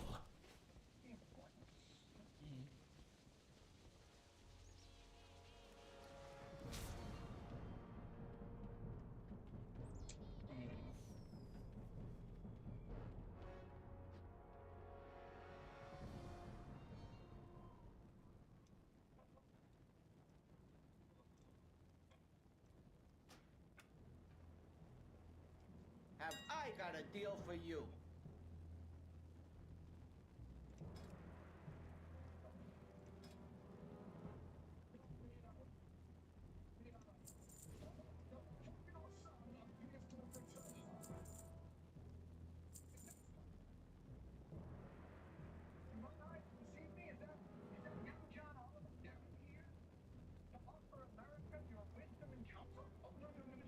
I'm here to gloat. Experimenting with democracy, and you fought so hard to get appointments, acting up, throwing all that tea into the harbor. You still publish that, by the way. How much of it was just tea, John? It was just tea. We took that back. It's tea from England, shipped here in a boat. That's expensive tea. To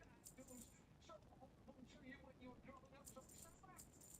We let you spend your wild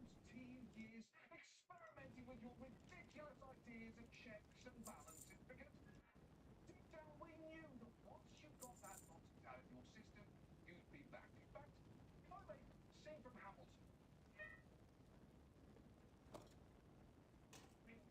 I appreciate that. That's fair. What I'm saying is, let me be the first to welcome America to its monarchy era. Congratulations, everyone. You can now take your place in the pantheon of great empires alongside the British, the Roman, the Claymont, Wakanda. What the bar, the elephant was the ruler of Mr. Oliver. Yes, if I may. Ambassador Oliver, go ahead. Please. America, we are having a bit of trouble with this democratic government, but I don't think we want to abandon our republic and go full empire. Why not? The system that you we're built to block. It promotes strengthening towns and break it time. What the bill for 860 votes for no clear reason? Well, I'm sorry to go to me, you know how care for you. Alright. It does not sound very seamless. What do you mean when I put it entirely accurately? It doesn't sound good.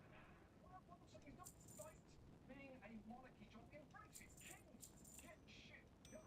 Now, is it stuff you once done? Not necessarily, but they do move quick.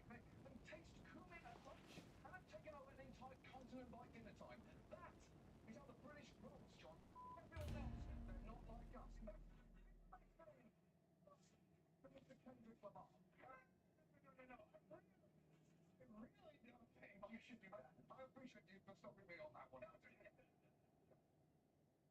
to be short-sighted, but spoiler alert, John, things didn't end up so great for the British Empire. Constable, how dare you? Otherwise, you will be encumbered with additional forces. Someone keeping our castles warm and our crowns secure for their soldiers to get back on top. But I'm not sure they're pure. Spread. I need to get closer. I need to target something first. I can't attack that. Invasions, economic exploitation, and now suggesting turning Gaza into a beachfront casino? Not enough, guys. Interrupt. I'm out of range.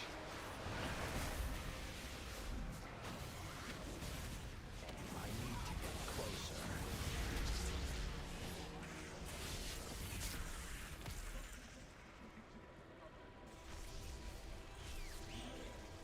The pathetic conspirators have finally crawled from their holes to attack my palace.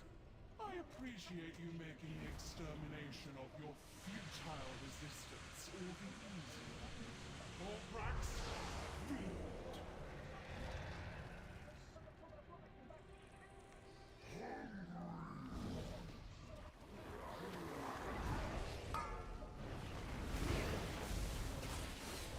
Watch your step.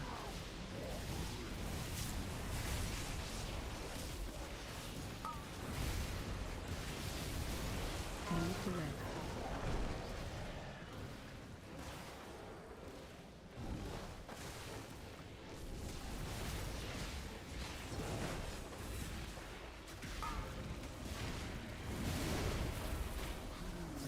Run out. Stack.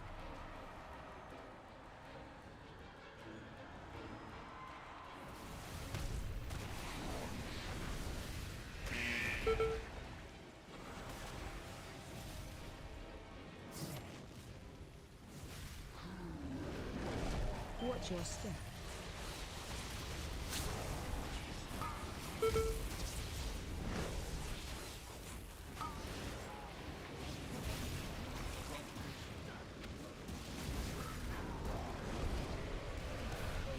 Help, sir.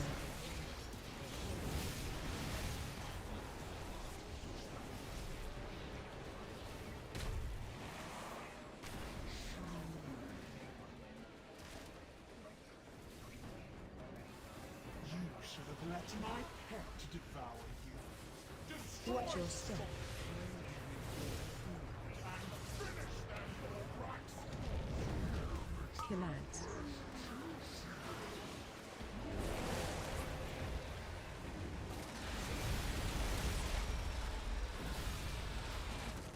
Charging. Move.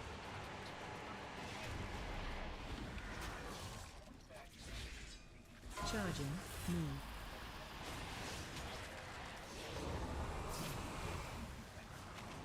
Charging. Move.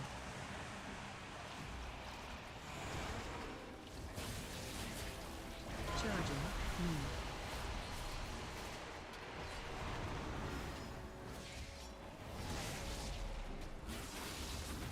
Watch your step.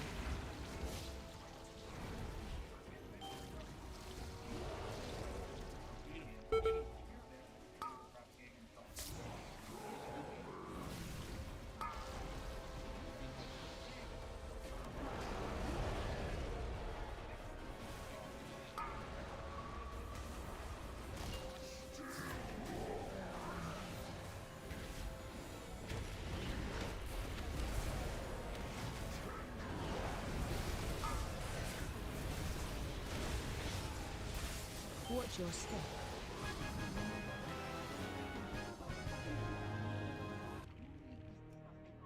Yes. Not an upgrade. Do I have it? Okay, good. Let the royal guard fish their corpses from the pool. The harvest cannot be interrupted.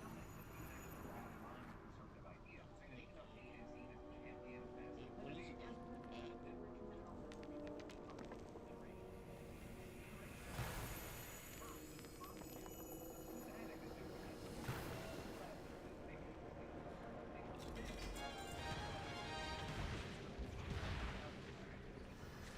Destroy the invaders before they ruin the harvest.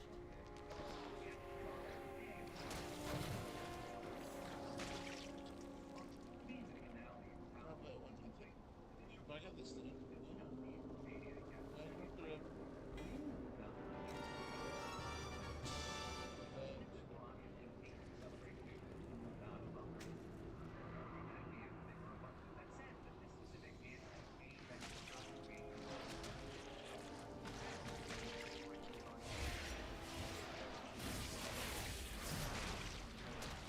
I need a target.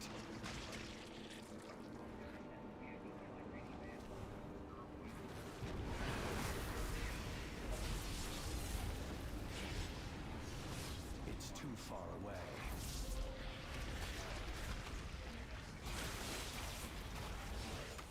I need to get The blood closer. is becoming volatile.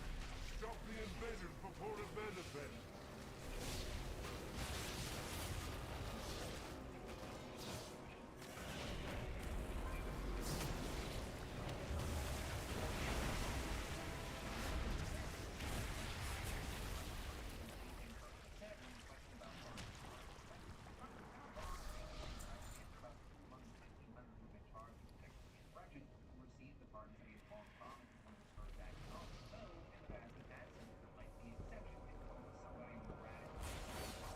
It's too far away. I'm out of range.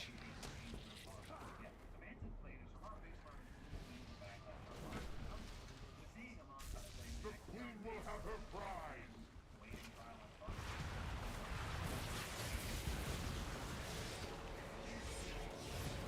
Charging. Move. It's too far away.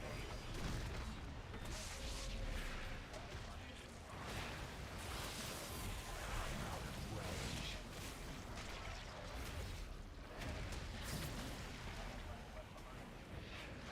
I need to get closer.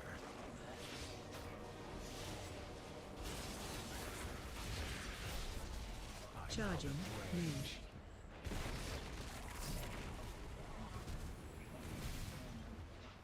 Interrupt.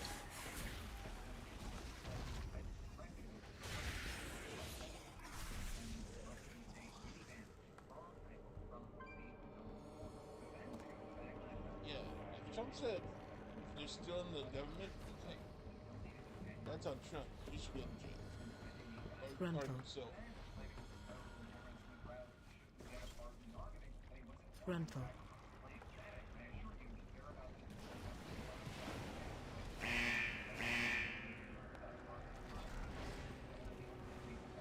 Gruntle. Gruntle.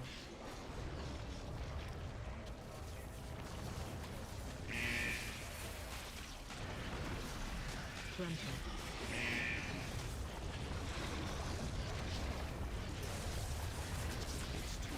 Gruntle.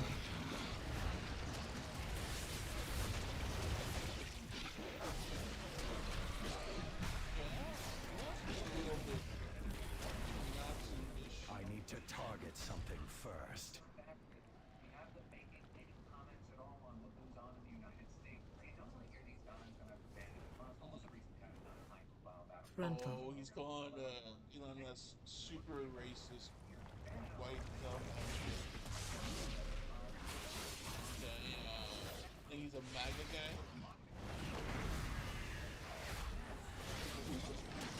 Frontal. There's not enough good American workers going to create a jobs program that teaches people how to do their jobs. How do people smart enough to do the job? They just have no opportunities to Closer. I don't have a target. make college free. How about that? How about that? Make college free.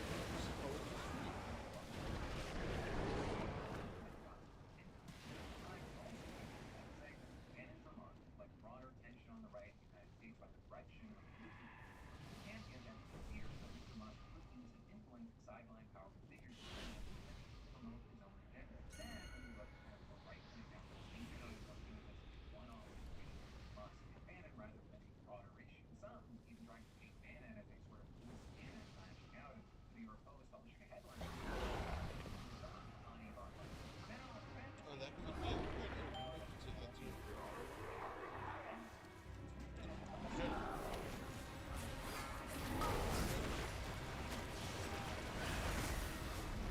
Frontal.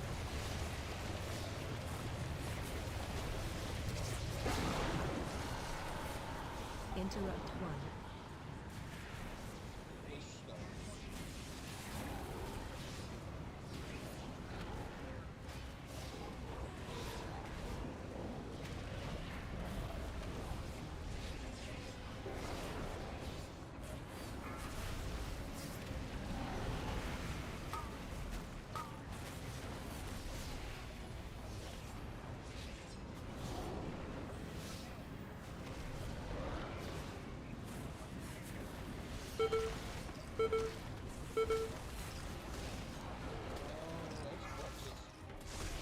Called the wrong camera.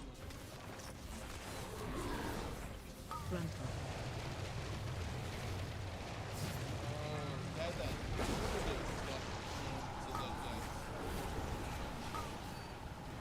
Watch your feet.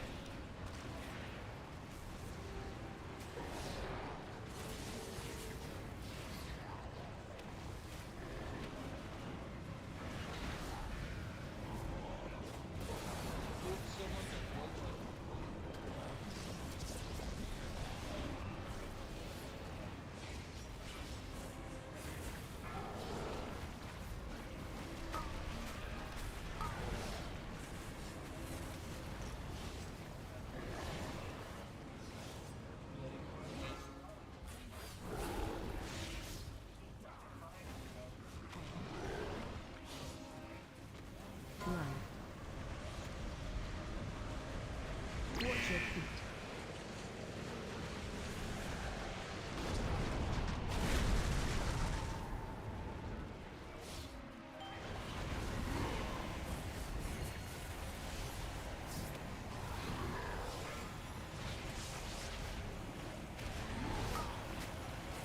Frontal.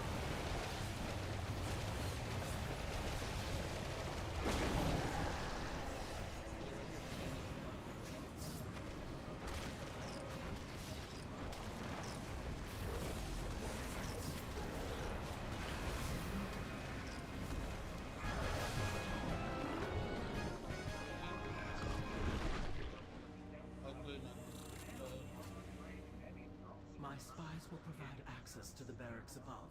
Move swiftly. It will not be long until the Queen realizes where you are.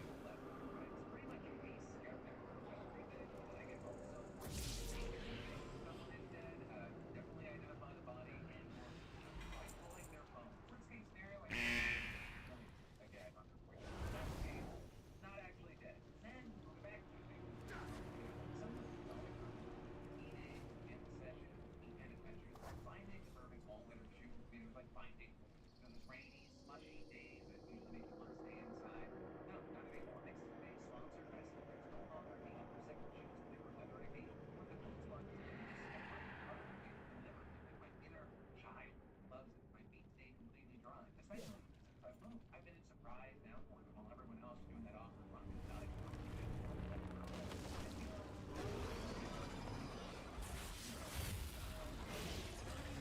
Frontal.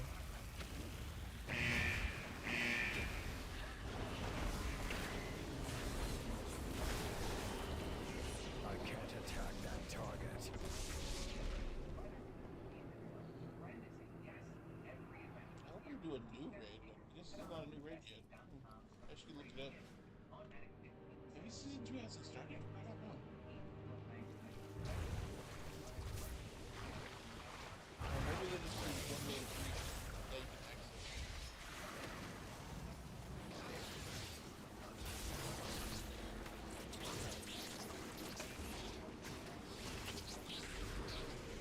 It's too far away.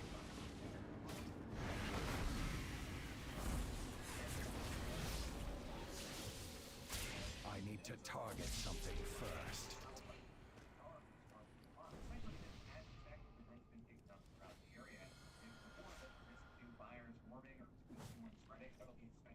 What else? Is that where we watched that, I think? Echo Chamber. Broken Builds? Oh, let's listen to D&D Broken Builds. Intruders have breached the barracks. Sound the alarm. Frontal. Frontal.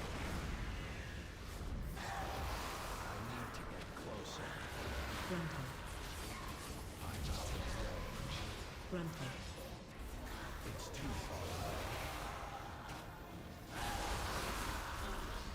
I need to get closer. I can't attack that.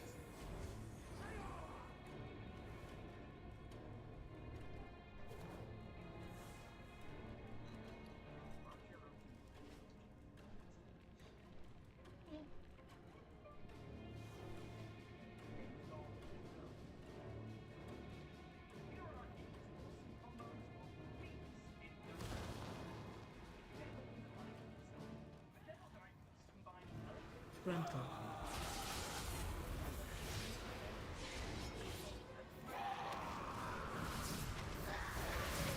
I'm out of range. I need a target.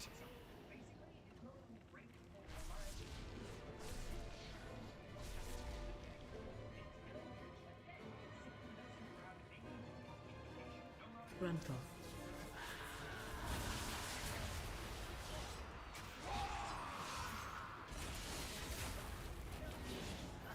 It's too far away. I don't have a target. Hold! Make them pay for every step in blood.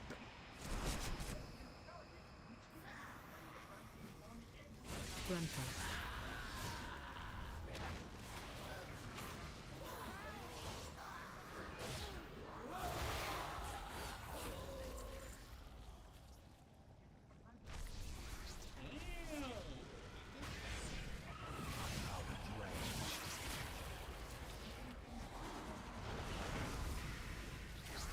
I need to get closer.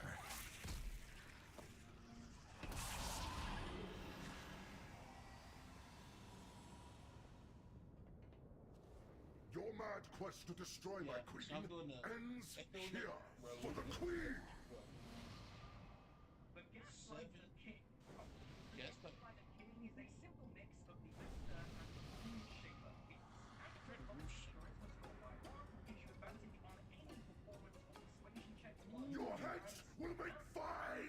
face!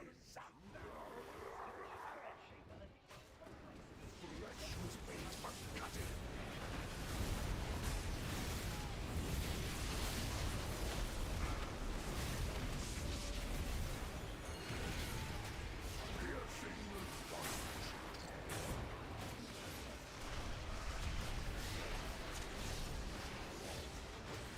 Oh, I already had that combo with Jason. Flesh was made for cutting.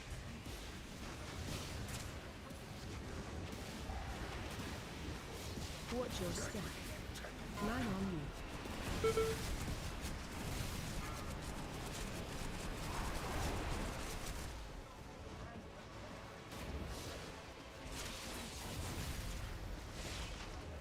Flesh was made for cutting.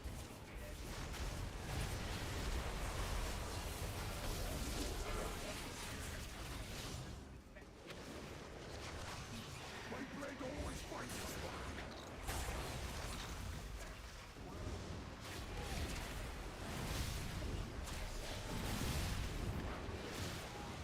Flesh was made for cutting.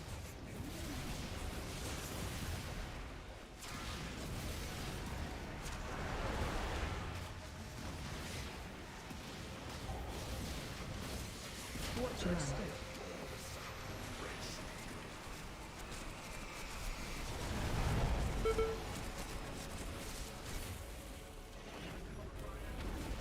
Flesh was made for cutting.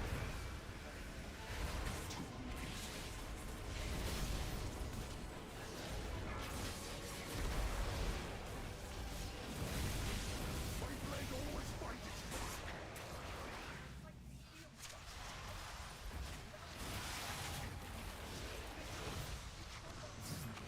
Flesh was made for cutting.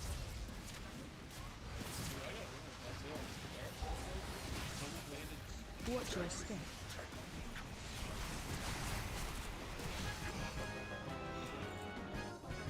Execution was flawless. It's me, the war crime wizard. What?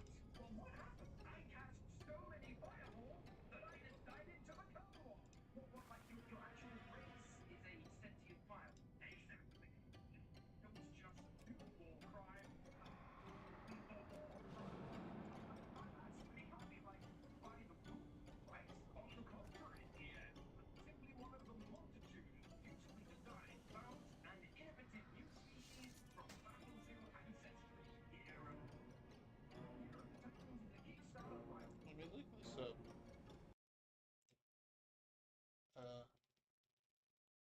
Double-bladed scimitar.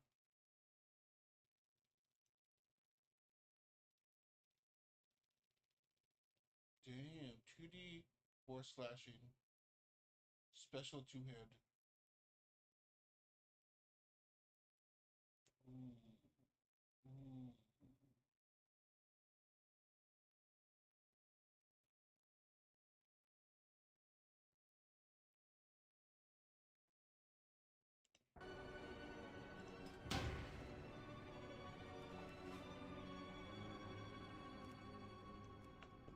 Ooh, this is cool, actually. So, if you attack with a double-bladed scimitar, it's part of the attack as on your turn. You can use your bonus action melee to make a melee attack with it. The attack deals 1d4 slashing damage on hit instead of 2d4. Mm.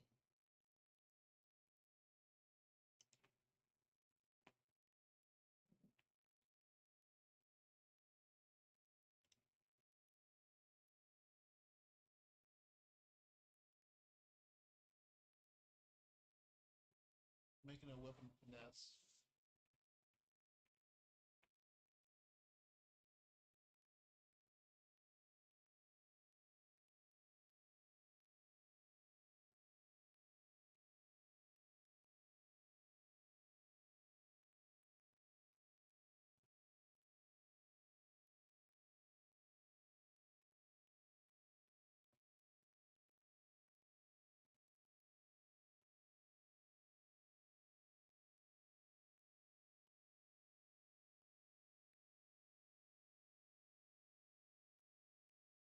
Oh, it's a great weapon. Oh, shit. It's a great weapon that you can get. Oh, I get it. The 2d4. You get it counts as a great weapon, so you get great weapon fighting style. And you can re-roll on 1s and 2s or something?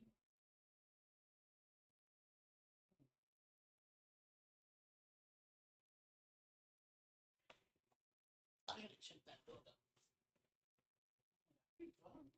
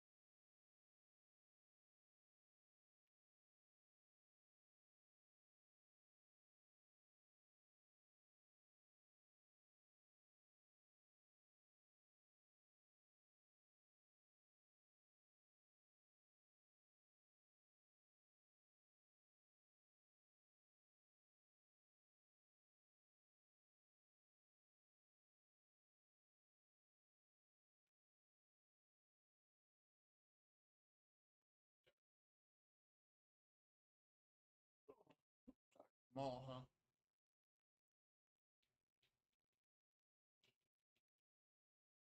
How's it work? Defensive jewels. Both of these feats give you a +1 to dexterity, which is awesome. You are still buffing your stats while you build out this combo. Then Revenant Blade lets you access the double-bladed scimitar weapon. Unless you treat it as a finesse weapon, you are still buffing your stats while you build out this combo. Then Revenant Blade lets you access the double-bladed scimitar. Martial weapon, melee weapon.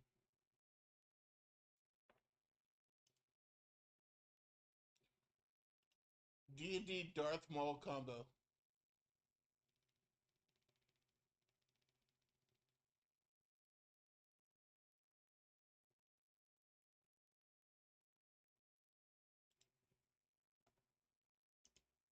No, I want the combo. Yeah, let me try. The Darth Maul combo. The Darth Maul combo is a mix of Revenant Blade and Revenant Blade. Let me look that up. Revenant Blade. Revenant Blade. Okay. Oh, it requires the elf from the last war. This is from Master of Double Bladed Scimitar, and some has passed on to you. You gain the following benefits. Increase your dex or strength by 1 while holding Double Bladed Scimitar with 2 hands. Gain +1 to bonus armor. Oh. So you get +1 bonus armor. Double Bladed Scimitar has a finesse property when you wield it. Finesse means you can use a dex. Okay. That'd be cool. and defensive duelist. Okay, and then defensive duelist. Let me look that up. Defensive duelist D&D.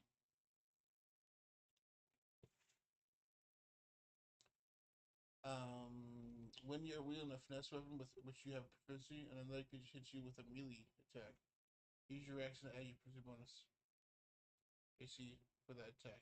And it causes attack to miss. When a finesse which you have proficiency with, and another creature hits you with a melee, use your reaction to add your proficiency bonus.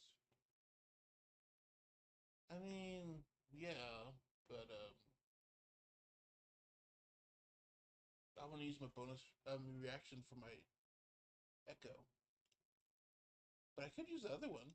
Both of these feats give you a +1 to dexterity, which is awesome. You are still buffing your stats while you build out this combo. Then, Revenant Blade lets you access the double-bladed scimitar weapon, and lets you treat it as a finesse weapon so you can attack with dexterity. This weapon is nuts. Just holding it gives you +1 to your AC, and it hits for 2d4 damage, which makes it the highest damaging melee-based dex weapon in the game. But even better, when you attack with it, you can make a bonus action attack with it that turn as well. The bonus action attack only deals 1d4 damage, but it can still benefit from your dexterity modifier and Hunter's Mark or Hex, or whatever bonus damage you've got going on. Then, Defensive Duelist comes in. Anytime a creature hits you with an attack roll, you can use a reaction to parry that attack and add your proficiency bonus to your AC until the start of your next turn. It's kind of like the shield spell for non-magic users without a spell slot, but it does only work against melee attacks. This combo gives you +1 AC right off the bat, another +1 to your AC thanks to the buffs to your dex score, the highest damaging dex-based melee weapon in the game,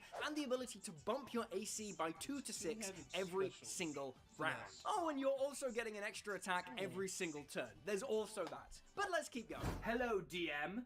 What? What are you? I mean, let me think. I want to... But it's an elf prerequisite, huh? Revenant Blade.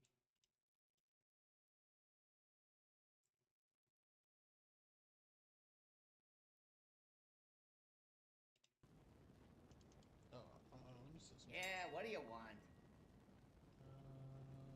I don't want to sell duplicates or something worth a lot of gold. See that one? Anything above 25, I'll probably just try to sell. Ooh, let's up this to like... Oh, no. Let's do like 75.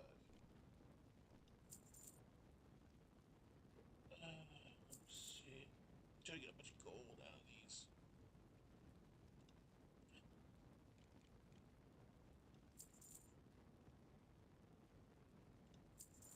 I don't want duplicates. That.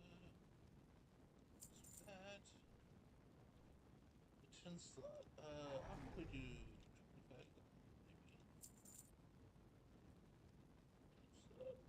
Ooh, yeah, let's do that.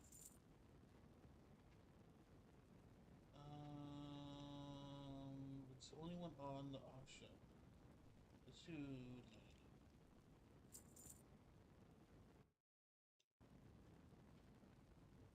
23 is good. I would do that lower price. Yeah, these don't matter. No, I saw that on different auction house. Let's do 955. No, this. Yeah, let's do that one. 100. 270. Let's do that. I don't know, 10? No.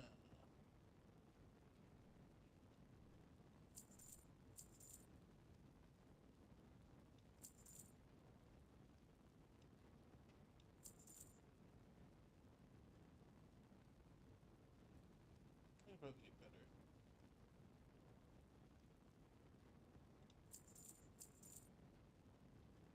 Damn, 1,000? Easy that. That's good.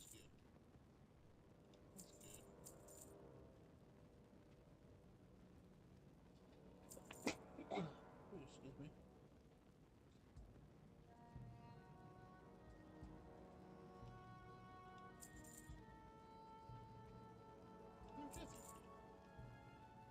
That's what over 25 at least. At least over 50. So no one has this, so I'm gonna do... So we'll pay for it. I'm trying to upsell this stuff to people collecting items. That's the trick. You're trying to upsell to people collecting transmogs.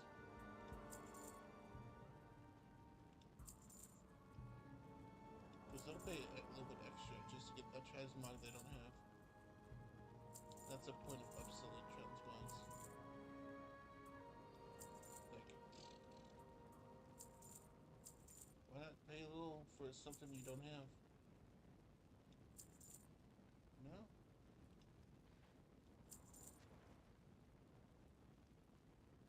It's faster that way. Pay a little bit extra for something you don't have access to.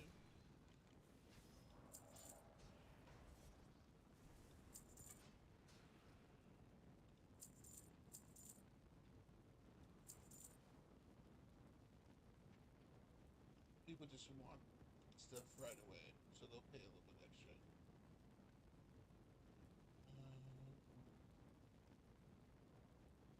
Come back anytime.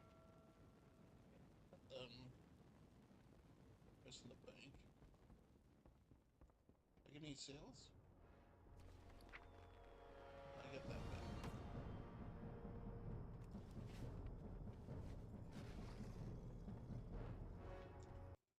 So yeah, that's what I'm trying to do. Upsell to people who collect items because they want it desperately to finish their collections. That's why you want to try to sell it to them a little bit higher. Say you can buy it if they want it. I can hold on to it until they're ready to buy it. But I'm not holding on to a bunch of items like this. So there's a better server to sell it to.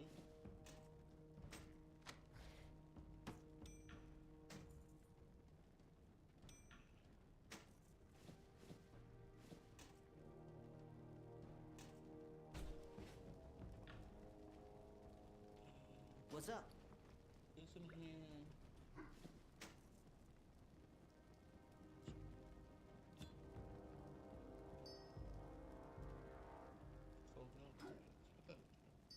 Don't be a stranger. So just grab a bunch of random items. Let's try so full stack. Full stack.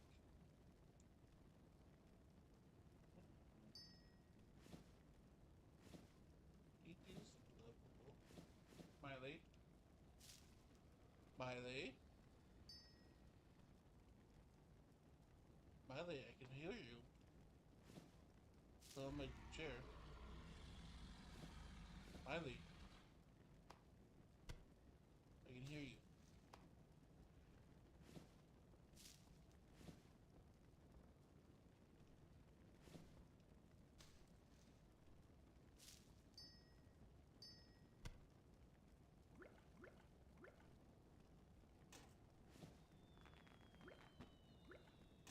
Let's see if I can sell any of this stuff.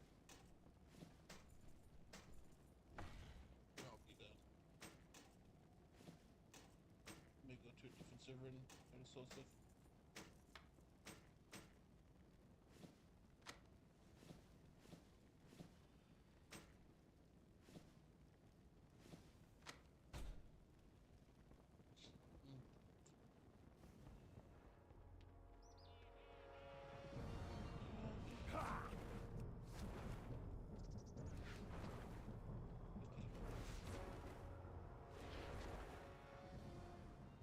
Can I lighten that coin purse up for you?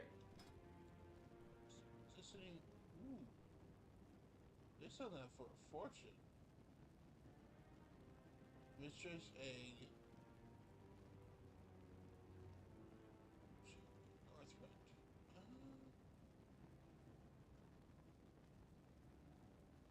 Huh. Okay. Let's copy them.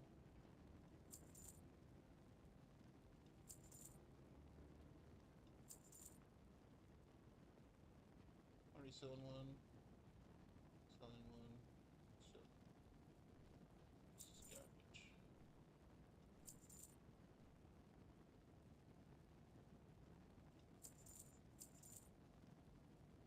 I want to sell duplicates unless it's this garbage. Yes, one of these. These.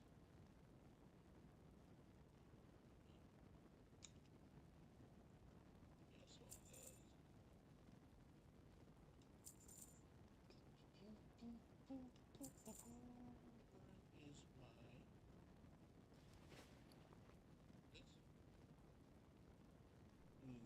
to 9?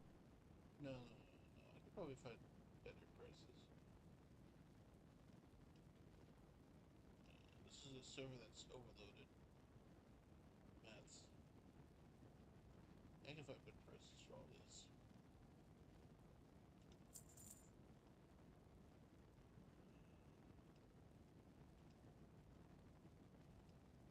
I can set this garbage.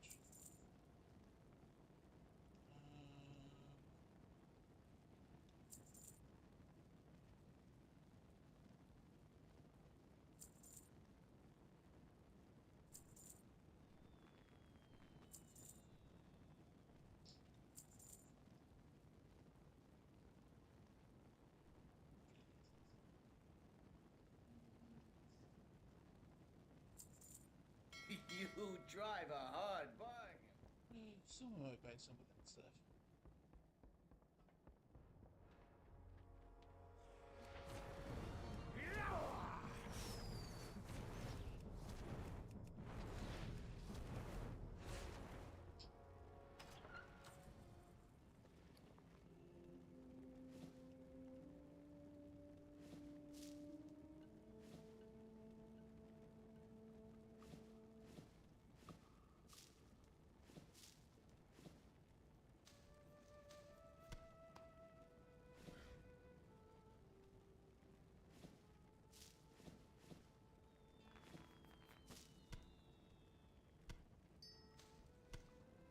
Where's that?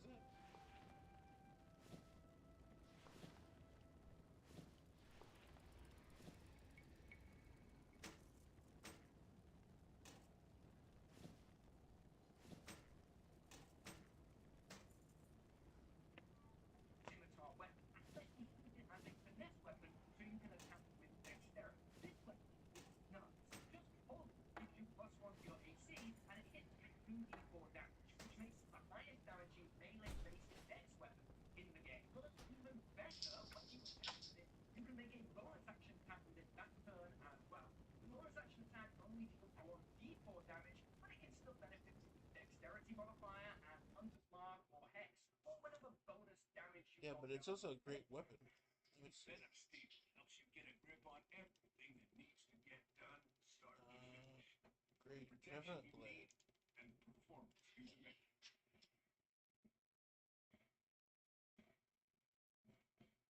Well, no. With 2 hands, you get 1 AC. And treat as a finesse weapon. Treat as a finesse weapon. Okay.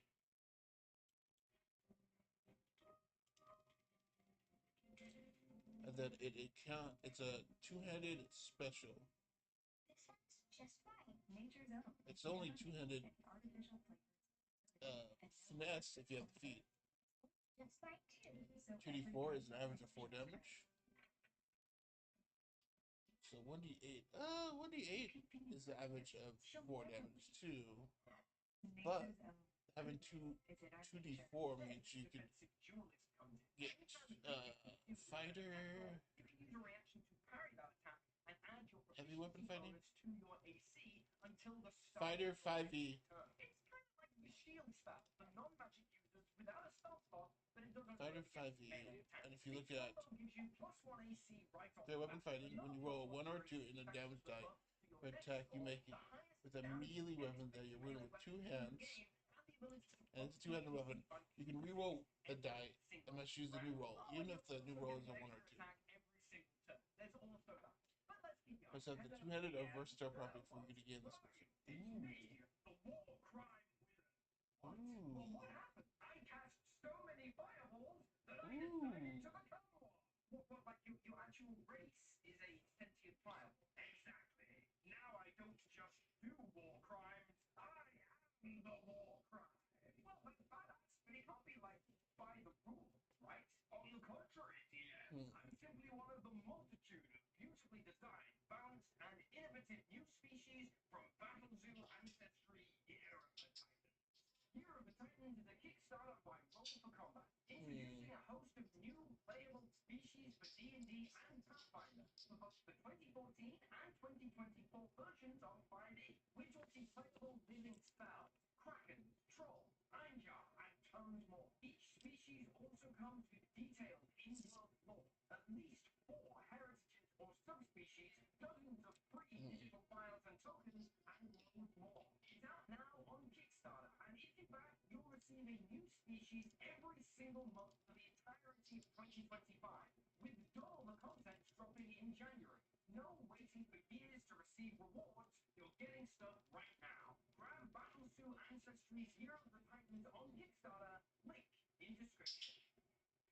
The Short Rest Superstar. The Short Rest Superstar is unassuming, but it might be the most beloved build in the game. And it's pretty easy to set up, because the first part, Musician, is an origin feat. Musician lets you hand out heroic inspiration to 2 to 6 allies every time you finish a short rest. This essentially lets them re-roll any die they want. Miss an attack? Re-roll. Fail a save? Re-roll. Blunder a pickup line on the sexy orc guard captain? Re-roll. You can then supplement this with Inspiring Leader, which also buffs your allies over the course of a short rest. Valnar In this case, by giving them temporary hit points equal to your level, plus your wisdom or charisma modifier. It also buffs one of those stats by 1. But then, you can take it even further by grabbing the Chef feat. This bumps your constitution or wisdom by 1 and lets you prepare a meal over the course of a short rest for a number of allies equal to 4 plus your proficiency bonus. Any creature that partakes in that meal regains an additional 1d8 hit points if they gain any hit points while short rest. In addition, with an hour's work at the end of a long rest, you can prepare a number of treats equal to your proficiency bonus, and any creature that eats one gains temporary hit points equal to your proficiency bonus. Essentially, as the Short Rest Superstar, you can simultaneously cook a meal, sing a song, and do an inspiring speech over the course of a short rest, supplemented with some weed brownies you bashed out that morning. Everyone is picking up temporary hit points, additional healing, and heroic inspiration. You are the mom of the group, the ultimate short rest support. The feats also bump your stats as you grow. They very well play into your character's backstory and narrative, and it's just nice to be everyone else's favorite character. Throw on bountiful luck if you're a halfling, and you're going to start picking up actual cash gifts from other players just for showing up to a session. My Kinsman for a Horse combo. This is a unique combo in the sense that it's 2 feats, but they each get taken by a different character. This is a collaborative combo. Player 1 plays a small race, like Halfling, ideally plays a tanky class, like Barbarian, and picks up the Mounted Combatant feat. This fella gives you a +1 to Strength, Dex, or Wisdom, and gives you advantage on all attacks against any unmounted creature that is smaller than your mount. It also gives your mount advantage on any Dex saves to avoid damage, and while you're mounted, you can force any attack that hits your mount to hit you instead.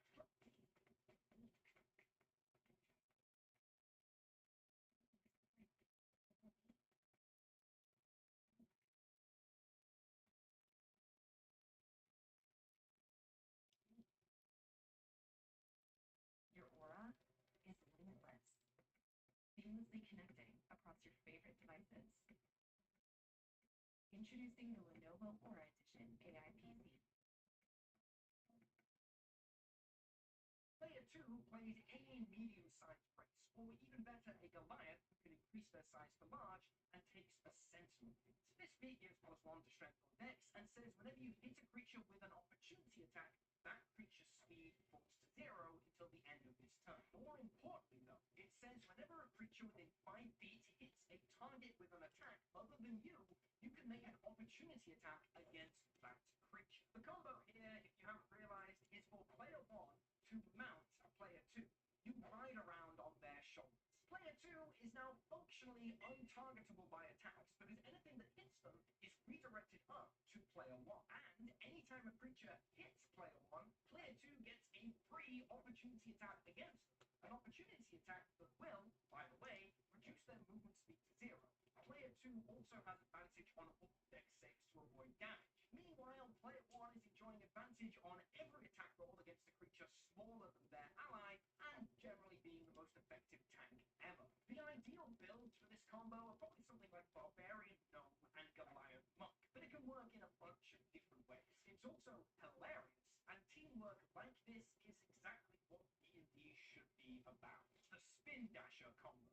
Spin dashing is simple but fun. You combo the mobile feat with the charge feat. Mobile increases your movement speed by 10 and says you do not trigger opportunity opportunity attacks from creatures you attempt to hit on your turn. Charger from the new PHB gives you a +1 to strength or dex, gives you a +10 movement when you dash, and gives you a charge attack option. Charge attack lets you deal an extra 1d8 damage on any melee attack as long as you move at least 10 feet towards the target before attack. Here's how spin dashing works. You charge into combat and hit an enemy. Bam! An extra d8 damage. You can then use 10 feet of movement to run away without an opportunity attack, turn around and run back in, repeating the process for another d8 damage. There are ways to take this even further, like being an orc fighter who can dash as a bonus action to repeat the entire process 2 more times for 4d8 bonus damage turn if you're level 11 and attacking with light weapon. But even at its base, this is 2d8 extra damage a turn.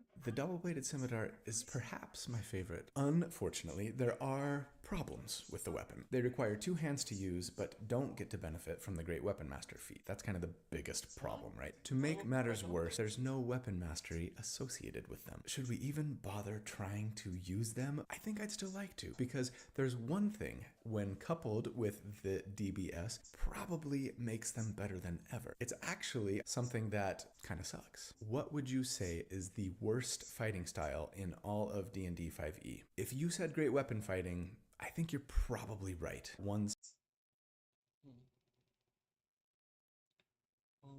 maybe I can make a weapon master. What would it be for a weapon master? Weapon master D&D.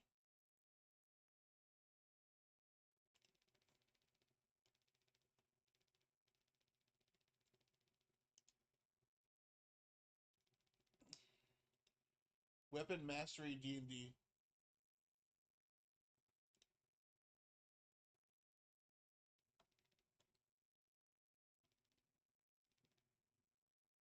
Oh, let me think. So cleave great axe.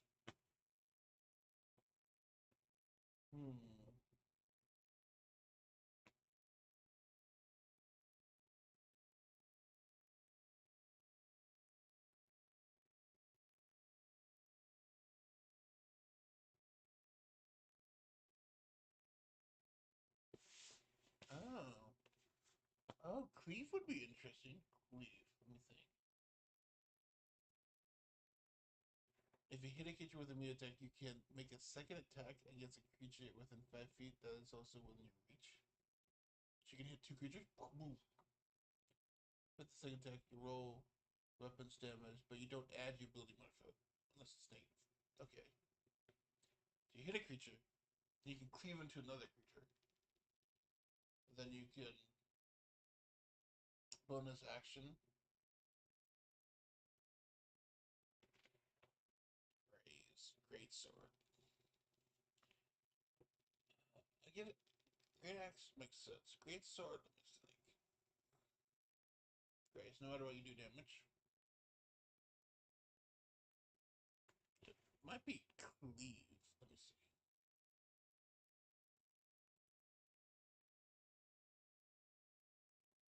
Nick.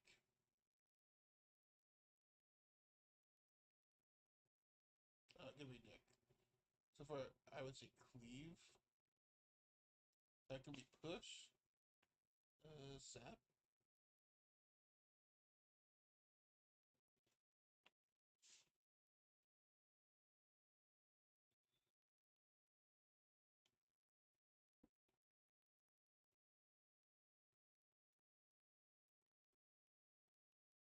Yeah, it's probably gonna be cleave.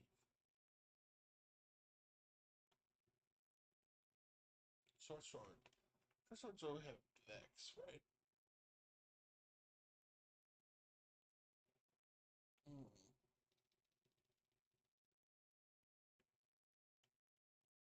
I would say cleave. Cleave would be great dex. Halberd, which has reach and cleave, then you cleave into enemies at extended range. Axe and halberd.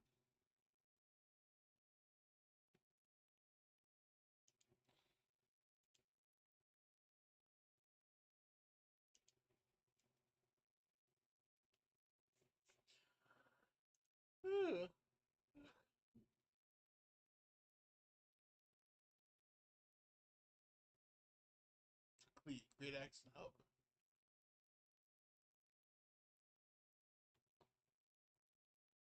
And then Graves, it's Glaive and Greatsword.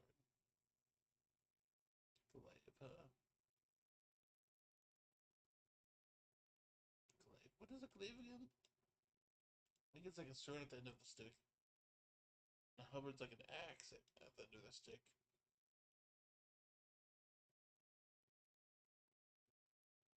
But cleave makes sense because it's a double-bladed scimitar. So you like hit, hit someone. You can do another hit if someone's next to you, and then a bonus action you can do another hit. But then you have 2 hits. You can hit it, hit it, hit. Oh yeah, that's the thing. Then Nick is dagger, light, hammer, sickle, scimitar.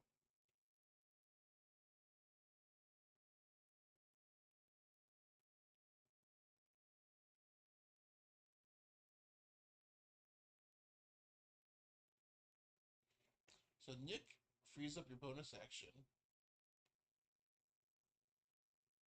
Allows you to make an additional attack as part of your attack action whenever you wield a light weapon in both your hands and offhand. But be warned, according to the does that mean you make a third attack as a bonus action? So the program allows you to free up your bonus action to be more tactical. Which would be good. Because you could go.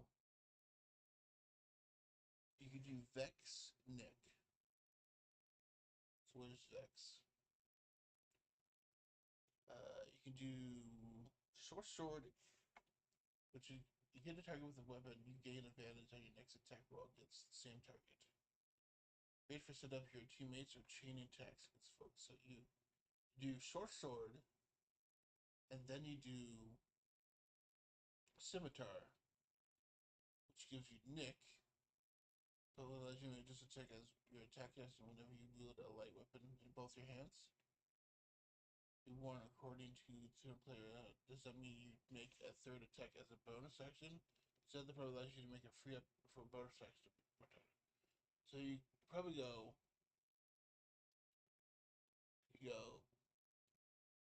Short Sword, Scimitar, Short Sword. And then you have a bonus action. But scimitars are Nyx.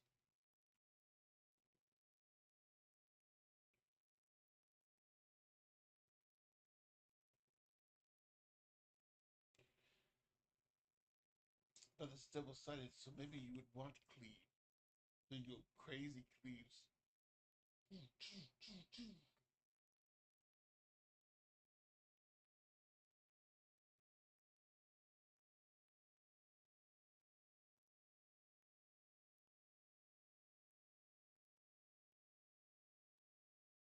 Slow. Okay, let's see.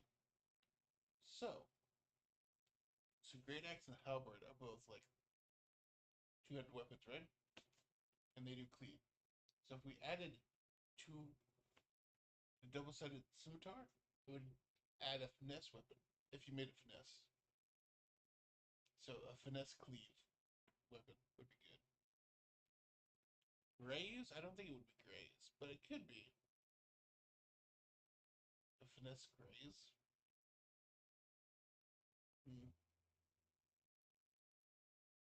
Because you're already doing extra attack with the weapon itself. It's like boom boom.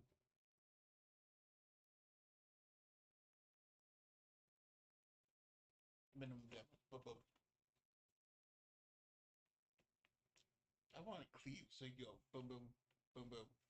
You can hit a second target.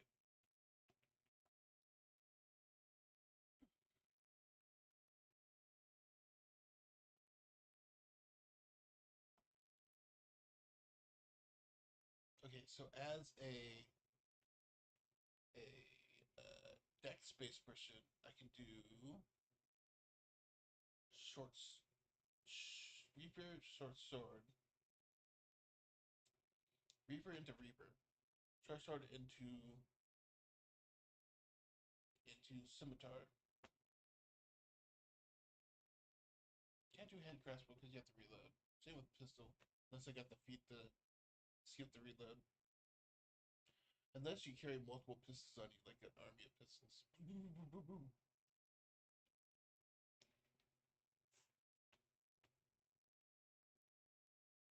Topple. I don't need prone. Slow would be good. So, a sling, a whip. Oh, yeah, whip. So my slow is going to be a whip. If someone tries to run away from me, I'm taking my whip. Slow. If I want to do two-handed weapon, short sword, scimitar, reaper. If I want to do one weapon with a shield, sap. Flail. I don't think there's a nest weapon in sap. Mace, spear, flail. Maybe flail. I don't know. Great club, pike, warhammer, heavy crossbow. Push. Heavy crossbow, maybe. Nick. Dagger, light hammer, sickle, scimitar.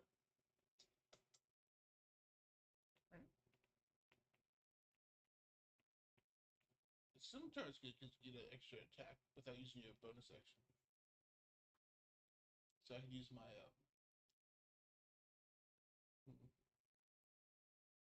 I was only gonna plan that by doing a repair. So I can do repair, repair, repair, repair, repair, repair, repair, repair.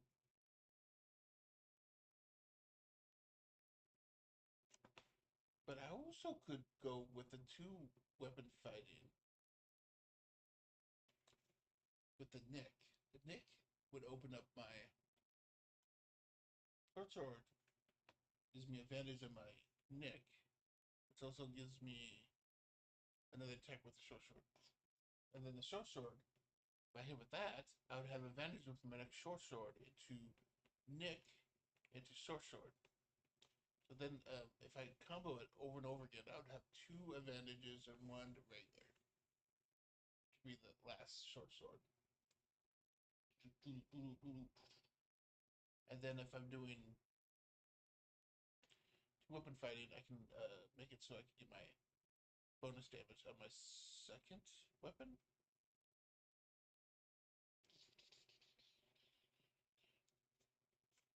That would be good.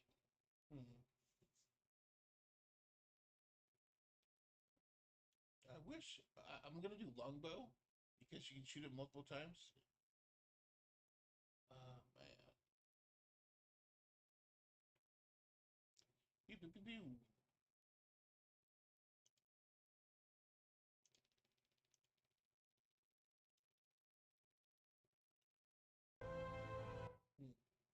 I should stop shooting since I'm not doing anything. Have a good night. Anyone watching? Or watching this VOD? Have a good night. I'm just looking at D&D stuff. Playing my characters.